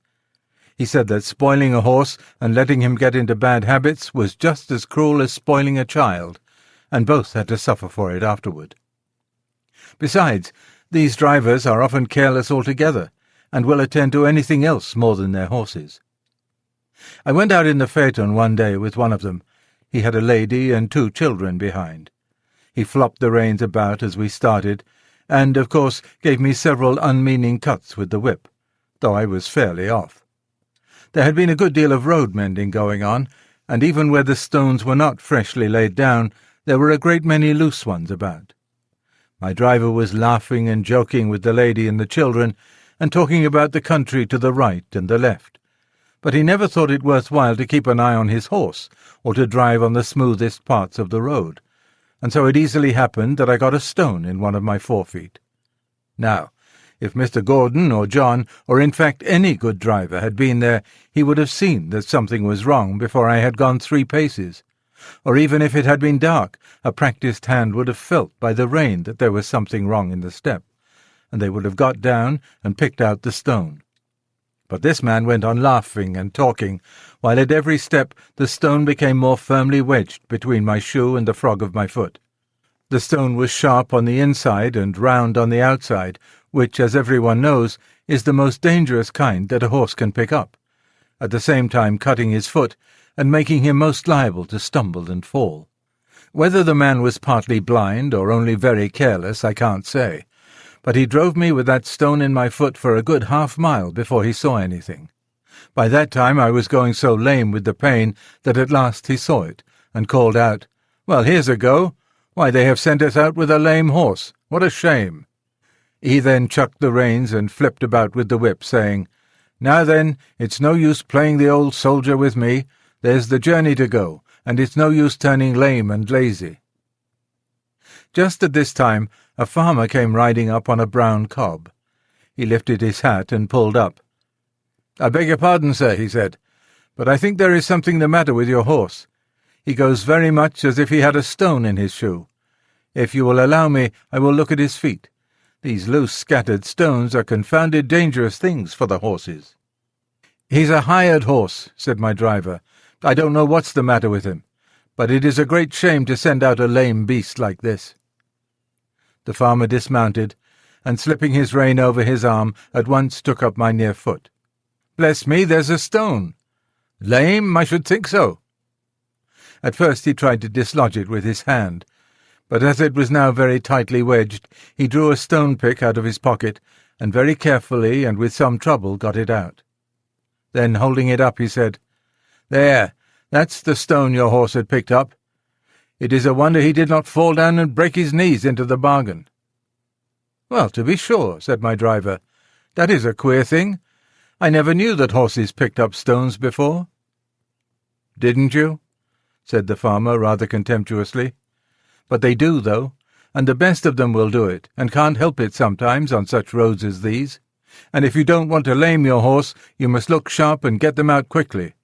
This foot is very much bruised," he said, setting it gently down and patting me. "If I might advise, sir, you had better drive him gently for a while. The foot is a great deal hurt, and the lameness will not go off directly." Then, mounting his cob and raising his hat to the lady, he trotted off. When he was gone, my driver began to flop the reins about and whip the harness, by which I understood that I was to go on, which of course I did, glad that the stone was gone, but still in a good deal of pain. This was the sort of experience we job horses often came in for.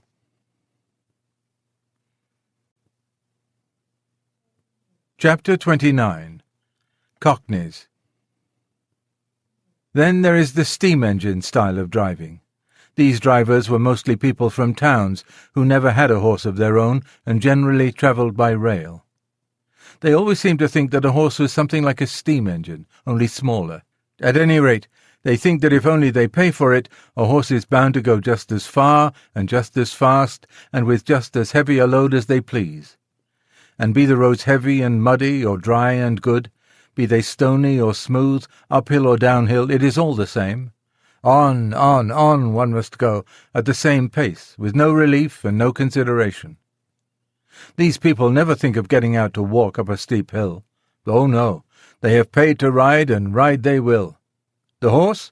Oh, he's used to it. What were horses made for, if not to drag people uphill? Walk! A good joke indeed.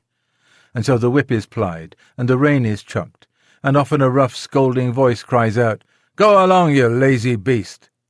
And then another slash of the whip, when all the time we are doing our very best to get along, uncomplaining and obedient, though often sorely harassed and downhearted. This steam-engine style of driving wears us up faster than any other kind. I would far rather go 20 miles with a good considerate driver than I would go 10 with some of these. It would take less out of me.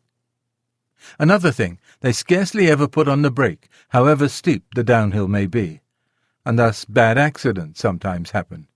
Or if they do put it on, they often forget to take it off at the bottom of the hill, and more than once I have had to pull halfway up the next hill with one of the wheels held by the brake before my driver chose to think about it, and that is a terrible strain on a horse.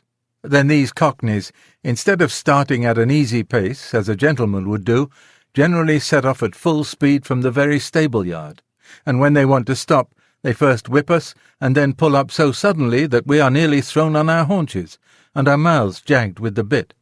They call that pulling up with a dash. And when they turn a corner, they do it as sharply as if there were no right side or wrong side of the road. I well remember one spring evening I and Rory had been out for the day. Rory was the horse that mostly went with me when a pair was ordered, and a good honest fellow he was. We had our own driver, and as he was always considerate and gentle with us, we had a very pleasant day. We were coming home at a good smart pace about twilight. Our road turned sharp to the left, but as we were close to the hedge on our own side, and there was plenty of room to pass, our driver did not pull us in. As we neared the corner, I heard a horse and two wheels coming rapidly down the hill toward us. The hedge was high, and I could see nothing, but the next moment we were upon each other. Happily for me, I was on the side next the hedge.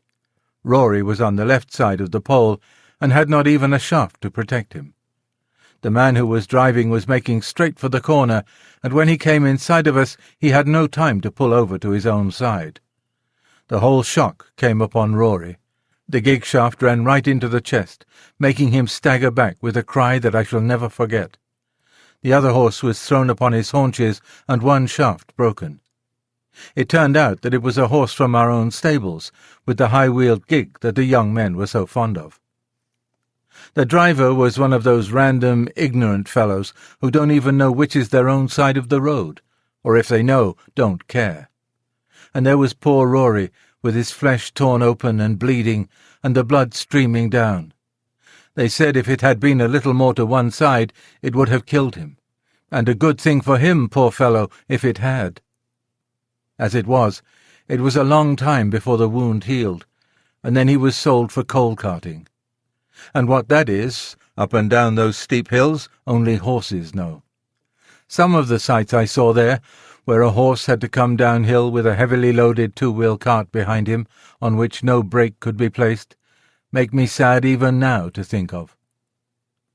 After Rory was disabled, I often went in the carriage with a mare named Peggy, who stood in the next stall to mine.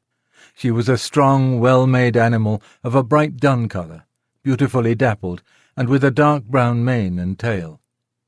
There was no high breeding about her, but she was very pretty and remarkably sweet-tempered and willing. Still, there was an anxious look about her eye, by which I knew that she had some trouble.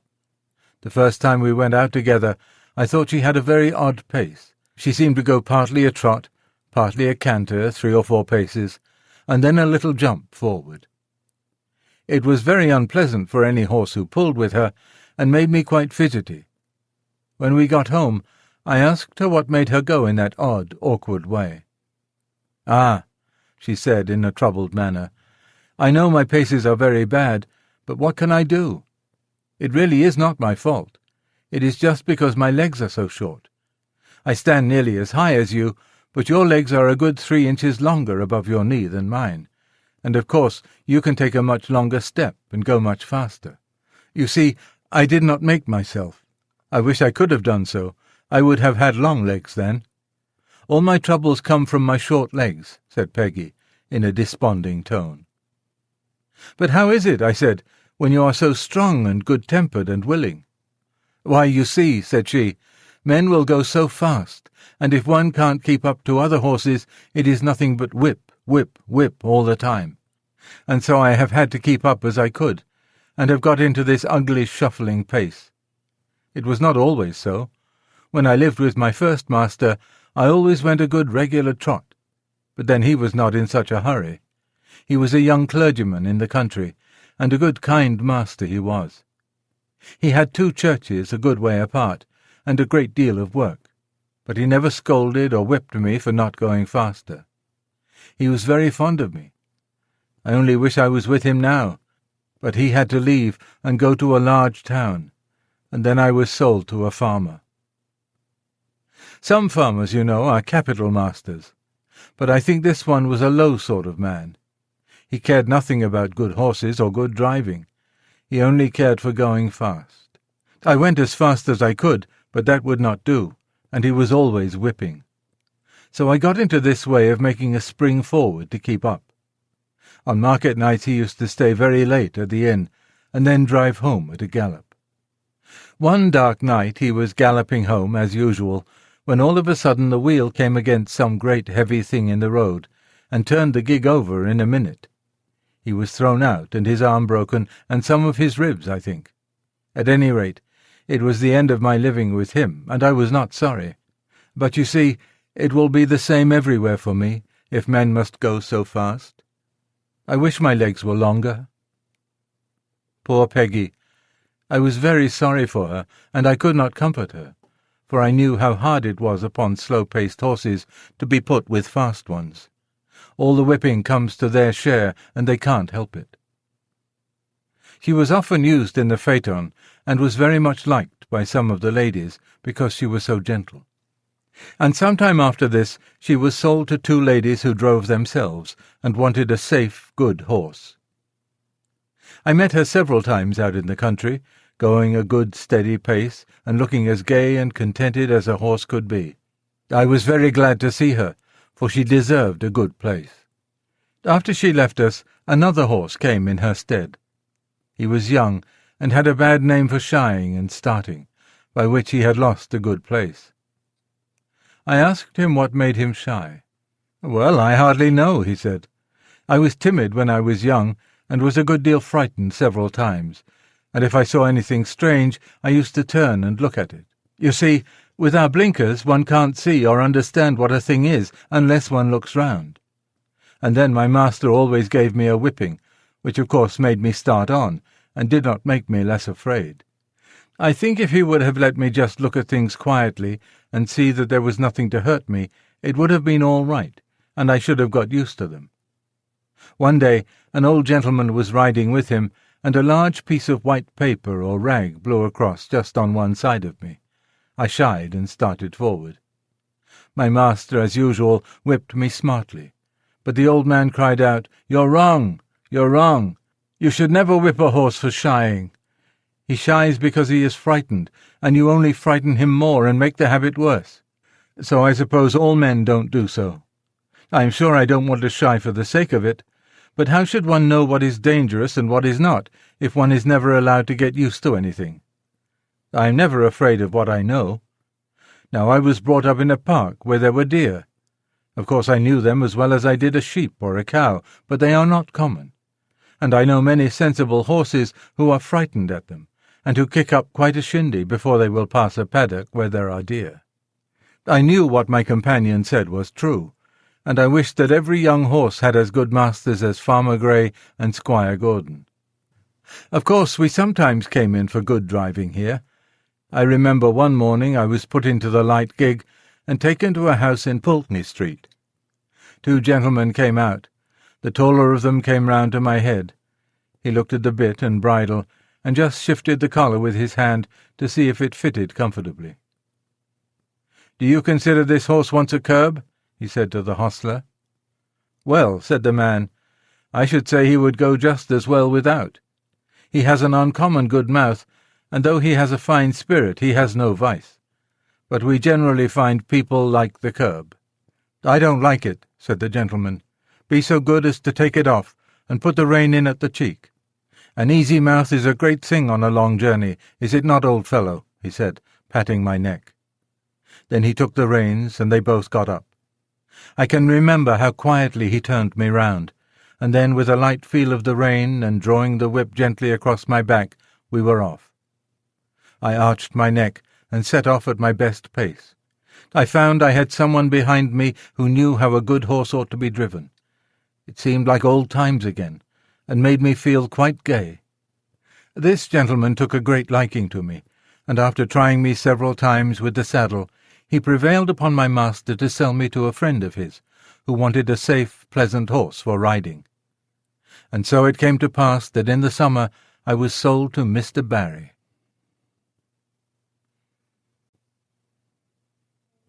Chapter 30. A Thief. My new master was an unmarried man. He lived at Bath, and was much engaged in business. His doctor advised him to take horse exercise, and for this purpose he bought me. He hired a stable a short distance from his lodgings, and engaged a man named Filcher as groom. My master knew very little about horses, but he treated me well, and I should have had a good and easy place, but for circumstances of which he was ignorant. He ordered the best hay, with plenty of oats, crushed beans, and bran, with vetches or rye grass, as the man might think needful. I heard the master give the order, so I knew there was plenty of good food, and I thought I was well off. For a few days all went on well. I found that my groom understood his business. He kept the stable clean and airy, and he groomed me thoroughly, and was never otherwise than gentle. He had been a hostler in one of the great hotels in Bath. He had given that up, and now cultivated fruit and vegetables for the market, and his wife bred and fattened poultry and rabbits for sale. After a while it seemed to me that my oats came very short. I had the beans, but bran was mixed with them instead of oats, of which there were very few, certainly not more than a quarter of what there should have been. In 2 or 3 weeks this began to tell upon my strength and spirits. The grass food, though very good, was not the thing to keep up my condition without corn. However, I could not complain nor make known my wants, so it went on for about 2 months, and I wondered that my master did not see that something was the matter. However, one afternoon he rode out into the country to see a friend of his, a gentleman farmer, who lived on the road to Wells. This gentleman had a very quick eye for horses, and after he had welcomed his friend he said, casting his eye over me, "It seems to me, Barry, that your horse does not look so well as he did when you first had him. Has he been well?" "Yes, I believe so," said my master, "but he is not nearly so lively as he was. My groom tells me that horses are always dull and weak in the autumn, and that I must expect it." "Autumn, fiddlesticks," said the farmer. "Why, this is only August, and with your light work and good food he ought not to go down like this, even if it was autumn. How do you feed him?" My master told him. The other shook his head slowly and began to feel me over. "I can't say who eats your corn, my dear fellow, but I am much mistaken if your horse gets it. Have you ridden very fast?" "No, very gently." "Then just put your hand here," said he, passing his hand over my neck and shoulder. "He is as warm and damp as a horse just come up from grass. I advise you to look into your stable a little more. I hate to be suspicious, and, thank heaven, I have no cause to be, for I can trust my men, present or absent. But there are mean scoundrels, wicked enough to rob a dumb beast of his food. You must look into it." And turning to his man, who had come to take me, "Give this horse a right good feed of bruised oats, and don't stint him." Dumb beasts! Yes, we are. But if I could have spoken, I could have told my master where his oats went to. My groom used to come every morning about 6 o'clock, and with him a little boy, who always had a covered basket with him. He used to go with his father into the harness room where the corn was kept, and I could see them, when the door stood ajar, fill a little bag with oats out of the bin, and then he used to be off. 5 or 6 mornings after this, just as the boy had left the stable, the door was pushed open, and a policeman walked in, holding the child tight by the arm. Another policeman followed, and locked the door on the inside, saying, "Show me the place where your father keeps his rabbit's food." The boy looked very frightened and began to cry, but there was no escape, and he led the way to the corn bin. Here the policeman found another empty bag like that which was found full of oats in the boy's basket. Filcher was cleaning my feet at the time, but they soon saw him, and though he blustered a good deal, they walked him off to the lock-up, and his boy with him. I heard afterward that the boy was not held to be guilty, but the man was sentenced to prison for 2 months.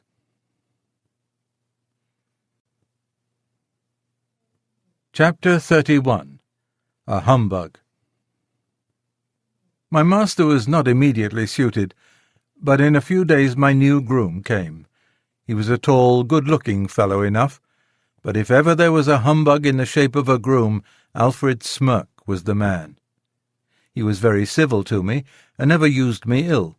In fact, he did a great deal of stroking and patting when his master was there to see it. He always brushed my mane and tail with water, and my hoofs with oil before he brought me to the door, to make me look smart. But as to cleaning my feet, or looking to my shoes, or grooming me thoroughly, he thought no more of that than if I had been a cow. He left my bit rusty, my saddle damp, and my crupper stiff. Alfred Smirk considered himself very handsome. He spent a great deal of time about his hair, whiskers, and necktie before a little looking-glass in the harness-room.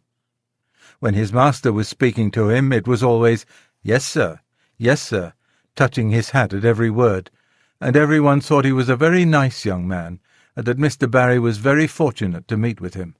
I should say he was the laziest, most conceited fellow I ever came near. Of course, it was a great thing not to be ill-used, but then a horse wants more than that. I had a loose box, and might have been very comfortable, if he had not been too indolent to clean it out.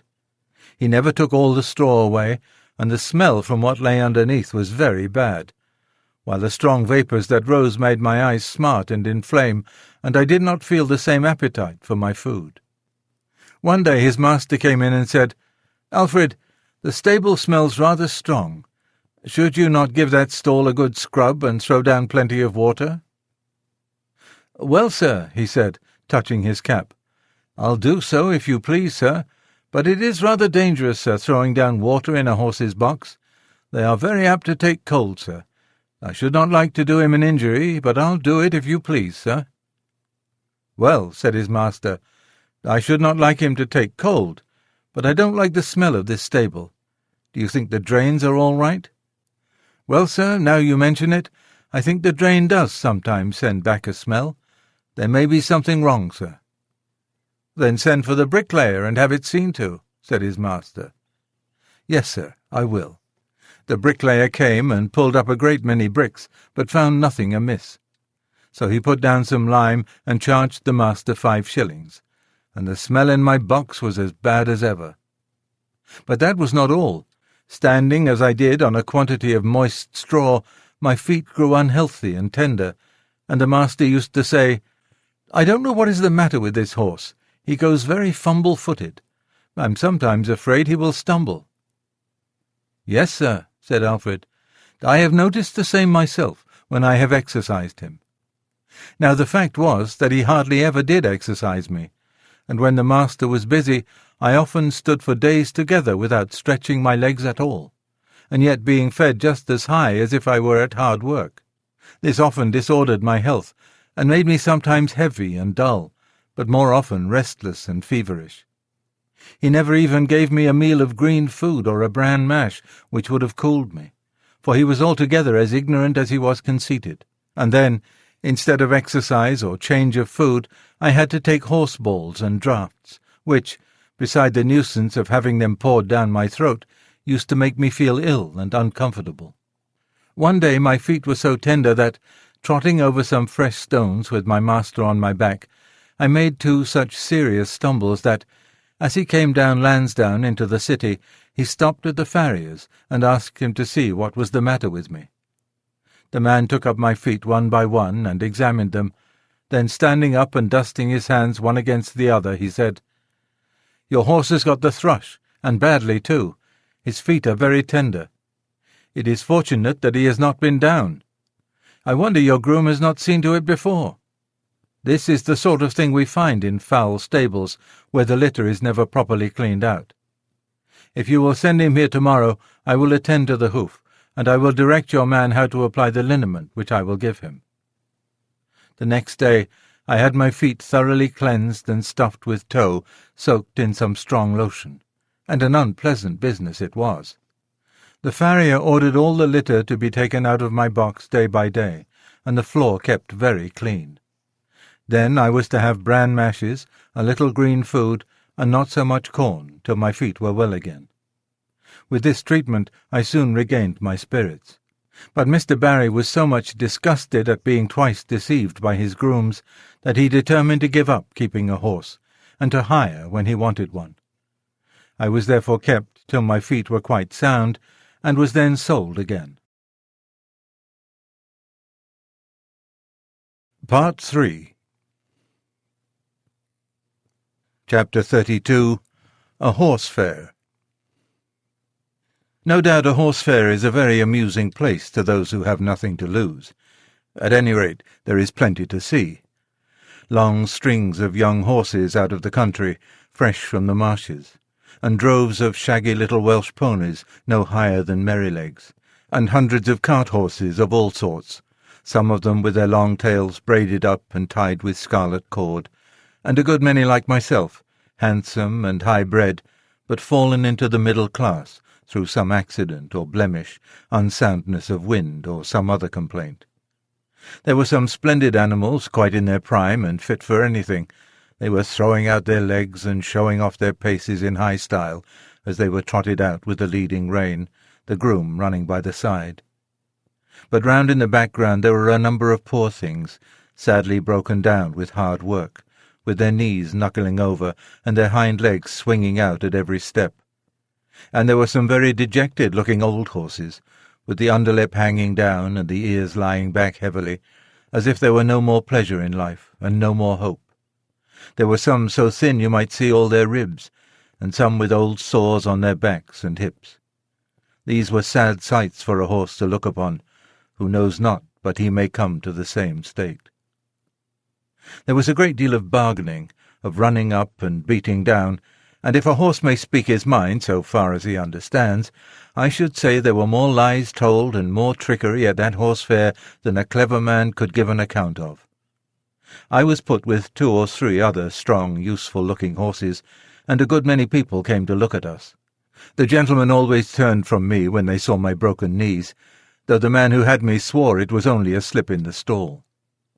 The first thing was to pull my mouth open, then to look at my eyes, then feel all the way down my legs, and give me a hard feel of the skin and flesh, and then try my paces. It was wonderful what a difference there was in the way these things were done. Some did it in a rough, off-hand way, as if one was only a piece of wood, while others would take their hands gently over one's body, with a pat now and then, as much as to say, "By your leave." Of course, I judged a good deal of the buyers by their manners to myself. There was one man, I thought, if he would buy me, I should be happy. He was not a gentleman, nor yet one of the loud, flashy sort that call themselves so. He was rather a small man, but well made and quick in all his motions. I knew in a moment by the way he handled me that he was used to horses. He spoke gently, and his grey eye had a kindly, cheery look in it. It may seem strange to say, but it is true all the same, that the clean, fresh smell there was about him made me take to him. No smell of old beer and tobacco, which I hated, but a fresh smell, as if he had come out of a hayloft. He offered £23 for me, but that was refused, and he walked away. I looked after him, but he was gone, and a very hard-looking, loud-voiced man came. I was dreadfully afraid he would have me, but he walked off. 1 or 2 more came who did not mean business. Then the hard-faced man came back again and offered £23. A very close bargain was being driven, for my salesman began to think he should not get all he asked, and must come down. But just then the grey-eyed man came back again. I could not help reaching out my head toward him. He stroked my face kindly. "Well, old chap," he said, "I think we should suit each other. I'll give 24 for him." "Say 25 and you shall have him." 24.10, said my friend in a very decided tone, "and not another 6pence. Yes or no?" "Done," said the salesman, "and you may depend upon it there's a monstrous deal of quality in that horse, and if you want him for cab work, he's a bargain." The money was paid on the spot, and my new master took my halter and led me out of the fair to an inn, where he had a saddle and bridle ready. He gave me a good feed of oats and stood by while I ate it, talking to himself and talking to me.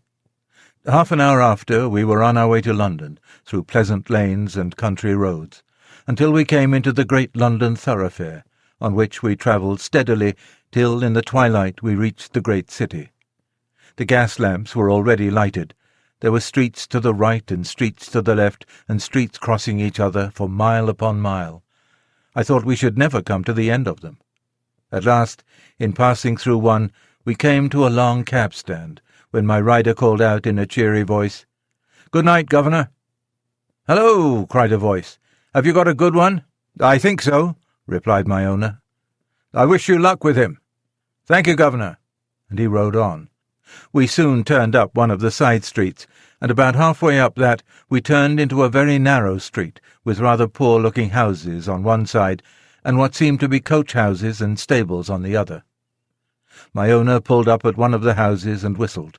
The door flew open, and a young woman, followed by a little girl and boy, ran out. There was a very lively greeting as my rider dismounted. "Now then, Harry, my boy, open the gates, and Mother will bring us the lantern." The next minute they were all standing round me in a small stable-yard. "Is he gentle, father?" "Yes, Dolly, as gentle as your own kitten. Come and pat him." At once the little hand was patting about all over my shoulder without fear. How good it felt. "Let me get him a bran mash while you rub him down," said the mother. "Do, Polly, it's just what he wants. And I know you've got a beautiful mash ready for me." "Sausage dumpling and apple turnover," shouted the boy, which set them all laughing. I was led into a comfortable, clean-smelling stall with plenty of dry straw, and after a capital supper I lay down, thinking I was going to be happy. Chapter 33. A London Cab-Horse. Jeremiah Barker was my new master's name, but as everyone called him Jerry, I shall do the same. Polly, his wife, was just as good a match as a man could have. She was a plump, trim, tidy little woman, with smooth dark hair, dark eyes, and a merry little mouth. The boy was 12 years old, a tall, frank, good-tempered lad, and little Dorothy, Dolly they called her, was her mother all over again, at 8 years old. They were all wonderfully fond of each other. I never knew such a happy, merry family before or since. Jerry had a cab of his own and 2 horses, which he drove and attended to himself. His other horse was a tall, white, rather large-boned animal called Captain. He was old now, but when he was young he must have been splendid. He had still a proud way of holding his head and arching his neck.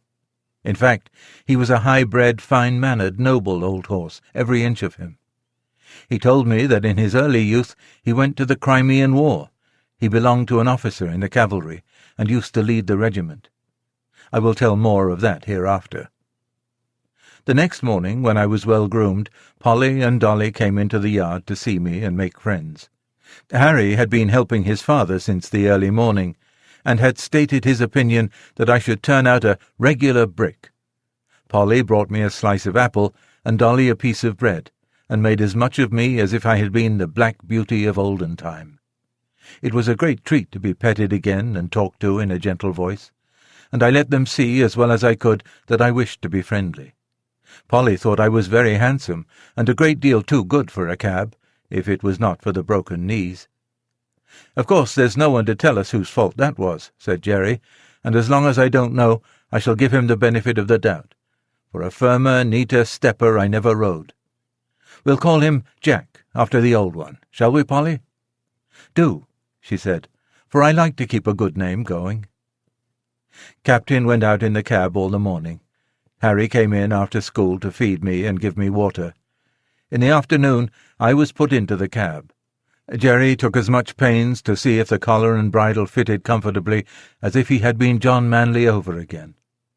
When the crupper was let out a hole or two, it all fitted well. There was no check-rein, no curb, nothing but a plain ring snaffle. What a blessing that was! After driving through the side street, we came to the large cab-stand where Jerry had said good night. On one side of this wide street were high houses with wonderful shop-fronts, and on the other was an old church and churchyard surrounded by iron palisades. Along these iron rails a number of cabs were drawn up, waiting for passengers. Bits of hay were lying about on the ground. Some of the men were standing together talking, some were sitting on their boxes reading the newspaper, and 1 or 2 were feeding their horses with bits of hay and giving them a drink of water. We pulled up in the rank at the back of the last cab. 2 or 3 men came round and began to look at me and pass their remarks. "Very good for a funeral," said one. "Too smart-looking," said another, shaking his head in a very wise way. "You'll find out something wrong one of these fine mornings, or my name isn't Jones." "Well," said Jerry pleasantly, "I suppose I need not find it out till it finds me out, eh? And if so, I'll keep up my spirits a little longer." Then there came up a broad-faced man, dressed in a great grey coat, with great grey cape and great white buttons, a grey hat, and a blue comforter loosely tied round his neck. His hair was grey too, but he was a jolly-looking fellow, and the other men made way for him. He looked me all over, as if he had been going to buy me, and then, straightening himself up with a grunt, he said, "He's the right sort for you, Jerry. I don't care what you gave for him, he'll be worth it." Thus my character was established on the stand. This man's name was Grant, but he was called Grey Grant, or Governor Grant. He had been the longest on that stand of any of the men, and he took it upon himself to settle matters and stop disputes. He was generally a good-humoured, sensible man, but if his temper was a little out, as it was sometimes when he had drunk too much, nobody liked to come too near his fist, for he could deal a very heavy blow. The first week of my life as a cab-horse was very trying. I had never been used to London, and the noise, the hurry, the crowds of horses, carts, and carriages that I had to make my way through made me feel anxious and harassed. But I soon found that I could perfectly trust my driver, and then I made myself easy and got used to it. Jerry was as good a driver as I had ever known, and what was better, he took as much thought for his horses as he did for himself. He soon found out that I was willing to work and do my best, and he never laid the whip on me unless it was gently drawing the end of it over my back when I was to go on. But generally I knew this quite well by the way in which he took up the reins, and I believe his whip was more frequently stuck up by his side than in his hand. In a short time I and my master understood each other as well as horse and man can do. In the stable, too, he did all that he could for our comfort. The stalls were the old-fashioned style, too much on the slope, but he had 2 movable bars fixed across the back of our stalls, so that at night, and when we were resting, he just took off our halters and put up the bars, and thus we could turn about and stand whichever way we pleased, which is a great comfort. Jerry kept us very clean, and gave us as much change of food as he could, and always plenty of it. And not only that, but he always gave us plenty of clean, fresh water, which he allowed to stand by us both night and day, except, of course, when we came in warm. Some people say that a horse ought not to drink all he likes, but I know if we are allowed to drink when we want it, we drink only a little at a time, and it does us a great deal more good than swallowing down half a bucketful at a time, because we have been left without till we are thirsty and miserable. Some grooms will go home to their beer and leave us for hours with our dry hay and oats and nothing to moisten them. Then, of course, we gulp down too much at once, which helps to spoil our breathing and sometimes chills our stomachs. But the best thing we had here was our Sundays for rest. We worked so hard in the week that I do not think we could have kept it up but for that day. Besides, we had then time to enjoy each other's company. It was on these days that I learned my companion's history.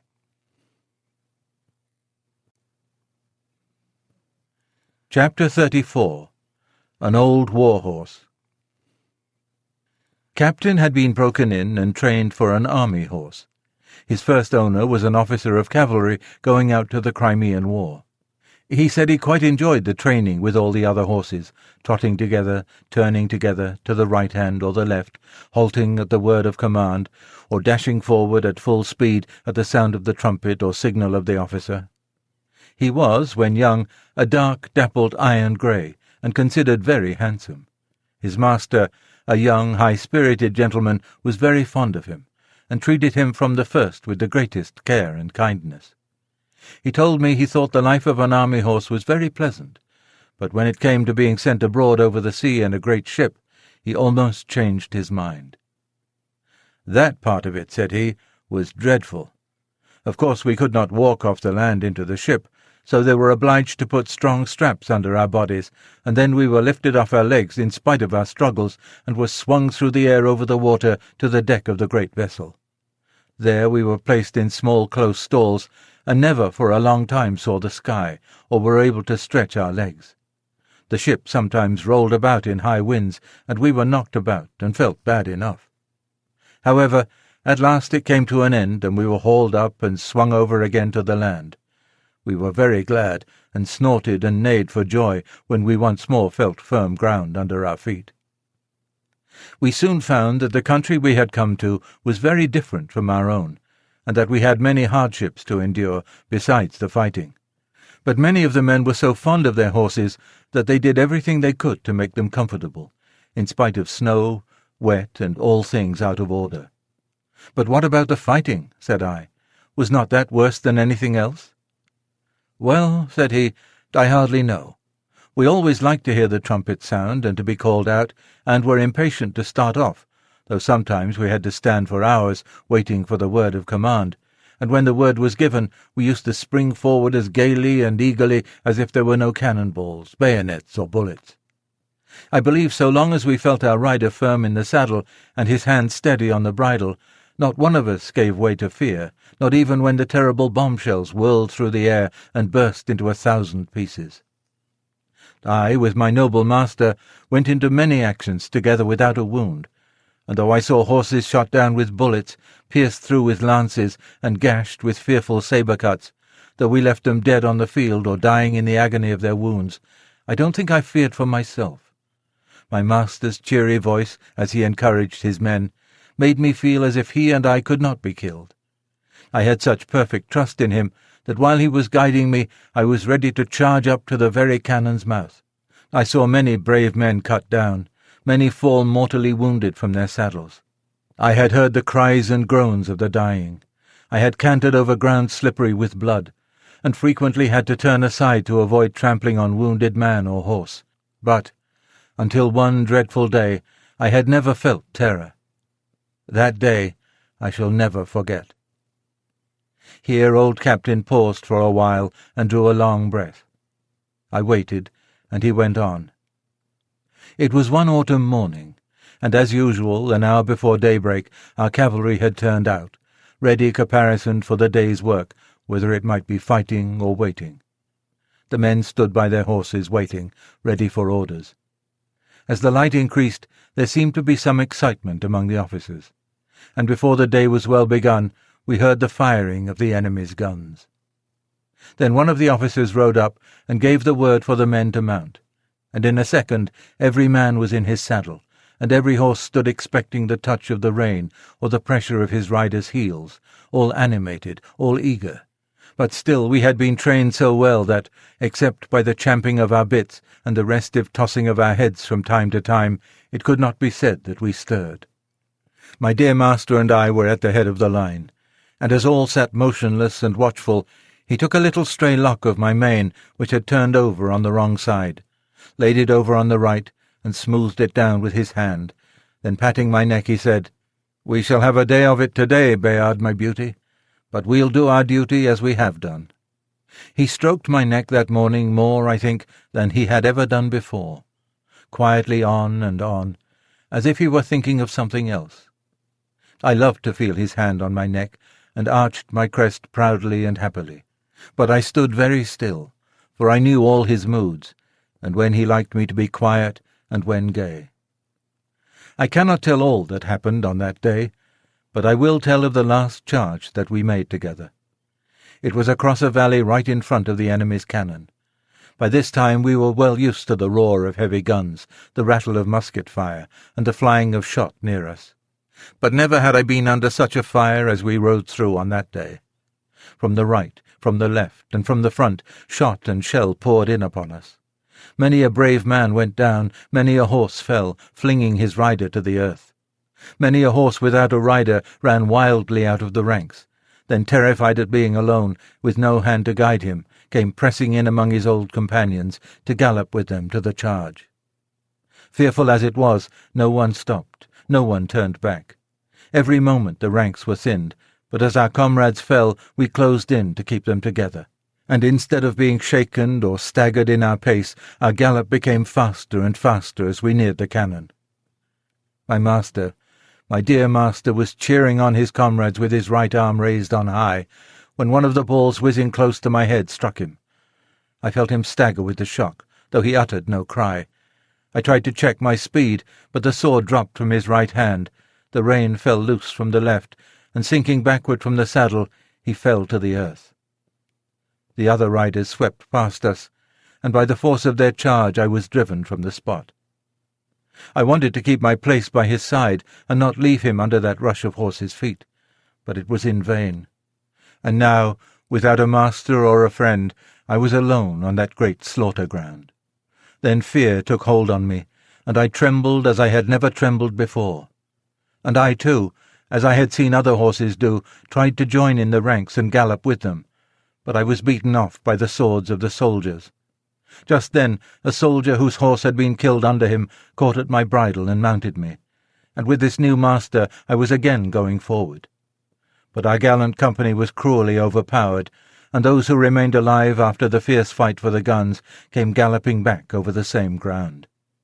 Some of the horses had been so badly wounded that they could scarcely move from the loss of blood. Other noble creatures were trying on 3 legs to drag themselves along, and others were struggling to rise on their forefeet when their hind legs had been shattered by shot. After the battle, the wounded men were brought in, and the dead were buried. "And what about the wounded horses?" I said. "Were they left to die?" "No.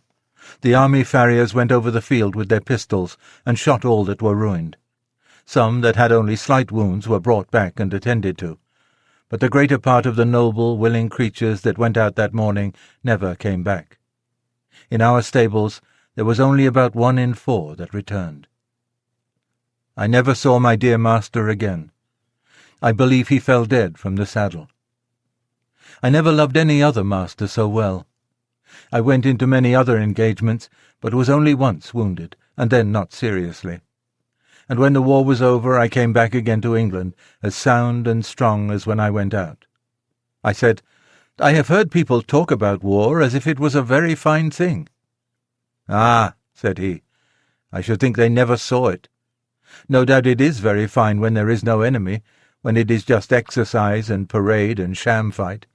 Yes, it is very fine then, but when thousands of good brave men and horses are killed or crippled for life, it has a very different look." "Do you know what they fought about?" said I. "No," he said. "That is more than a horse can understand.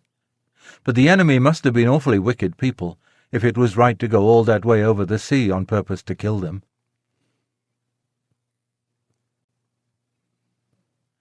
Chapter 35. Jerry Barker. I never knew a better man than my new master.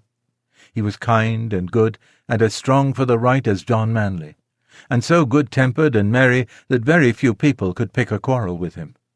He was very fond of making little songs and singing them to himself. One he was very fond of was this: "Come, father and mother, and sister and brother, come all of you, turn to and help one another." And so they did. Harry was as clever at stable work as a much older boy, and always wanted to do what he could. Then Polly and Dolly used to come in the morning to help with the cab, to brush and beat the cushions and rub the glass, while Jerry was giving us a cleaning in the yard, and Harry was rubbing the harness. There used to be a great deal of laughing and fun between them, and it put Captain and me in much better spirits than if we had heard scolding and hard words. They were always early in the morning, for Jerry would say, "If you in the morning throw minutes away, you can't pick them up in the course of a day. You may hurry and scurry and flurry and worry, you've lost them forever, forever and aye." He could not bear any careless loitering and waste of time, and nothing was so near making him angry as to find people who were always late wanting a cab-horse to be driven hard to make up for their idleness. One day 2 wild-looking young men came out of a tavern close by the stand and called Jerry. "Here, cabby, look sharp, we are rather late. Put on the steam, will you, and take us to the Victoria in time for the 1 o'clock train? You shall have a shilling extra. I will take you at the regular pace, gentlemen. Shillings don't pay for putting on the steam like that." Larry's cab was standing next to ours. He flung open the door and said, "I'm your man, gentlemen. Take my cab. My horse will get you there all right." And as he shut them in, with a wink toward Jerry, said, "It's against his conscience to go beyond a jog-trot." Then, slashing his jaded horse, he set off as hard as he could. Jerry patted me on the neck. "No, Jack, a shilling would not pay for that sort of thing, would it, old boy?" Although Jerry was determinedly set against hard driving to please careless people, he always went a good fair pace, and was not against putting on the steam, as he said, if only he knew why. I well remember one morning, as we were on the stand waiting for a fare, that a young man carrying a heavy portmanteau trod on a piece of orange peel which lay on the pavement and fell down with great force. Jerry was the first to run and lift him up. He seemed much stunned, and as they led him into a shop he walked as if he were in great pain. Jerry, of course, came back to the stand, but in about 10 minutes one of the shopmen called him, so we drew up to the pavement. "Can you take me to the South Eastern Railway?" said the young man. "This unlucky fall has made me late, I fear, but it is of great importance that I should not lose the 12 o'clock train. I should be most thankful if you could get me there in time, and will gladly pay you an extra fare." "I'll do my very best," said Jerry heartily, "if you think you are well enough, sir," for he looked dreadfully white and ill. "I must go," he said earnestly. "Please to open the door and let us lose no time." The next minute Jerry was on the box, with a cheery chirrup to me and a twitch of the rein that I well understood. "Now then, Jack, my boy," said he, "spin along. We'll show them how we can get over the ground if we only know why." It is always difficult to drive fast in the city in the middle of the day, when the streets are full of traffic. But we did what could be done, and when a good driver and a good horse who understand each other are of one mind, it is wonderful what they can do. I had a very good mouth. That is, I could be guided by the slightest touch of the rein. And that is a great thing in London. Among carriages, omnibuses, carts, vans, trucks, cabs, and great wagons creeping along at a walking pace, some going one way, some another, some going slowly, others wanting to pass them. Omnibuses stopping short every few minutes to take up a passenger, obliging the horse that is coming behind to pull up too, or to pass and get before them. Perhaps you try to pass, but just then something else comes dashing in through the narrow opening, and you have to keep in behind the omnibus again. Presently you think you see a chance, and manage to get to the front, going so near the wheels on each side that half an inch nearer and they would scrape. Well, you get along for a bit, but soon find yourself in a long train of carts and carriages, all obliged to go at a walk. Perhaps you come to a regular block-up, and have to stand still for minutes together, till something clears out into a side street, or the policeman interferes. You have to be ready for any chance, to dash forward if there be an opening, and be quick as a rat dog to see if there be room, and if there be time, lest you get your own wheels locked or smashed, or the shaft of some other vehicle run into your chest or shoulder. All this is what you have to be ready for. If you want to get through London fast in the middle of the day, it wants a deal of practice. Jerry and I were used to it, and no one could beat us at getting through when we were set upon it. I was quick and bold, and could always trust my driver. Jerry was quick and patient at the same time, and could trust his horse, which was a great thing too. He very seldom used the whip. I knew by his voice and his click-click when he wanted to get on fast, and by the rein where I was to go. So there was no need for whipping. But I must go back to my story. The streets were very full that day, but we got on pretty well as far as the bottom of Cheapside, where there was a block for 3 or 4 minutes. The young man put his head out and said anxiously, "I think I had better get out and walk. I shall never get there if this goes on." "I'll do all that can be done, sir," said Jerry. "I think we shall be in time. This block-up cannot last much longer, and your luggage is very heavy for you to carry, sir." Just then the cart in front of us began to move on, and then we had a good turn. In and out we went, as fast as horseflesh could do it, and for a wonder had a good clear time on London Bridge, for there was a whole train of cabs and carriages all going our way at a quick trot, perhaps wanting to catch that very train. At any rate, we whirled into the station with many more, just as the great clock pointed to 8 minutes to 12 o'clock. "Thank God we are in time," said the young man, "and thank you too, my friend, and your good horse. You have saved me more than money can ever pay for. Take this extra half-crown." "No, sir, no, thank you all the same. So glad we hit the time, sir. But don't stay now, sir, the bell is ringing. Here, porter, take this gentleman's luggage. Dover Line 12 o'clock train. That's it." And without waiting for another word, Jerry wheeled me round to make room for other cabs that were dashing up at the last minute, and drew up on one side till the crush was past. "So glad," he said. "So glad. Poor young fellow.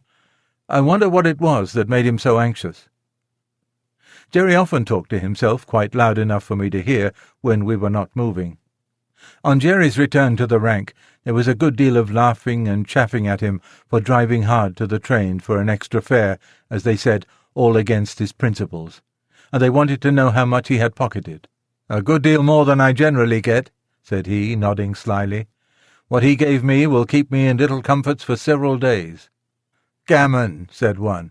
"He's a humbug," said another, preaching to us and then doing the same himself. "Look here, mates," said Jerry. "The gentleman offered me half-a-crown extra, but I didn't take it. 'Twas quite pay enough for me to see how glad he was to catch that train. And if Jack and I choose to have a quick run now and then to please ourselves, that's our business, and not yours." "Well," said Larry, "you'll never be a rich man." "Most likely not," said Jerry. "But I don't know that I shall be the less happy for that. I have heard the commandments read a great many times, and I never noticed that any of them said, 'Thou shalt be rich.'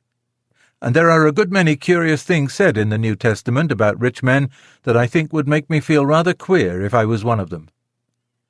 "If you ever do get rich," said Governor Grey, looking over his shoulder across the top of his cab, "you'll deserve it, Jerry, and you won't find a curse come with your wealth. As for you, Larry, you'll die poor. You spend too much in whipcord." "Well," said Larry, "what is a fellow to do if his horse won't go without it?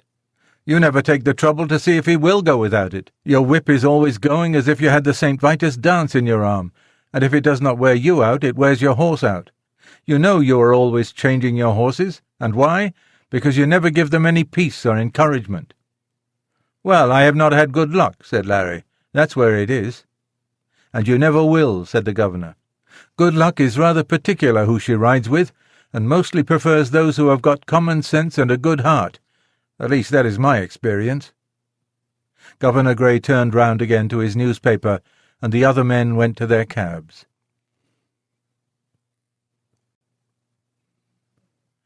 Chapter 36. The Sunday Cab. One morning, as Jerry had just put me into the shafts and was fastening the traces, a gentleman walked into the yard. "Your servant, sir," said Jerry. "Good morning, Mr. Barker," said the gentleman. "I should be glad to make some arrangements with you for taking Mrs. Briggs regularly to church on Sunday mornings. We go to the new church now, and that is rather further than she can walk." "Thank you, sir," said Jerry, "but I have only taken out a 6 days' license, and therefore I could not take a fare on a Sunday. It would not be legal." A few years since, the annual charge for a cab license was very much reduced, and the difference between the 6 and 7 days' cabs was abolished. "Oh," said the other, "I did not know yours was a 6 days' cab. But of course it would be very easy to alter your licence. I would see that you did not lose by it.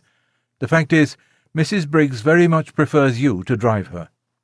"I should be glad to oblige the lady, sir, but I had a 7 days' licence once, and the work was too hard for me and too hard for my horses. Year in and year out, not a day's rest, and never a Sunday with my wife and children, and never able to go to a place of worship, which I had always been used to before I took to the driving box. So for the last 5 years I have only taken a 6 days' licence, and I find it better all the way round." "Well, of course," replied Mr. Briggs, "it is very proper that every person should have rest, and be able to go to church on Sundays. But I should have thought you would not have minded such a short distance for the horse, and only once a day. You would have all the afternoon and evening for yourself, and we are very good customers, you know." "Yes, sir, that is true, and I am grateful for all favours, I am sure, and anything I could do to oblige you or the lady I should be proud and happy to do. But I can't give up my Sunday, sir, indeed I can't. I read that God made man, and he made horses and all the other beasts, and as soon as he had made them, he made a day of rest, and bade that all should rest 1 day in 7. And I think, sir, he must have known what was good for them, and I am sure it is good for me. I'm stronger and healthier altogether, now that I have a day of rest. The horses are fresh too, and do not wear up nearly so fast. The 6-day drivers all tell me the same, and I have laid by more money in the savings bank than ever I did before. And as for the wife and children, sir, my heart alive, they would not go back to the 7 days for all they could see." "Oh, very well," said the gentleman. "Don't trouble yourself, Mr. Barker, any further. I will inquire somewhere else." And he walked away. "Well," says Jerry to me, "we can't help it, Jack, old boy. We must have our Sundays." "Polly," he shouted. "Polly, come here." She was there in a minute. "What is it all about, Jerry?" "Why, my dear, Mr. Briggs wants me to take Mrs. Briggs to church every Sunday morning. I say I have only a 6 days license. He says, get a 7 days license, and I'll make it worth your while. And you know, Polly, they are very good customers to us. Mrs. Briggs often goes out shopping for hours or making calls, and then she pays down fair and honourable like a lady. There's no beating down or making 3 hours into 2 hours and a half, as some folks do. And it is easy work for the horses, not like tearing along to catch trains for people that are always a quarter of an hour too late. And if I don't oblige her in this matter, it is very likely we shall lose them altogether. What do you say, little woman?" "I say, Jerry," says she, speaking very slowly, "I say, if Mrs. Briggs would give you a sovereign every Sunday morning, I would not have you a 7 days cabman again. We have known what it was to have no Sundays, and now we know what it is to call them our own. Thank God you earn enough to keep us, though it is sometimes close work to pay for all the oats and hay, the licence and the rent besides. But Harry will soon be earning something, and I would rather struggle on harder than we do than go back to those horrid times when you hardly had a minute to look at your own children, and we never could go to a place of worship together, or have a happy, quiet day.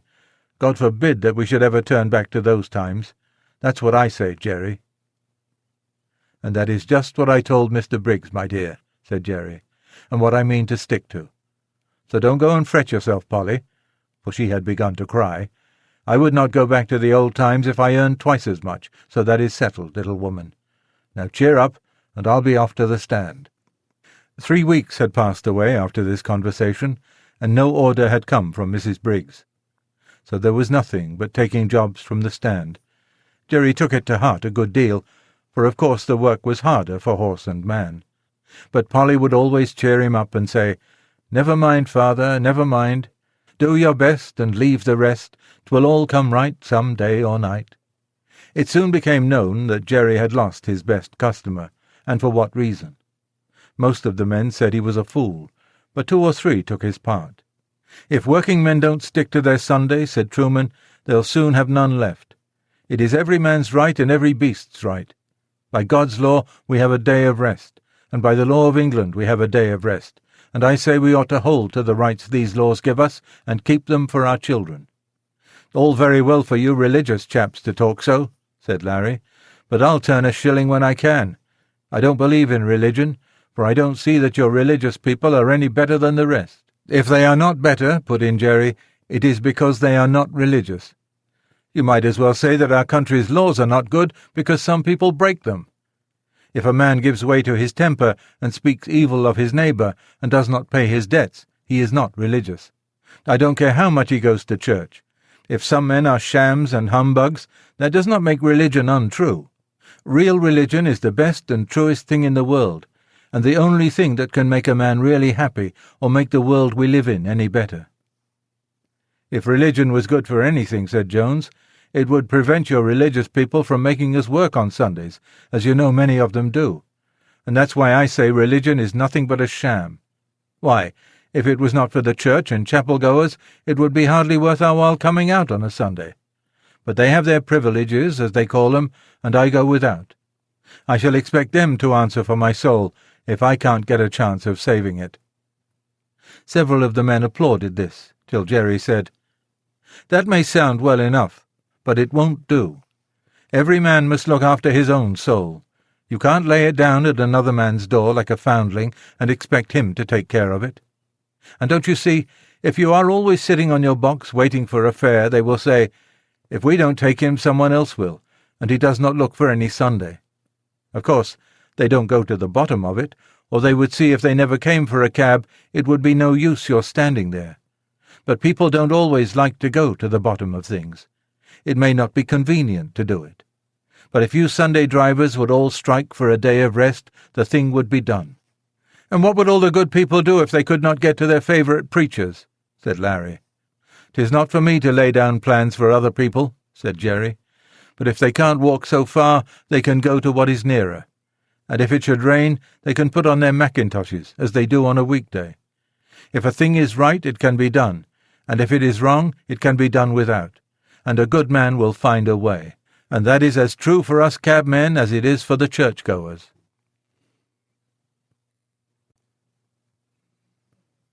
Chapter 37. The Golden Rule. 2 or 3 weeks after this, as we came into the yard rather late in the evening, Polly came running across the road with the lantern. She always brought it to him if it was not very wet. "It has all come right, Jerry. Mrs. Briggs sent her servant this afternoon to ask you to take her out tomorrow at 11 o'clock. I said yes, I thought so, but we supposed she employed someone else now." "Well," said he, "the real fact is, Master was put out because Mr. Barker refused to come on Sundays, and he has been trying other cabs. But there's something wrong with them all. Some drive too fast, and some too slow, and the mistress says there is not one of them so nice and clean as yours, and nothing will suit her but Mr. Barker's cab again."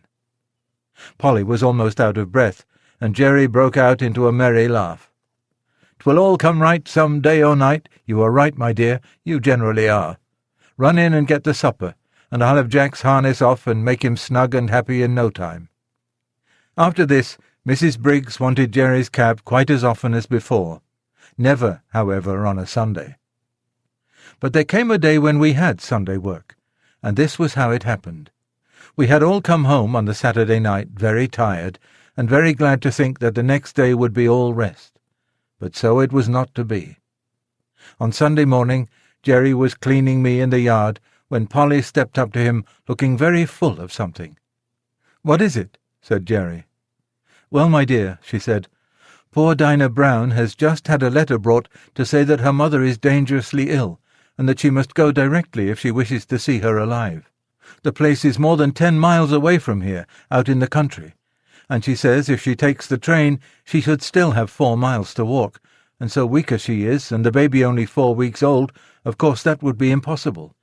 And she wants to know if you would take her in your cab, and she promises to pay you faithfully as she can get the money." "Tut, tut, we'll see about that. It was not the money I was thinking about, but of losing our Sunday. The horses are tired, and I am tired too. That's where it pinches." "It pinches all round, for that matter," said Polly, "for it's only half Sunday without you. But you know we should do to other people as we should like they should do to us. And I know very well what I should like if my mother was dying. And, Jerry dear, I'm sure it won't break the Sabbath, for if pulling a poor beast or donkey out of a pit would not spoil it, I am quite sure taking poor Dinah would not do it. Why, Polly, you are as good as the minister. And so, as I've had my Sunday morning sermon early today, you may go and tell Dinah that I'll be ready for her as the clock strikes 10. But stop. Just step round to Butcher Braden's with my compliments, and ask him if he would lend me his light trap. I know he never uses it on the Sunday, and it would make a wonderful difference to the horse." Away she went, and soon returned, saying that he could have the trap and welcome. "All right," said he. "Now put me up a bit of bread and cheese, and I'll be back in the afternoon as soon as I can. And I'll have the meat pie ready for an early tea instead of for dinner," said Polly.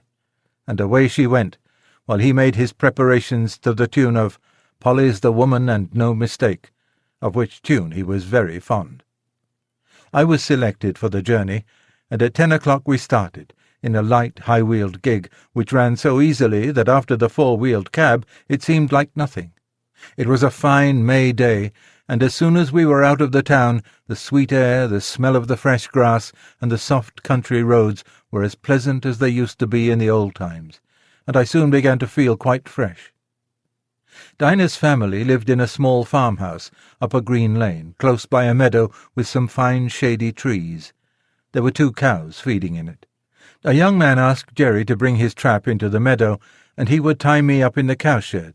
He wished he had a better stable to offer. "If your cows would not be offended," said Jerry, "there is nothing my horse would like so well as to have an hour or two in your beautiful meadow. He's quiet, and it would be a rare treat for him." "Do, and welcome," said the young man. "The best we have is at your service for your kindness to my sister. We shall be having some dinner in an hour, and I hope you'll come in, though with mother so ill we are all out of sorts in the house." Jerry thanked him kindly, but said as he had some dinner with him there was nothing he should like so well as walking about in the meadow. When my harness was taken off, I did not know what I should do first, whether to eat the grass, or roll over on my back, or lie down and rest, or have a gallop across the meadow out of sheer spirits at being free, and I did all by turns. Jerry seemed to be quite as happy as I was. He sat down by a bank under a shady tree and listened to the birds.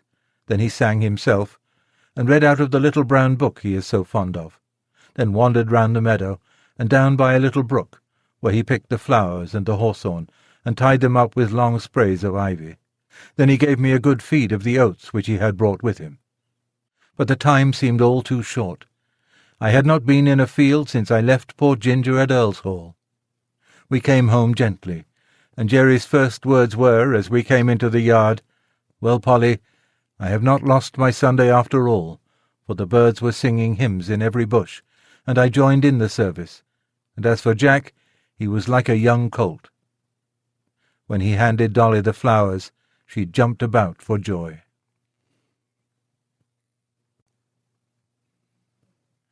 Chapter 38. Dolly and a Real Gentleman. Winter came in early, with a great deal of cold and wet. There was snow or sleet or rain almost every day for weeks, changing only for keen driving winds or sharp frosts.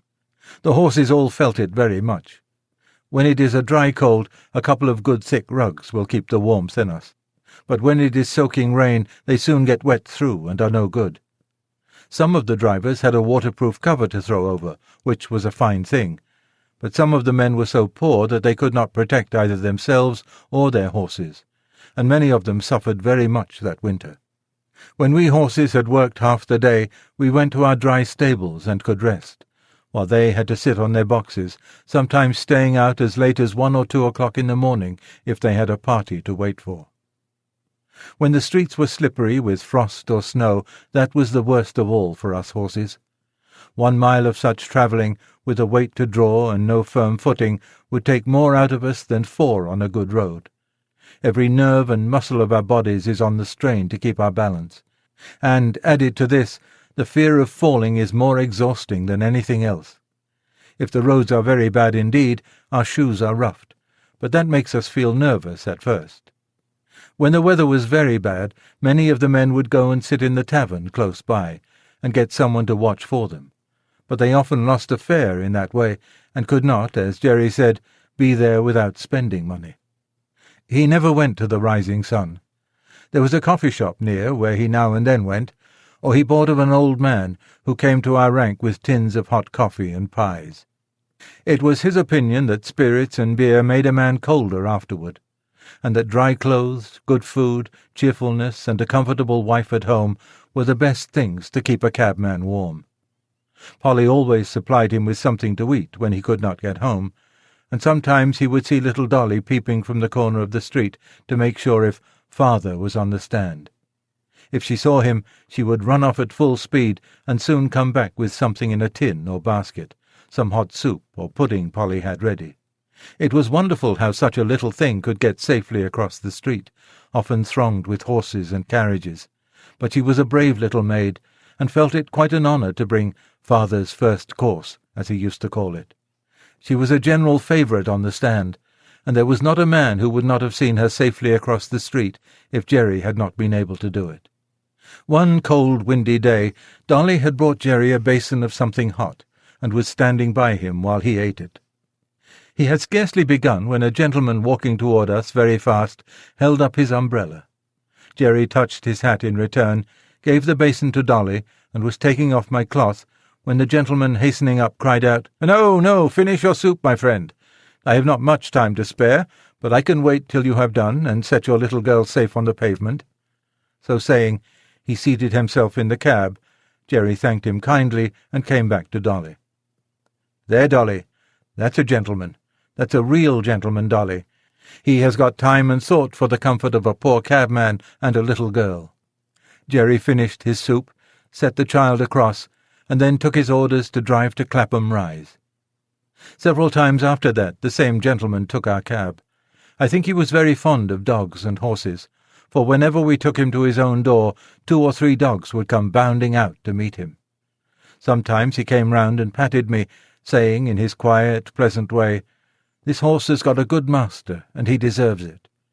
It was a very rare thing for anyone to notice the horse that had been working for him. I have known ladies to do it now and then, and this gentleman and 1 or 2 others have given me a pat and a kind word. But 99 persons out of 100 would as soon think of patting the steam engine that drew the train. The gentleman was not young, and there was a forward stoop in his shoulders, as if he was always going at something. His lips were thin and close shut, though they had a very pleasant smile. His eye was keen, and there was something in his jaw and the motion of his head that made one think he was very determined in anything he set about. His voice was pleasant and kind.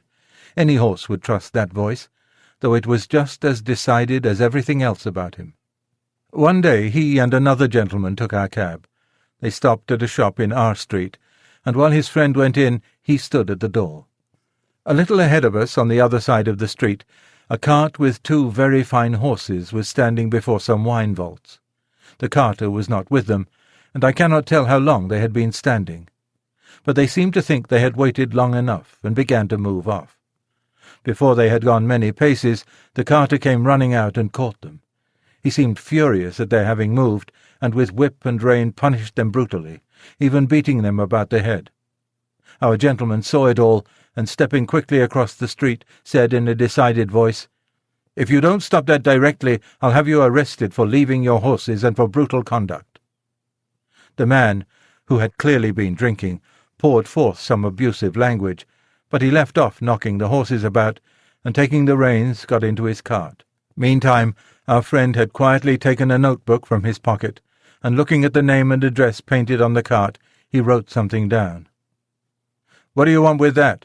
growled the carter, as he cracked his whip and was moving on. A nod and a grim smile was the only answer he got. On returning to the cab, our friend was joined by his companion, who said laughingly, "I should have thought, Wright, you had enough business of your own to look after, without troubling yourself about other people's horses and servants." Our friend stood still for a moment, and throwing his head a little back, "Do you know why this world is as bad as it is?" "No," said the other. "Then I'll tell you. It is because people think only about their own business, and won't trouble themselves to stand up for the oppressed, nor bring the wrongdoer to light. I never see a wicked thing like this without doing what I can, and many a master has thanked me for letting him know how his horses have been used." "I wish there were more gentlemen like you, sir," said Jerry, "for they are wanted badly enough in this city." After this, we continued our journey, and as they got out of the cab, our friend was saying, "My doctrine is this, that if we see cruelty or wrong that we have the power to stop and do nothing, we make ourselves sharers in the guilt."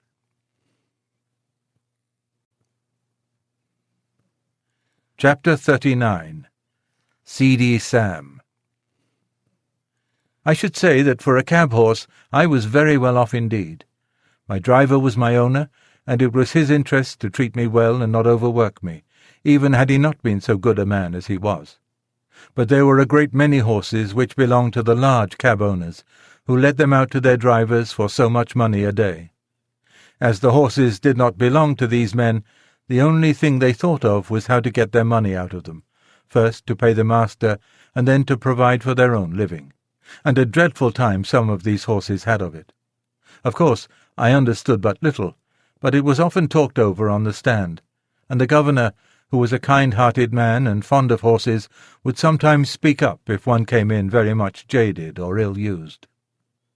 One day, a shabby, miserable-looking driver, who went by the name of Seedy Sam, brought in his horse looking dreadfully beat, and the governor said, "You and your horse look more fit for the police station than for this rank." The man flung his tattered rug over the horse, turned full round upon the governor, and said in a voice that sounded almost desperate, "If the police have any business with the matter, it ought to be with the masters who charge us so much, or with the fares that are fixed so low. If a man has to pay 18 shillings a day for the use of a cab and 2 horses, as many of us have to do in the season, and must make that up before we earn a penny for ourselves, I say 'tis more than hard work. 9 shillings a day to get out of each horse before you begin to get your own living. You know that's true, and if the horses don't work we must starve, and I and my children have known what that is before now. I've 6 of 'em, and only one earns anything. I am on the stand 14 or 16 hours a day, and I haven't had a Sunday these 10 or 12 weeks. You know Skinner never gives a day if he can help it, and if I don't work hard, tell me who does.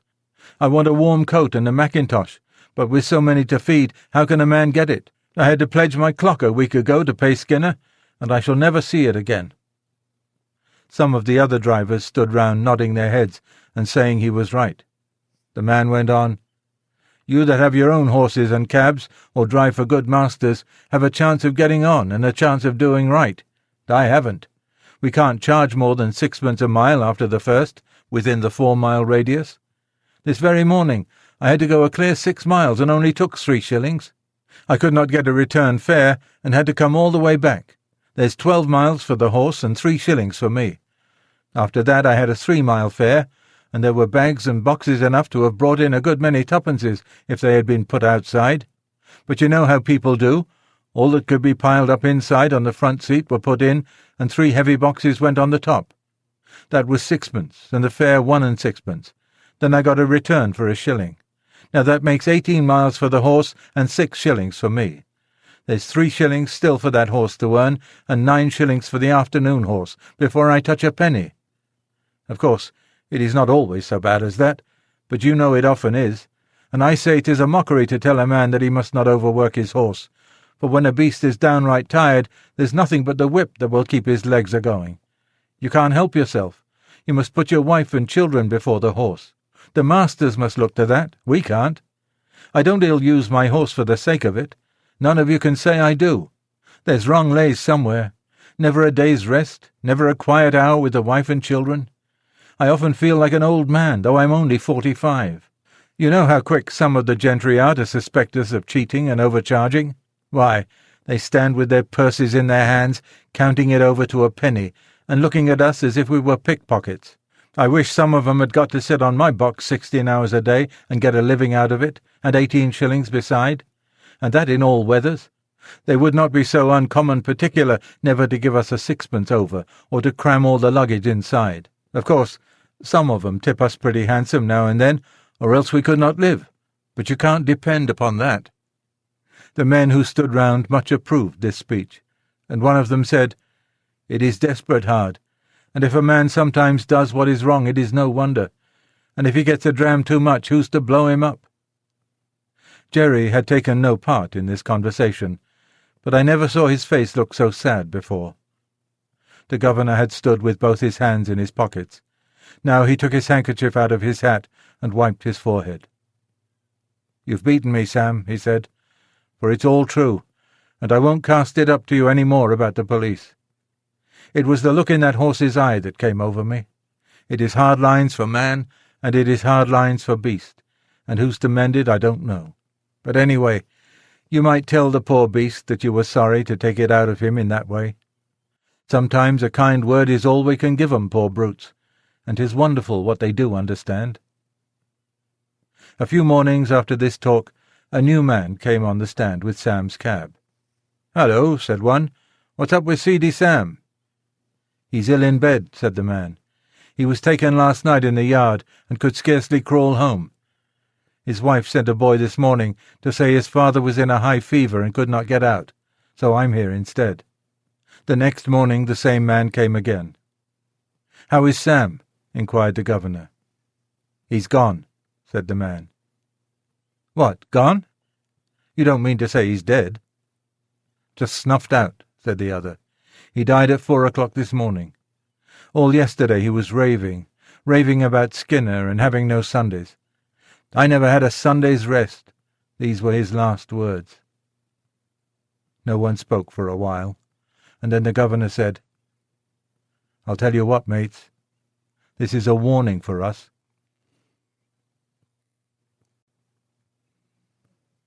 Chapter 40. Poor Ginger. One day, while our cab and many others were waiting outside one of the parks where music was playing, a shabby old cab drove up beside ours. The horse was an old worn-out chestnut with an ill-kept coat, and bones that showed plainly through it. The knees knuckled over, and the forelegs were very unsteady. I had been eating some hay, and the wind rolled a little lock of it that way, and the poor creature put out her long thick neck and picked it up, and then turned and looked about for more. There was a hopeless look in the dull eye that I could not help noticing, and then, as I was thinking where I had seen that horse before, she looked full at me and said, "Black Beauty, is that you?" It was Ginger, but how changed! The beautifully arched and glossy neck was now straight and lank and fallen in. The clean, straight legs and delicate fetlocks were swelled. The joints were grown out of shape with hard work.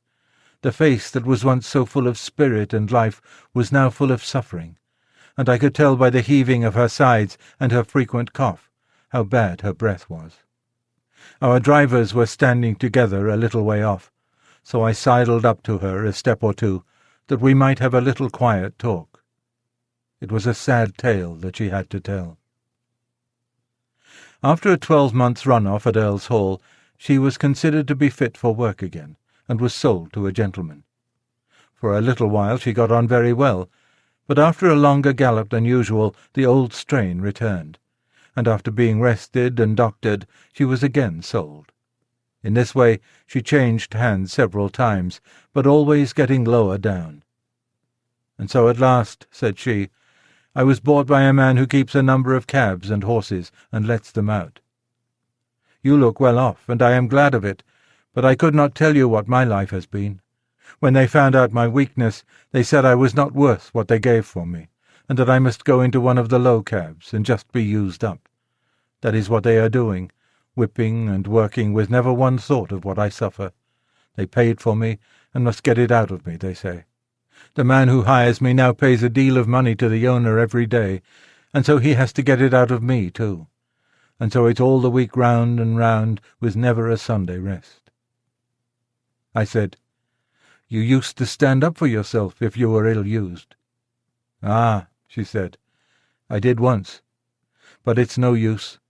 Men are strongest, and if they are cruel and have no feeling, there is nothing that we can do but just bear it. Bear it on and on to the end. I wish the end was come. I wish I was dead. I have seen dead horses, and I am sure they do not suffer pain. I wish I may drop down dead at my work, and not be sent off to the knackers." I was very much troubled, and I put my nose up to hers, but I could say nothing to comfort her. I think she was pleased to see me, for she said, "You are the only friend I ever had." Just then her driver came up, and with a tug at her mouth backed her out of the line and drove off, leaving me very sad indeed. A short time after this, a cart with a dead horse in it passed our cab-stand. The head hung out of the cart-tail. The lifeless tongue was slowly dropping with blood, and the sunken eyes. But I can't speak of them. The sight was too dreadful. It was a chestnut horse with a long, thin neck. I saw a white streak down the forehead. I believe it was Ginger. I hoped it was, for then her troubles would be over. Oh, if men were more merciful, they would shoot us before we came to such misery.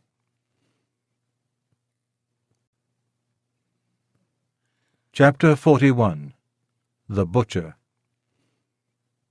I saw a great deal of trouble among the horses in London, and much of it might have been prevented by a little common sense. We horses do not mind hard work if we are treated reasonably, and I am sure there are many driven by quite poor men who have a happier life than I had when I used to go in the Countess of W.'s carriage with my silver-mounted harness and high feeding.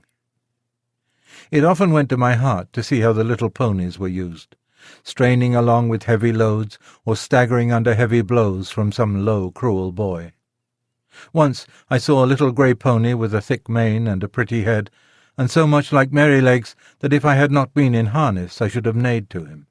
He was doing his best to pull a heavy cart, while a strong, rough boy was cutting him under the belly with his whip and chucking cruelly at his little mouth. Could it be Merrylegs?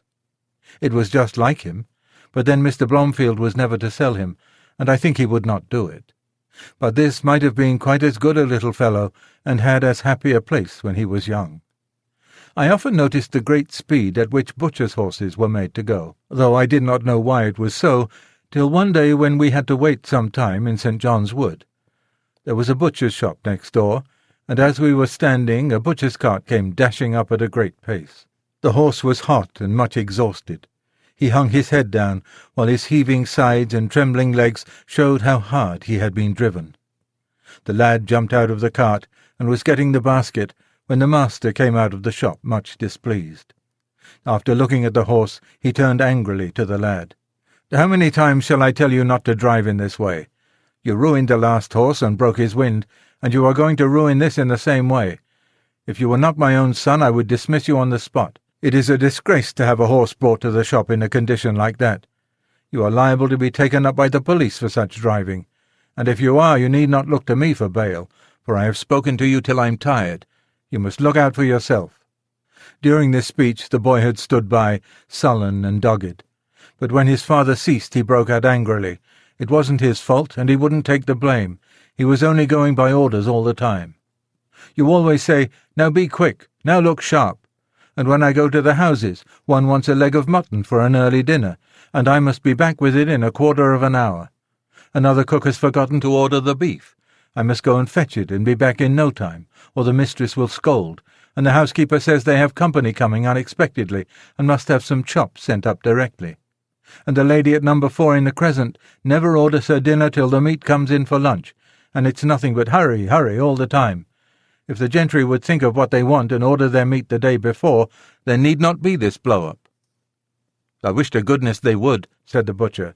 "'Twould save me a wonderful deal of harass, and I could suit my customers much better if I knew beforehand. But there, what's the use of talking? Whoever thinks of a butcher's convenience or a butcher's horse? Now then, take him in and look to him well. Mind he does not go out again today. And if anything else is wanted, you must carry it yourself in the basket." With that he went in, and the horse was led away. But all boys are not cruel. I have seen some as fond of their pony or donkey as if it had been a favourite dog, and the little creatures have worked away as cheerfully and willingly for their young drivers as I work for Jerry. It may be hard work sometimes, but a friend's hand and voice make it easy. There was a young coster boy who came up our street with greens and potatoes. He had an old pony, not very handsome, but the cheerfullest and pluckiest little thing I ever saw, and to see how fond those two were of each other was a treat.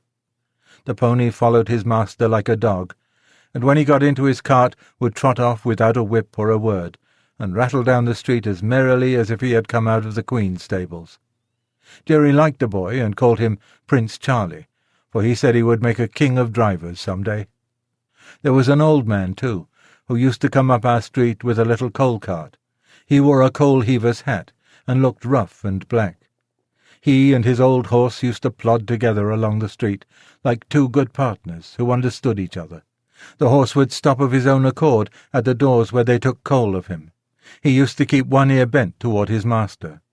The old man's cry could be heard up the street long before he came near. I never knew what he said, but the children called him Old Bar-hoo, for it sounded like that. Polly took her coal of him and was very friendly. And Jerry said it was a comfort to think how happy an old horse might be in a poor place. Chapter 42. The Election. As we came into the yard one afternoon, Polly came out. "Jerry, I've had Mr. B here asking about your vote, and he wants to hire your cab for the election. He will call for an answer." "Well, Polly, you may say that my cab will be otherwise engaged. I should not like to have it pasted over with their great bills, and as to making Jack and Captain race about to the public houses to bring up half-drunken voters, why, I think 'twould be an insult to the horses.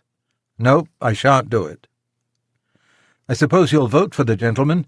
He said he was of your politics. So he is in some things, but I shall not vote for him, Polly. You know what his trade is? Yes. Well, a man who gets rich by that trade may be all very well in some ways, but he is blind as to what working men want.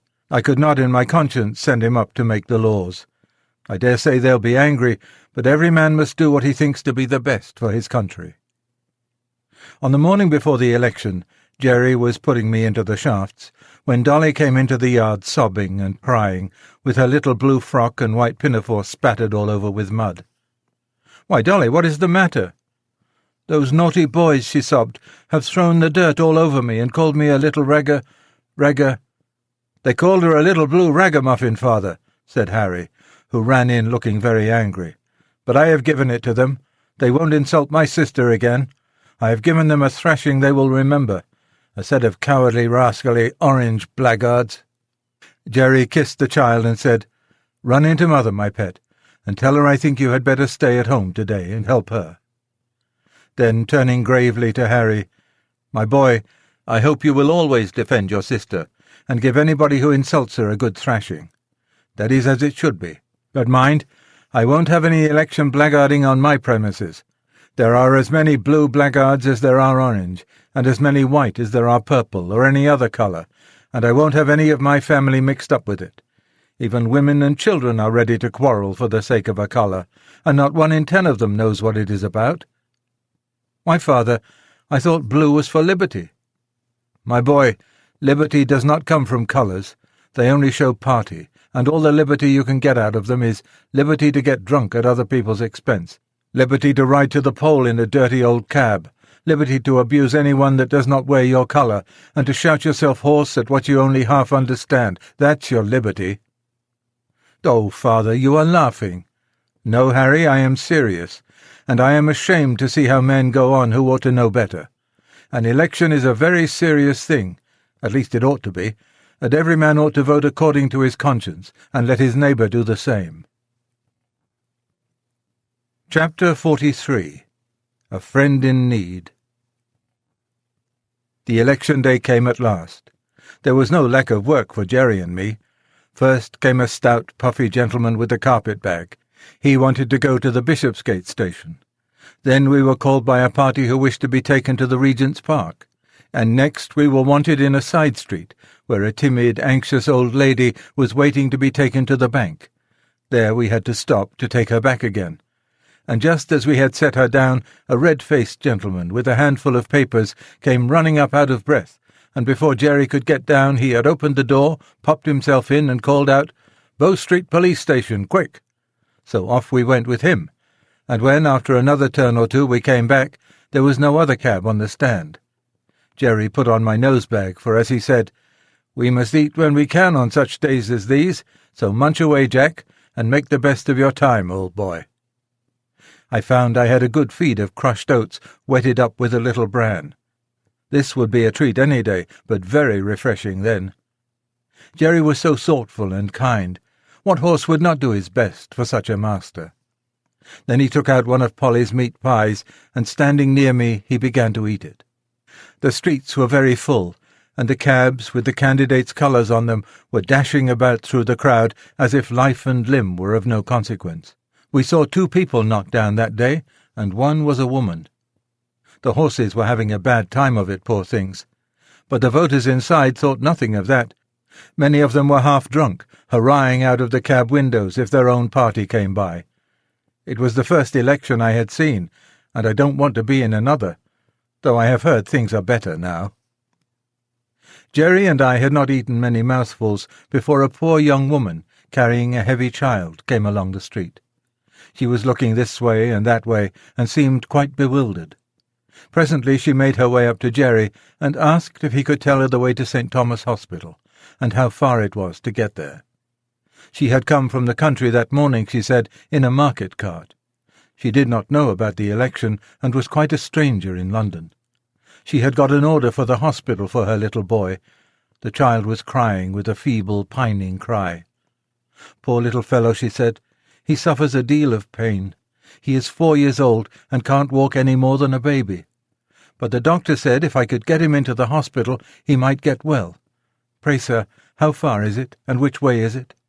"Why, missus," said Jerry, "you can't get there walking through crowds like this. Why, it is 3 miles away, and that child is heavy." "Yes, bless him, he is. But I am strong, thank God, and if I knew the way, I think I should get on somehow. Please tell me the way." "You can't do it," said Jerry. "You might be knocked down and the child be run over. Now look here, just get into this cab and I'll drive you safe to the hospital. Don't you see the rain is coming on?" "Oh, no, sir, no, I can't do that, thank you. I have only just money enough to get back with. Please tell me the way." "Look you here, missus," said Jerry. "I've got a wife and dear children at home, and I know a father's feelings. Now get you into that cab and I'll take you there for nothing. I'd be ashamed of myself to let a woman and a sick child run a risk like that." "Heaven bless you," said the woman, and burst into tears. There, cheer up, my dear. I'll soon take you there. Come, let me put you inside."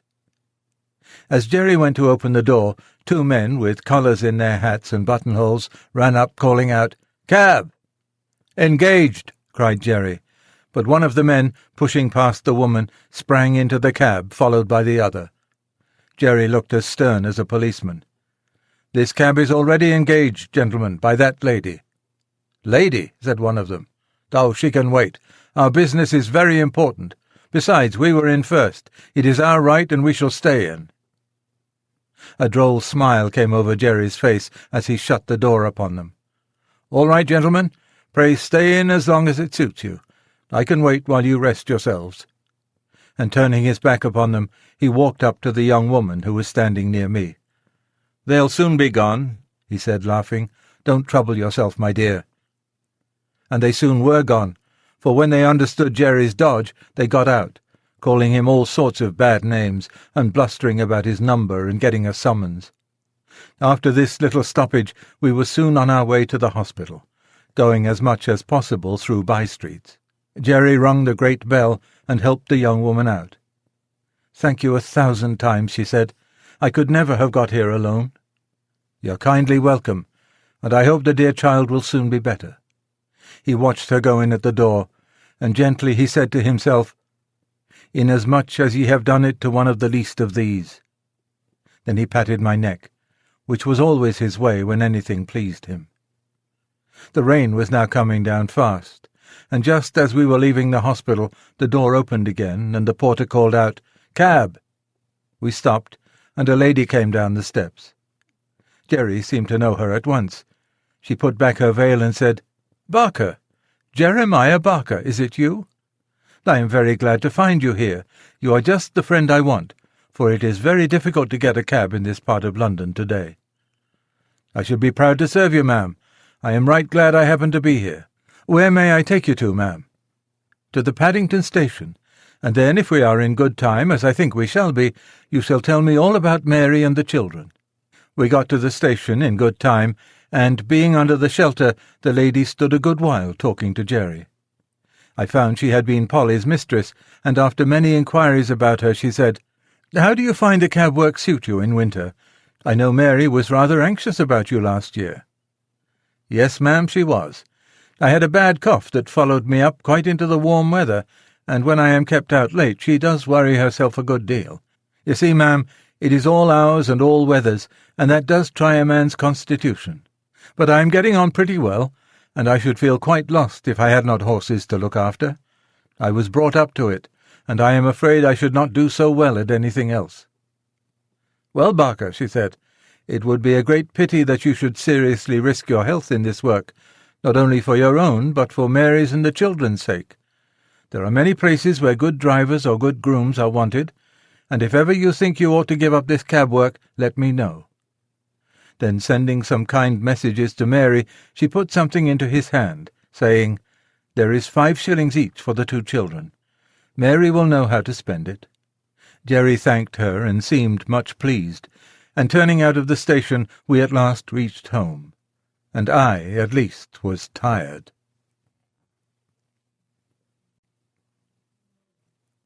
Chapter 44. Old Captain and his Successor. Captain and I were great friends. He was a noble old fellow, and he was very good company.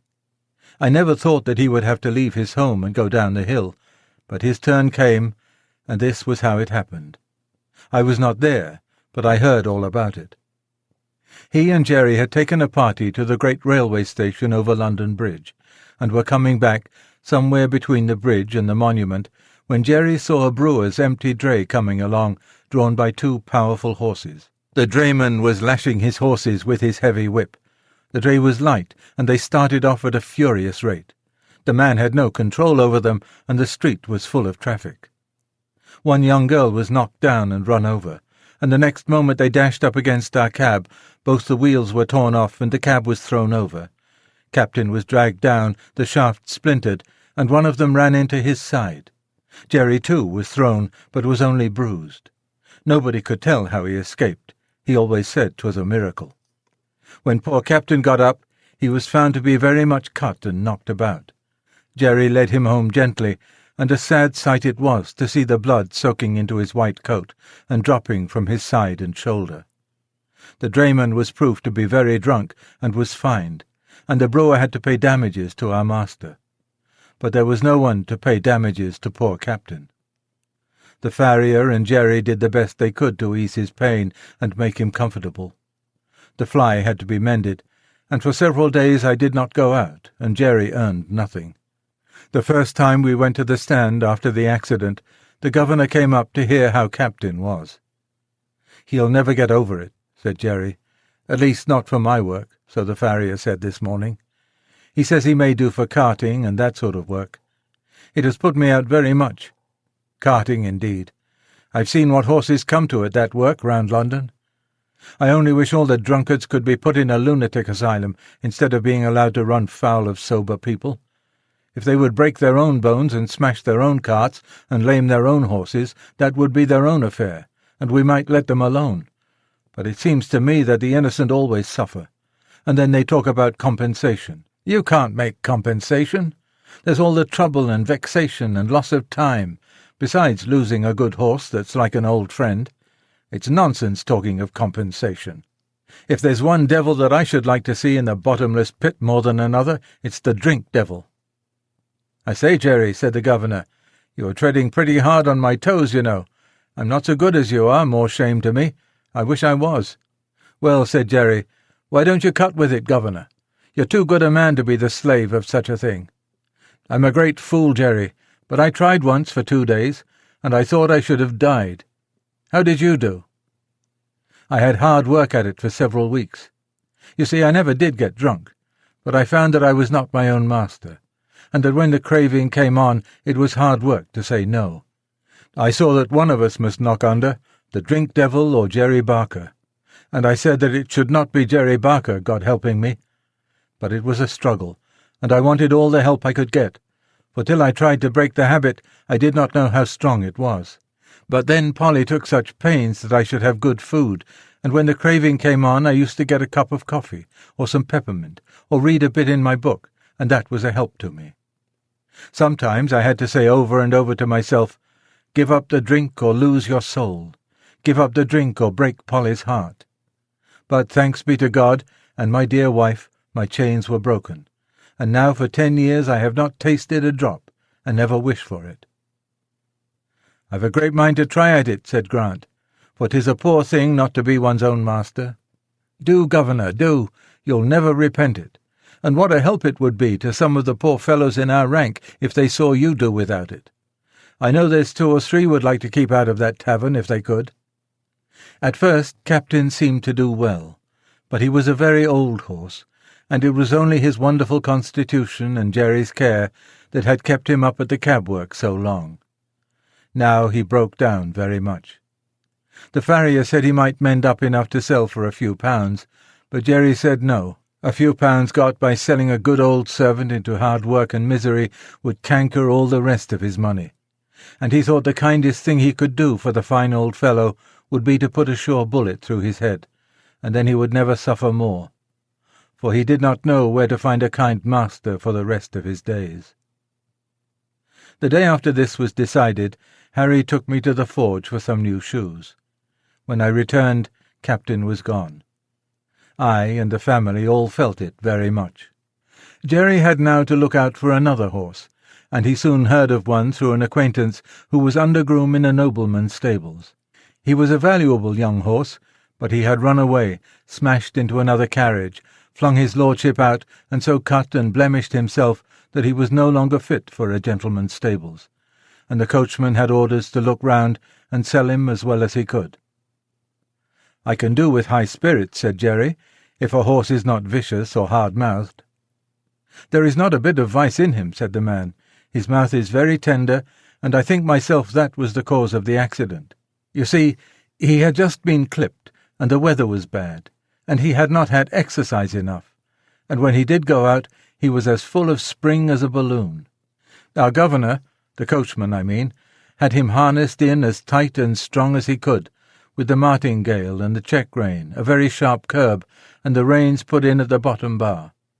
It is my belief that it made the horse mad, being tender in the mouth and so full of spirit." "Likely enough.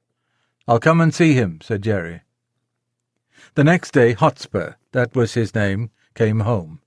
He was a fine brown horse, without a white hair in him, as tall as Captain, with a very handsome head, and only 5 years old. I gave him a friendly greeting by way of good fellowship, but did not ask him any questions. The first night he was very restless. Instead of lying down, he kept jerking his halter rope up and down through the ring, and knocking the block about against the manger till I could not sleep. However, the next day, after 5 or 6 hours in the cab, he came in quiet and sensible. Jerry patted and talked to him a good deal, and very soon they understood each other, and Jerry said that with an easy bit and plenty of work he would be as gentle as a lamb, and that it was an ill wind that blew nobody good. For if his lordship had lost 100-guinea favourite, the cabman had gained a good horse with all his strength in him. Hotspur thought it a great come-down to be a cab-horse, and was disgusted at standing in the rank. But he confessed to me at the end of the week that an easy mouth and a free head made up for a great deal, and after all, the work was not so degrading as having one's head and tail fastened to each other at the saddle. In fact, he settled in well, and Jerry liked him very much.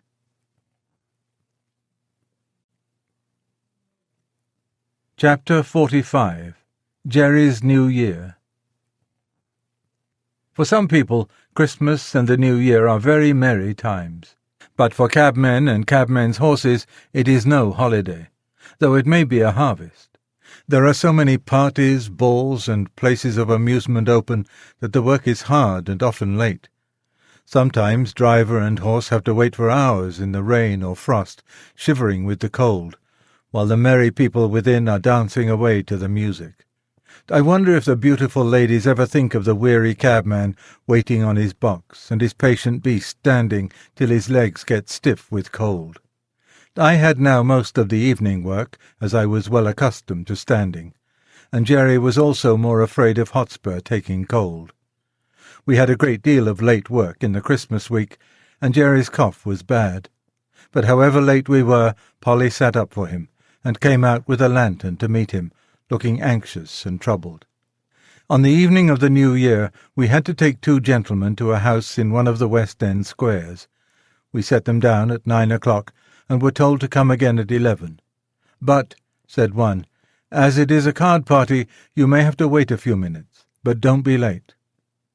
As the clock struck 11, we were at the door, for Jerry was always punctual.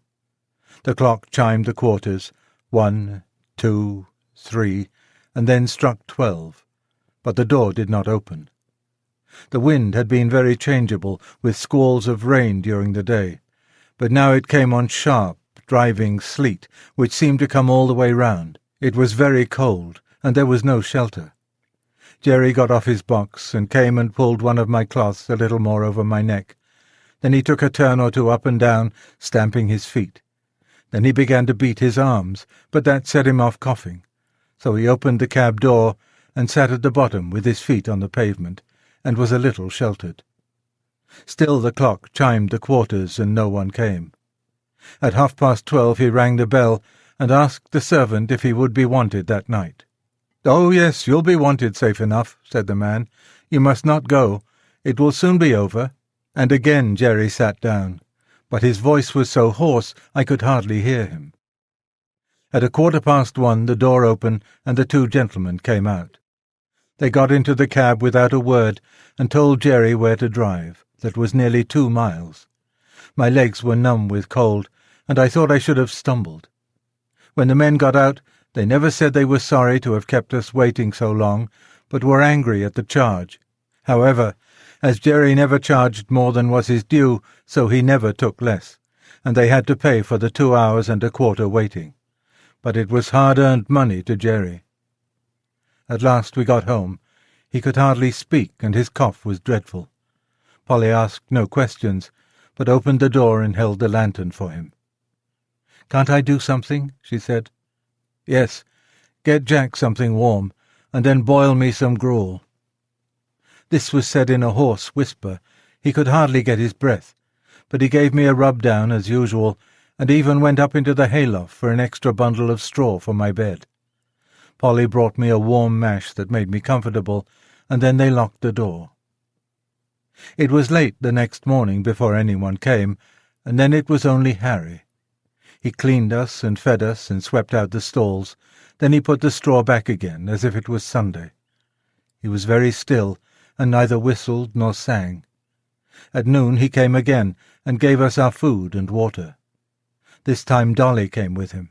She was crying, and I could gather from what they said that Jerry was dangerously ill, and the doctor said it was a bad case. So 2 days passed, and there was great trouble indoors. We only saw Harry, and sometimes Dolly. I think she came for company, for Polly was always with Jerry, and he had to be kept very quiet. On the 3rd day, while Harry was in the stable, a tap came at the door, and Governor Grant came in. "I wouldn't go to the house, my boy," he said, "but I want to know how your father is." "He is very bad," said Harry. "He can't be much worse. They call it bronchitis. The doctor thinks it will turn one way or another tonight." "That's bad, very bad," said Grant, shaking his head. "I know 2 men who died of that last week. It takes them off in no time. But while there's life, there's hope, so you must keep up your spirits." "Yes," said Harry quickly, "and the doctor said that father had a better chance than most men because he didn't drink. He said yesterday the fever was so high that if father had been a drinking man it would have burned him up like a piece of paper. But I believe he thinks he will get over it. Don't you think he will, Mr. Grant?" The governor looked puzzled. "If there's any rule that good men should get over these things, I'm sure he will, my boy. He's the best man I know. I'll look in early tomorrow." Early next morning he was there. "Well?" said he. "Father is better," said Harry. "Mother hopes he will get over it." "Thank God," said the governor. "And now you must keep him warm, and keep his mind easy. And that brings me to the horses. You see, Jack will be all the better for the rest of a week or 2 in a warm stable, and you can easily take him a turn up and down the street to stretch his legs. But this young one, if he does not get work, he will soon be all up on end, as you may say, and will be rather too much for you. And when he does go out, there'll be an accident." "It's like that now," said Harry. "I have to keep him short of corn, but he's so full of spirit I don't know what to do with him." "Just so," said Grant. "Now look here. Will you tell your mother that if she is agreeable, I will come for him every day till something is arranged, and take him for a good spell of work, and whatever he earns, I'll bring your mother half of it, and that will help with the horses' feed. Your father is in a good club, I know, but that won't keep the horses, and they'll be eating their heads off all this time. I'll come at noon and hear what she says." And without waiting for Harry's thanks, he was gone. At noon I think he went and saw Polly, for he and Harry came to the stable together, harnessed Hotspur, and took him out. For a week or more he came for Hotspur, and when Harry thanked him or said anything about his kindness, he laughed it off, saying it was all good luck for him, for his horses were wanting a little rest which they would not otherwise have had. Jerry grew better steadily, but the doctor said that he must never go back to the cab work again if he wished to be an old man. The children had many consultations together about what father and mother would do, and how they could help to earn money. One afternoon Hotspur was brought in very wet and dirty. "The streets are nothing but slush," said the governor. "It will give you a good warning, my boy, to get him clean and dry." "All right, governor," said Harry. "I shall not leave him till he is. You know I have been trained by my father." "I wish all the boys had been trained like you," said the governor. While Harry was sponging off the mud from Hotspur's body and legs, Dolly came in, looking very full of something. "Who lives at Fairstowe, Harry? Mother has got a letter from Fairstowe. She seemed so glad and ran upstairs to father with it." "Don't you know? Why, it is the name of Mrs. Fowler's place, Mother's old mistress, you know. The lady that father met last summer, who sent you and me 5 shillings each." "Oh, Mrs. Fowler! Of course I know all about her. I wonder what she is writing to Mother about." "Mother wrote to her last week," said Harry. "You know she told father if ever he gave up the cab work, she would like to know. I wonder what she says. Run in and see, Dolly." Harry scrubbed away at Hotspur with a whish, whish, like any old hostler. In a few minutes Dolly came dancing into the stable. "Oh, Harry, there never was anything so beautiful. Mrs. Fowler says we are all to go and live near her. There is a cottage now empty that will just suit us, with a garden and a hen-house and apple trees and everything. And her coachman is going away in the spring, and then she will want father in his place. And there are good families round, where you can get a place in the garden or the stable or as a page boy, and there's a good school for me. And Mother is laughing and crying by turns, and father does look so happy." "That's uncommon jolly," said Harry, "and just the right thing, I should say. It will suit father and mother both. But I don't intend to be a page boy with tight clothes and rows of buttons. I'll be a groom or a gardener."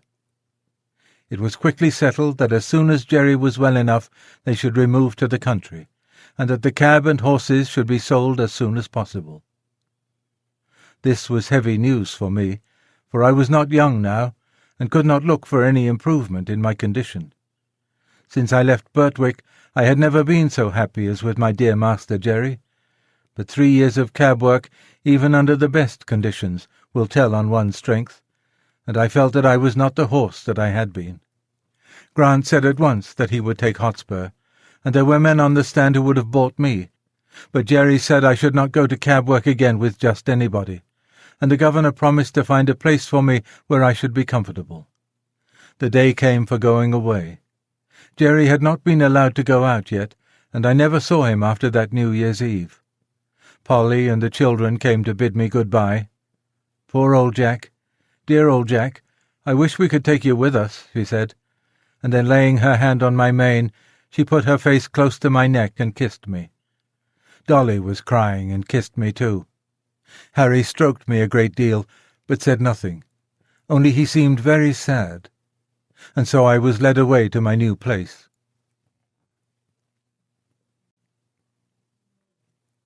Part 4. Chapter 46. Jakes and the Lady. I was sold to a corn dealer and baker whom Jerry knew, and with him he thought I should have good food and fair work. In the first he was quite right, and if my master had always been on the premises, I do not think I should have been overloaded. But there was a foreman who was always hurrying and driving everyone, and frequently, when I had quite a full load, he would order something else to be taken on. My carter, whose name was Jakes, often said it was more than I ought to take, but the other always overruled him. 'Twas no use going twice when once would do, and he chose to get business forward. Jakes, like the other carters, always had the check rein up, which prevented me from drawing easily, and by the time I had been there 3 or 4 months I found the work telling very much on my strength. One day I was loaded more than usual, and part of the road was a steep uphill. I used all my strength, but I could not get on, and was obliged continually to stop. This did not please my driver, and he laid his whip on badly. "Get on, you lazy fellow," he said, "or I'll make you." Again I started the heavy load, and struggled on a few yards. Again the whip came down, and again I struggled forward. The pain of that great cart-whip was sharp, but my mind was hurt quite as much as my poor sides. To be punished and abused when I was doing my very best was so hard it took the heart out of me. A third time he was flogging me cruelly, when a lady stepped quickly up to him and said in a sweet, earnest voice, "Oh, pray do not whip your good horse any more. I am sure he is doing all he can, and the road is very steep. I am sure he is doing his best." "If doing his best won't get this load up, he must do something more than his best. That's all I know, ma'am," said Jakes. "But is it not a heavy load?" she said. Yes, too heavy," he said. "But that's not my fault. The foreman came just as we were starting, and would have 300 weight more put on to save him trouble, and I must get on with it as well as I can." He was raising the whip again when the lady said, "Pray stop. I think I can help you if you will let me." The man laughed. "You see," she said, "you do not give him a fair chance. He cannot use all his power with his head held back as it is with that check-rein. If you would take it off, I am sure he would do better. Do try it," she said persuasively. "I should be very glad if you would." "Well, well," said Jakes with a short laugh. "Anything to please a lady, of course. How far would you wish it down, ma'am?" "Quite down. Give him his head altogether." The rein was taken off, and in a moment I put my head down to my very knees. What a comfort it was! Then I tossed it up and down several times to get the aching stiffness out of my neck. "Poor fellow, that is what you wanted," said she, patting and stroking me with her gentle hand. "And now, if you will speak kindly to him and lead him on, I believe he will be able to do better." Jakes took the rein. "Come on, Blackie." I put down my head and threw my whole weight against the collar. I spared no strength. The load moved on, and I pulled it steadily up the hill, and then stopped to take breath. The lady had walked along the footpath, and now came across into the road. She stroked and patted my neck, as I had not been patted for many a long day. "You see, he was quite willing when you gave him the chance.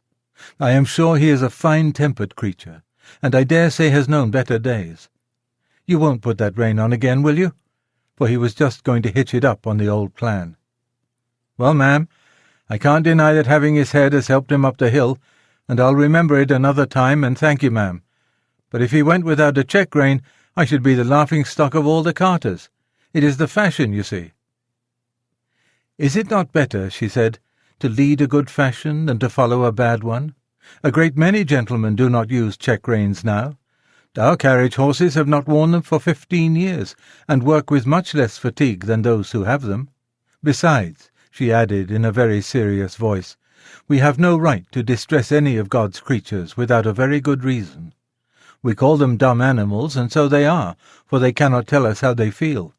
But they do not suffer less because they have no words. But I must not detain you now. I thank you for trying my plan with your good horse, and I am sure you will find it far better than the whip. Good day." And with another soft pat on my neck, she stepped lightly across the path, and I saw her no more. "That was a real lady, I'll be bound for it," said Jakes to himself. "She spoke just as polite as if I was a gentleman. And I'll try her plan, uphill at any rate. And I must do him the justice to say that he let my rein out several holes, and going uphill after that he always gave me my head. But the heavy loads went on. Good feed and fair rest will keep up one's strength under full work, but no horse can stand against overloading. And I was getting so thoroughly pulled down from this cause that a younger horse was bought in my place. I may as well mention here what I suffered at this time from another cause. I had heard horses speak of it, but had never myself had experience of the evil. This was a badly lighted stable. There was only one very small window at the end, and the consequence was that the stalls were almost dark. Besides the depressing effect this had on my spirits, it very much weakened my sight, and when I was suddenly brought out of the darkness into the glare of daylight, it was very painful to my eyes. Several times I stumbled over the threshold, and could scarcely see where I was going. I believe, had I stayed there very long, I should have become purblind, and that would have been a great misfortune, for I have heard men say that a stone-blind horse was safer to drive than one which had imperfect sight, as it generally makes them very timid. However, I escaped without any permanent injury to my sight, and was sold to a large cab-owner.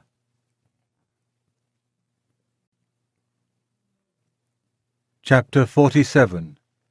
Hard Times. My new master I shall never forget. He had black eyes and a hooked nose. His mouth was as full of teeth as a bulldog's, and his voice was as harsh as the grinding of cartwheels over gravelled stones. His name was Nicholas Skinner, and I believe he was the man that poor seedy Sam drove for. I have heard men say that seeing is believing, but I should say that feeling is believing. For much as I had seen before, I never knew till now the utter misery of a cab horse's life. Skinner had a low set of cabs and a low set of drivers. He was hard on the men, and the men were hard on the horses. In this place we had no Sunday rest, and it was in the heat of summer. Sometimes on a Sunday morning a party of fast men would hire the cab for the day, 4 of them inside and another with the driver, and I had to take them 10 or 15 miles out into the country and back again. Never would any of them get down to walk up a hill, let it be ever so steep or the day ever so hot, unless, indeed, when the driver was afraid I should not manage it, and sometimes I was so fevered and worn that I could hardly touch my food. How I used to long for the nice bran mash with niter in it that Jerry used to give us on Saturday nights in hot weather, that used to cool us down and make us so comfortable. Then we had 2 nights and a whole day for unbroken rest, and on Monday morning we were as fresh as young horses again. But here there was no rest, and my driver was just as hard as his master. He had a cruel whip with something so sharp at the end that it sometimes drew blood, and he would even whip me under the belly, and flip the lash out at my head. Indignities like these took the heart out of me terribly, but still I did my best, and never hung back, for as poor Ginger said, it was no use. Men are the strongest. My life was now so utterly wretched that I wished I might, like Ginger, drop down dead at my work and be out of my misery. And one day my wish very nearly came to pass. I was on the stand at 8 in the morning, and had done a good share of work, when we had to take a fare to the railway. A long train was just expected in, so my driver pulled up at the back of some of the outside cabs to take the chance of a return fare. It was a very heavy train, and as all the cabs were soon engaged, ours was called for. There was a party of 4, a noisy, blustering man with a lady, a little boy, and a young girl, and a great deal of luggage. The lady and the boy got into the cab, and while the man ordered about the luggage, the young girl came and looked at me. "Papa," she said, "I am sure this poor horse cannot take us and all our luggage so far. He is so very weak and worn up. Do look at him." "Oh, he's all right, miss," said my driver. "He's strong enough." The porter, who was pulling about some heavy boxes, suggested to the gentleman, as there was so much luggage, whether he would not take a second cab. "Can your horse do it, or can't he?" said the blustering man. "Oh, he can do it all right, sir. Send up the boxes, porter. He could take more than that." And he helped to haul up a box so heavy that I could feel the springs go down. "Papa, papa, do take a second cab," said the young girl in a beseeching tone. "I am sure we are wrong. I am sure it is very cruel." "Nonsense, Grace. Get in at once, and don't make all this fuss. A pretty thing it would be if a man of business had to examine every cab horse before he hired it. The man knows his own business, of course. There, get in, and hold your tongue." My gentle friend had to obey, and box after box was dragged up and lodged on the top of the cab or settled by the side of the driver. At last all was ready, and with his usual jerk at the rein and slash of the whip he drove out of the station. The load was very heavy, and I had had neither food nor rest since morning, but I did my best, as I always had done, in spite of cruelty and injustice. I got along fairly till we came to Ludgate Hill, but there the heavy load and my own exhaustion were too much. I was struggling to keep on, goaded by constant chucks of the rein and use of the whip, when, in a single moment, I cannot tell how, my feet slipped from under me, and I fell heavily to the ground on my side. The suddenness and the force with which I fell seemed to beat all the breath out of my body. I lay perfectly still. Indeed, I had no power to move, and I thought now I was going to die. I heard a sort of confusion round me, loud, angry voices, and the getting down of the luggage. But it was all like a dream. I thought I heard that sweet, pitiful voice saying, "Oh, that poor horse! It is all our fault. Someone came and loosened the throat strap of my bridle and undid the traces which kept the collar so tight upon me. Someone said, 'He's dead. He'll never get up again.' Then I could hear a policeman giving orders, but I did not even open my eyes. I could only draw a gasping breath now and then. Some cold water was thrown over my head, and some cordial was poured into my mouth, and something was covered over me. I cannot tell how long I lay there, but I found my life coming back, and a kind-voiced man was patting me and encouraging me to rise. After some more cordial had been given me, and after 1 or 2 attempts, I staggered to my feet, and was gently led to some stables which were close by. Here I was put into a well-littered stall, and some warm gruel was brought to me, which I drank thankfully. In the evening I was sufficiently recovered to be led back to Skinner's stables, where I think they did the best for me they could. In the morning Skinner came with a farrier to look at me. He examined me very closely and said, "This is a case of overwork more than disease, and if you could give him a run-off for 6 months he would be able to work again. But now there is not an ounce of strength left in him." "Then he must just go to the dogs," said Skinner. "I have no meadows to nurse sick horses in. He might get well or he might not. That sort of thing don't suit my business. My plan is to work 'em as long as they'll go, and then sell 'em for what they'll fetch, at the knackers or elsewhere." "If he was broken-winded," said the farrier, "you had better have him killed out of hand, but he is not. There is a sale of horses coming off in about 10 days. If you rest him and feed him up, he may pick up, and you may get more than his skin is worth at any rate."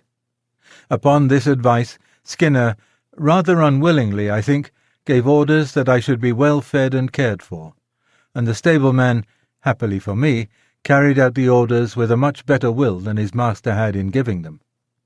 10 days of perfect rest, plenty of good oats, hay, bran mashes, with boiled linseed mixed in them, did more to get up my condition than anything else could have done.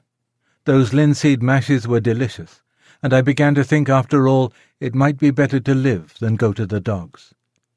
When the 12th day after the accident came, I was taken to the sale a few miles out of London. I felt that any change from my present place must be an improvement, so I held up my head and hoped for the best.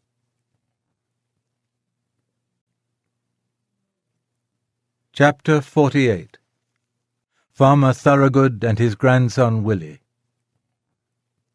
At this sale, of course, I found myself in company with the old broken-down horses, some lame, some broken-winded, some old, and some that I am sure it would have been merciful to shoot.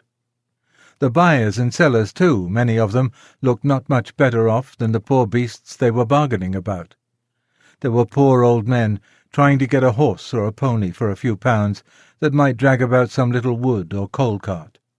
There were poor men trying to sell a worn-out beast for 2 or 3 pounds, rather than have the greater loss of killing him. Some of them looked as if poverty and hard times had hardened them all over. But there were others that I would have willingly used the last of my strength in serving, poor and shabby, but kind and human, with voices that I could trust. There was one tottering old man who took a great fancy to me, and I to him, but I was not strong enough. It was an anxious time. Coming from the better part of the fair, I noticed a man who looked like a gentleman farmer, with a young boy by his side. He had a broad back and round shoulders, a kind, ruddy face, and he wore a broad-brimmed hat. When he came up to me and my companions, he stood still and gave a pitiful look round upon us. I saw his eye rest on me. I still had a good mane and tail, which did something for my appearance. I pricked my ears and looked at him. "There's a horse, Willie, that has known better days." "Poor old fellow," said the boy. "Do you think, Grandpapa, he was ever a carriage horse?" "Oh, yes, my boy," said the farmer, coming closer. "He might have been anything when he was young. Look at his nostrils and his ears, the shape of his neck and shoulder. There's a deal of breeding about that horse." He put out his hand and gave me a kind pat on the neck. I put out my nose in answer to his kindness. The boy stroked my face. "Poor old fellow. See, Grandpapa, how well he understands kindness. Could not you buy him and make him young again, as you did with Ladybird?" "My dear boy, I can't make all old horses young. Besides, Ladybird was not so very old, as she was run down and badly used. Well, Grandpapa, I don't believe that this one is old. Look at his mane and tail. I wish you would look into his mouth, and then you could tell. Though he is so very thin, his eyes are not sunk like some old horses.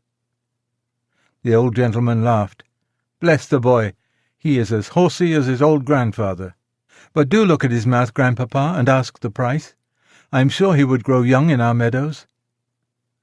The man who had brought me for sale now put in his word. The young gentleman's a real knowing one, sir. Now, the fact is, this here hoss is just pulled down with overwork in the cabs. He's not an old one, and I heard as how the veterinary should say that a 6 months' run-off would set him right up, being as how his wind was not broken. I've had the tending of him these 10 days past, and a gratefuller, pleasanter animal I never met with. And 'twould be worth a gentleman's while to give a £5 note for him and let him have a chance. I'll be bound he'd be worth £20 next spring. The old gentleman laughed, and the little boy looked up eagerly. Oh, Grandpapa, did you not say the colt sold for £5 more than you expected? You would not be poorer if you did buy this one. The farmer slowly felt my legs, which were much swelled and strained. Then he looked at my mouth. 13 or 14, I should say. Just trot him out, will you? I arched my poor thin neck, raised my tail a little, and threw out my legs as well as I could, for they were very stiff. What is the lowest you will take for him? Said the farmer as I came back. £5, sir. That was the lowest price my master set. 'Tis a speculation, said the old gentleman, shaking his head, but at the same time slowly drawing out his purse. Quite a speculation. Have you any more business here? He said, counting the sovereigns into his hand. No, sir. I can take him for you to the inn, if you please. Do so. I am now going there. They walked forward, and I was led behind. The boy could hardly control his delight, and the old gentleman seemed to enjoy his pleasure. I had a good feed at the inn, and was then gently ridden home by a servant of my new master's, and turned into a large meadow with a shed in one corner of it. Mr. Thorogood, for that was the name of my benefactor, gave orders that I should have hay and oats every night and morning, and the run of the meadow during the day, and, "You, Willie," said he, "must take the oversight of him. I give him in charge to you." The boy was proud of his charge, and undertook it in all seriousness. There was not a day when he did not pay me a visit, sometimes picking me out from among the other horses, and giving me a bit of carrot, or something good, or sometimes standing by me while I ate my oats. He always came with kind words and caresses, and of course I grew very fond of him.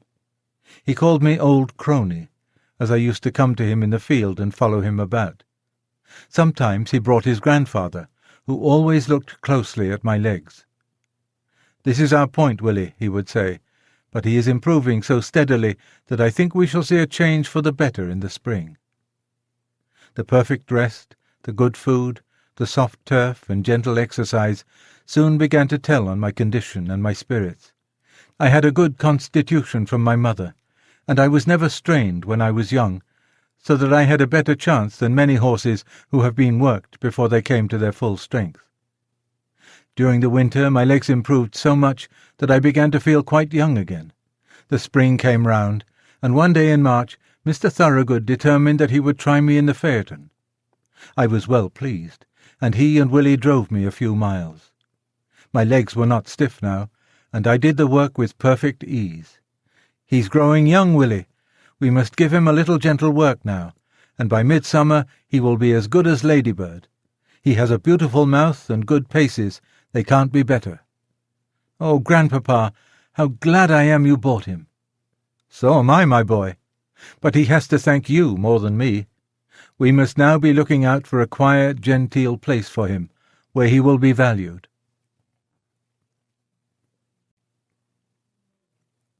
Chapter 49. My Last Home. One day during this summer, the groom cleaned and dressed me with such extraordinary care that I thought some new change must be at hand. He trimmed my fetlocks and legs, passed the tar-brush over my hoofs, and even parted my forelock. I think the harness had an extra polish. Willie seemed half anxious, half merry, as he got into the chaise with his grandfather. "If the ladies take to him," said the old gentleman, "they'll be suited, and he'll be suited. We can but try." At the distance of a mile or two from the village, we came to a pretty low house, with a lawn and shrubbery at the front, and a drive up to the door. Willie rang the bell, and asked if Miss Blomfield or Miss Ellen was at home. Yes, they were. So while Willie stayed with me, Mr. Thorogood went into the house. In about 10 minutes he returned, followed by 3 ladies. One tall, pale lady wrapped in a white shawl leaned on a younger lady, with dark eyes and a merry face. The other, a very stately-looking person, was Miss Blomfield. They all came and looked at me and asked questions. The younger lady, that was Miss Ellen, took to me very much. She said she was sure she should like me. I had such a good face. The tall, pale lady said that she should always be nervous in riding behind a horse that had once been down, as I might come down again, and if I did, she should never get over the fright. "You see, ladies," said Mr. Thorogood, "many first-rate horses have had their knees broken through the carelessness of their drivers, without any fault of their own. And from what I see of this horse, I should say that is his case. But of course I do not wish to influence you. If you incline, you can have him on trial, and then your coachman will see what he thinks of him." "You have always been such a good adviser to us about our horses," said the stately lady, "that your recommendation would go a long way with me, and if my sister Lavinia sees no objection, we will accept your offer of a trial, with thanks." It was then arranged that I should be sent for the next day. In the morning a smart-looking young man came for me. At first he looked pleased, but when he saw my knees, he said in a disappointed voice, "I didn't think, sir, you would have recommended my ladies a blemished horse like that." "Handsome is that handsome does," said my master. "You are only taking him on trial, and I am sure you will do fairly by him, young man. If he is not as safe as any horse you ever drove, send him back." I was led to my new home, placed in a comfortable stable, fed and left to myself. The next day, when the groom was cleaning my face, he said, "That is just like the star that Black Beauty had. He is much the same height, too.